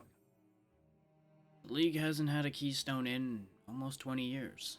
It's progress, but I still need 3 more if I'm to open a door into the tower. Maybe more. I have a theory. One which may allow us to deal a decisive blow to the Banished Court. First, I'll need to examine that keystone. It would make sense for the world to contain more than 4 keystones. You have it. You have the keystone. Yes, it was right next to the coffins full of walking, fire-breathing mummies. Well, the fire breathing is a surprise, and Strum managed it even before leashing the Bright Storm to his will. You see now how critical it is we stop him and the rest of the Banished Court. Ain't no we. You're on your own. We're out. Right, y'all?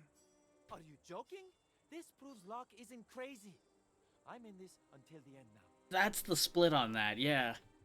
Dealing with magical nonsense means he was telling the truth, which means it's important. But it also means dealing with magical nonsense.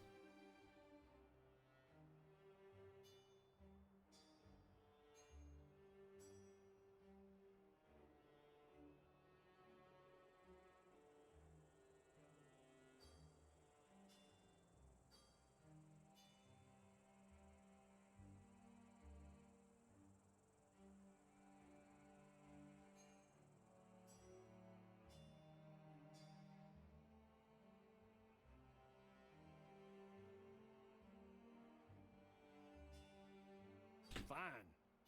What about you, Slugger? I've got plans, Mr. Sawyer. Plans that hinge on the sun rising tomorrow. How am I going to spend my money if there's no world left to spend it in? Logical. Well, I ain't getting conscripted into another war. Little late on that one. You're free to walk, of course, but the court knows your name and your face. You've seen firsthand the strength they command. No, you're in this till the end, Mr. Sawyer. Either the court's or your own. All that remains is for you to decide which one. Sawyer, you might be interested to know that this island is protected. Wards, formulas, stuff I've never even heard of. No safer place in the world than right here. Damn it. Yeah. Well then, while Mr. Sawyer makes up his mind, the rest of us have work to do. It's kind of interesting how he was the roll with the punches one initially, and now he's the one backing out. Finding the tower. Yes, we'll need 3 more keystones in order to enter it. They're rare, but they are out there. The tower sheds them when it travels. So that does mean that there's more than 4 then. Just each faction needs 4 to get in. While we search the globe for the keystones, the mission is the same as it was. Sabotage. Harry the court at every turn. They cannot safely wield the Bright Storm on a global scale if all their preparations lie in ruins. Now, there's one problem with exactly what you just said there. Safely. If we push them too hard, there's nothing saying they won't just go for it. Damn the consequences and ruin everything. In the meantime, I will study this keystone. I believe it can help us defeat the court once and for all. One more thing. I do still expect to be paid. Never fear, Miss Erickson. I know exactly who I'm dealing with. And try not to look so glum. You're all gonna help me save the world. Yeah, that's never as fun and as exciting as anybody wants to believe.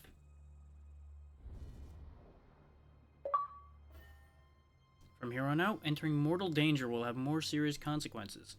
Agents who enter mortal danger will sustain injuries that take at least a week's rest or special medicine to heal, even if they're stabilized within 3 rounds. And agents in mortal danger who aren't stabilized within 3 rounds will be lost. I assume that's them going down after running out of health, which we haven't done. Well, Mrs. Sawyer, have you made up your mind? Far as I can see, it was made for me. I'm just trying to figure out what you two are seeing that I ain't. I see opportunity. A chance to learn how the world really works. To see things almost no one has seen before. And if we actually pull this off, then the Gentleman Jin will be the guy who saved the world. Well, one of the guys. You won't care about any of that when you're dead. Very realistic answer. Everyone dies, Sawyer. I'm going to live first. Also fair. Well, have fun playing hero. I'm out of here first chance I get. Come on, Ace. Play the hand you're dealt. Oh, I will. Reckon Locke wasn't lying about my chances out there. I just gotta bide my time here in the Looney Bin League until I can change my luck.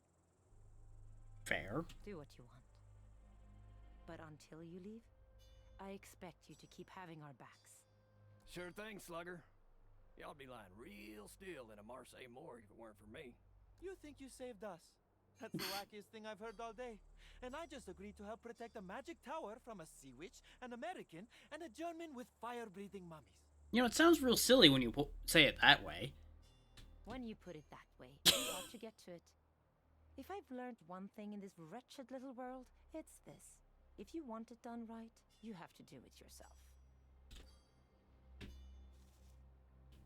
Too right.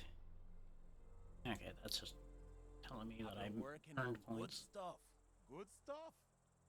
Didn't get any aethers, so no, there's no good stuff. Didn't get any supplies really either. We did get skill points though. Skill points we definitely need. Target 3 tiles. Right now, Killer Instinct only activates twice. I could get her to activate it a 3rd time, which is tempting. Getting you melee Overwatch at all is also tempting. This gets you another casting of Occult Gambit, which I haven't been using because I'm worried about stressing her out using it.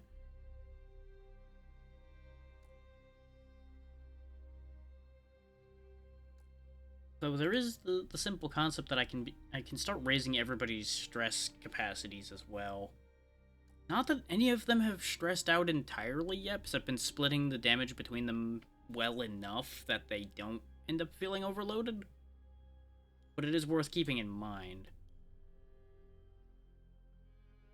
I think what I'm going to do is I'm going to get a bunch of these lower skills sorted out. If for nothing else but to raise people's power.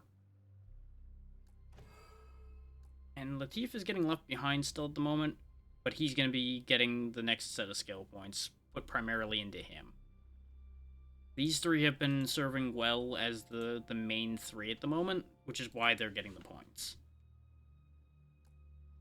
Ingrid in particular really showed what she could do in that last mission. Ripping through that whole crowd.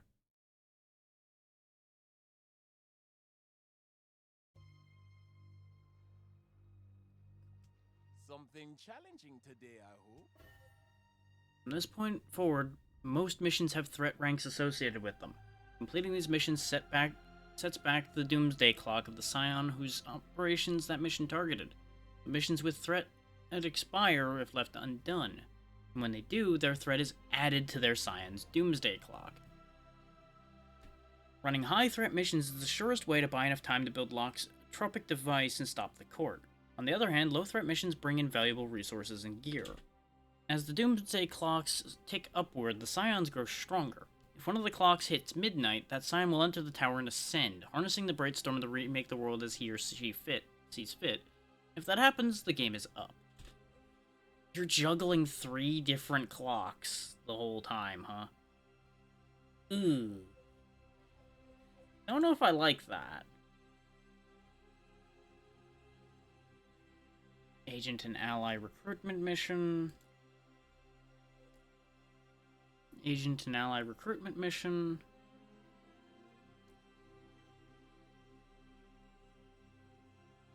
It's interesting that you even have the option to skip a week. So what I could do is send people to do those 2 scouting jobs, and then just rest out the week. I wanted to get to this part of the game, is why I ended up waffling back into continuing at this point.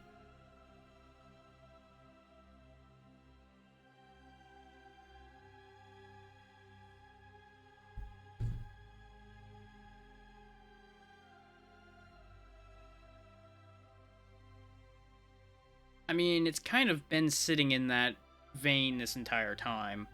And most of the games that they've been making for Paradox have ended up being more or less this kind of thing. I believe there was even some essence of this even in the BattleTech game they made. I forget what all they ended up making is why I'm not saying more than that. Let me double check that. Oh yeah, this was Harebrained Schemes, which is also the ones that made the new Shadowrun games, which also had some of that going on. There was a lot of timed things and all of that from what I remember in some of those games. And they all run on the same combat. For better or worse, they all run on the same combat engine. So it almost becomes a matter of pick your flavor. Which this is a flavor I enjoy. I will say that. You need something special from me?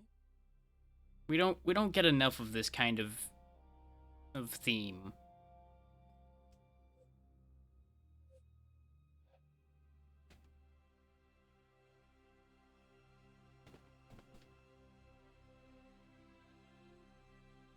I'm currently trying to decide what to do. I think I will do what I said. I'm at the very least going to assign somebody to one of these. And I've got two options at that point. I either send only 2 people to this mission, for example. Yeah, send 2 people and do this as well. Which will allow this to progress Strum's clock a lot, I'm assuming. Something strange has occurred. A phenomenon has appeared, changing the difficulty of certain missions for better or for worse. Phenomena come and go over the course of a campaign based on search expedition results, rising threat in a region, or simply the whims of fate. I don't know why they're telling me about phenomena now, and not when we saw them showing up. All attacks from range 10 tiles or greater have 10% increased hit chance. That could be really good or really bad, depending on what kind of enemies we're dealing with. Though honestly, we don't have that many people that hit from more than 10 tiles away, especially with Latif away. The only one who can hit from that far really would be Eddie, and even he doesn't hit from that range that often. He usually goes for more like 6 to 8. And this one doesn't have a phenomenon at all.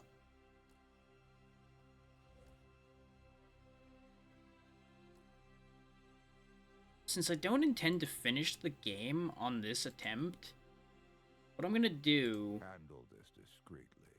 is I'm actually going to skip this week. I want to see how much of an effect these have on the meter.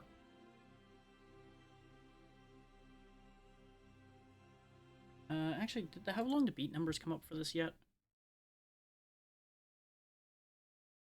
Because if pushing straight through this game isn't that long, I might actually play the whole game on stream, but I doubt it. I feel like this is going to be long enough that that's not going to happen.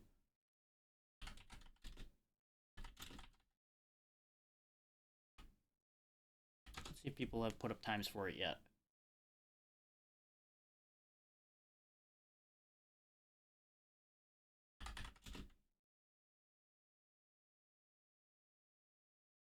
Yeah, there's no data yet. It's not even been out for a day yet, so I'm not surprised that there's no how long to beat times for it yet. The only way that would have come up would have been if it was like less than 5 hours to beat the game, which I was assuming wasn't the case. I anticipate this to be a fairly long game. So let's see what happens if I skip a week. Yep. Pass this week and let those 2 side jobs happen. Interesting. We'll have to move fast. I wasn't looking for Amina. I sent an agent to look for allies, hoping to find a surgeon or a black market apothecary who could handle our medical needs, no questions asked. Instead, the agents returned with news of a Magdalite hospital raided by the court. It's Abbess missing in action. Somehow I knew the Abbess's name even before I turned the page. Mother Amina. The one we passed up before. And... Promising lead. Burnima Rana, a sniper and longtime member of the Sanguine Club. In the past, I've avoided this prestigious Assassin's Guild, favoring a paper trail would expose the secret of my survival. But Miss Rana is no longer with the Sanguine Club. Something about a job for the court gone wrong. Perhaps she's looking for new work. We can finally get a sniper, though it would be another sneak. Now the court activity kicks in. Okay. That's actually not that bad. Ignoring those didn't change the meters much. Uh-oh, look everyone, the boss is smiling. Should I be scared? Far from it. My suspicions were correct. The keystone confirms it. I know how to destroy the banished court. Great. With the knowledge I've gained from the keystone, I am assembling an atropic device. Think of it as the blade that will sever Nicastro, Strum, and Marteau from the bright storm. You said a lot of words there. When the device is complete, you will carry it into the tower, into the storm, where it will render the Scions vulnerable and powerless forever. It can't be that easy, or someone would have tried it already. Each house has a catalyst from which it derives its magic. The atropic device needs samples of all three. There's the catch. Strom's is a crystal called red sulfur. The burning mummies you fought were examples of his handiwork. Which is what that red dust we saw was. Nicastro calls hers abyssal nectar. This strange elixir grants her visions of the devouring king, a dead god that dreams beneath the waves. Marteau's is known as Persephonite, a miracle metal with otherworldly properties. The secret to all of Marteau's inventions. So we got a guy who plays around with fancy red dust. We got a guy using alien metal and a lady who dreams of Cthulhu. Great, great. Love it. That stuff won't be easy to find, much less steal.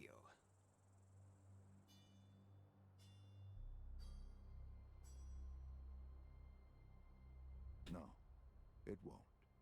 No one has ever found where the houses keep their catalysts, much less gotten their hands on a pure, undiluted sample.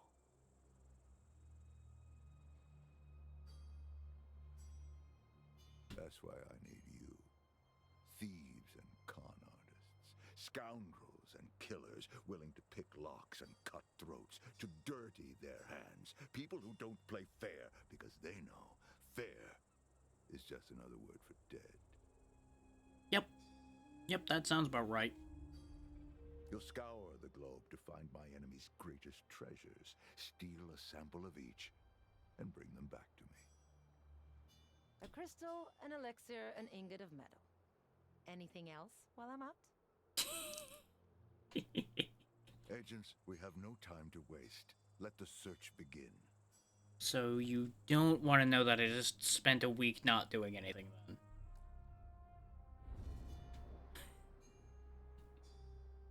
Mademoiselle, I noticed something about these lamplighters Locke speaks of. Yes. I noticed that they're all dead. Keen eye there, well done. Yes. And I am thinking that perhaps, if we stick with this lock, that perhaps the two of us will be dead soon as well. You're just now coming to this conclusion.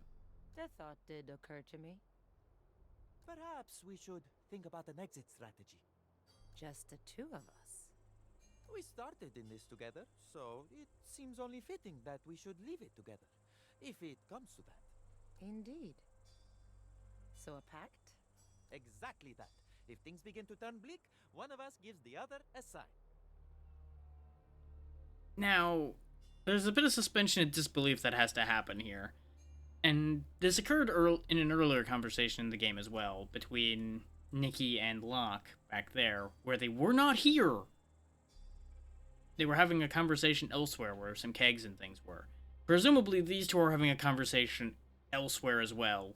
But it's very funny thinking about them having this conversation right here amongst the entire team. Like, hey, if shit goes sideways, you and I are getting out of here. Fuck the rest of these people. And we make for a rendezvous on the other side of the island, where we've hidden money and supplies.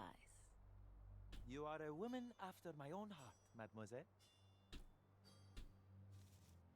Of course, you know, there's nothing saying they're not going to betray each other on that idea either.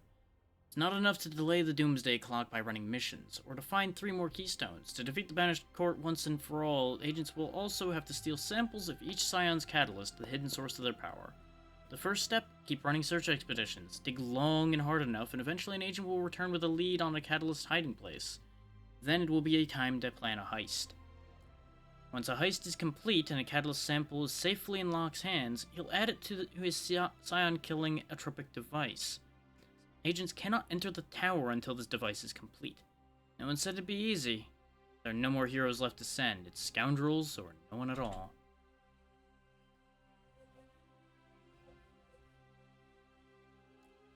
Now we got the job to go get the healer. We got the job to go get the sniper. And of course, some other jobs as well. We could dig up more options as well. Even more options.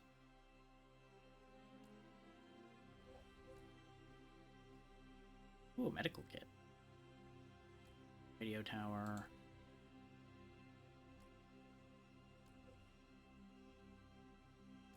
It's really putting us in a bit of a bind, though, I gotta say.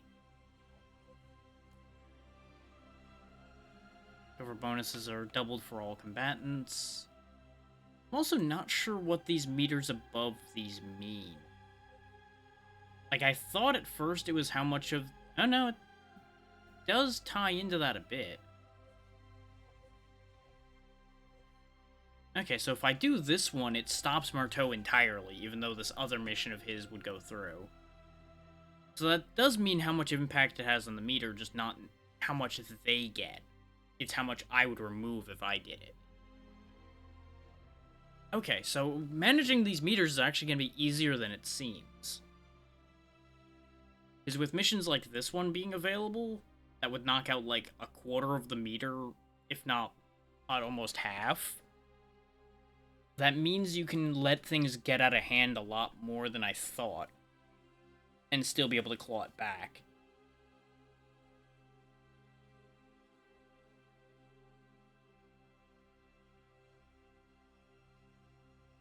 But even with the heat cut down, I think we will stop now that we see the main scope of the game. That might disappoint some people that wanted to see how much farther this played out, but I am wearying of this. And I can't sit there with the cooling on for too long.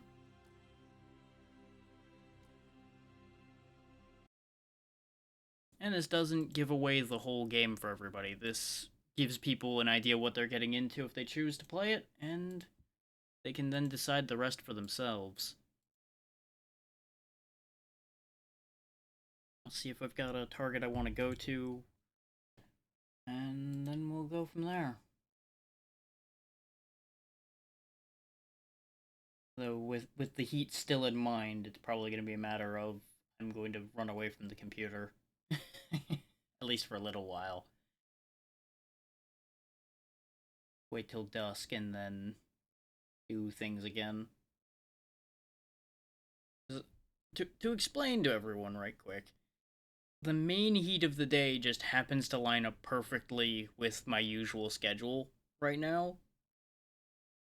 It's only at this 80 degrees for like 3-4 hours in the day, and then it starts dropping back off again. But unfortunately, that's when my main active time in the day has always been.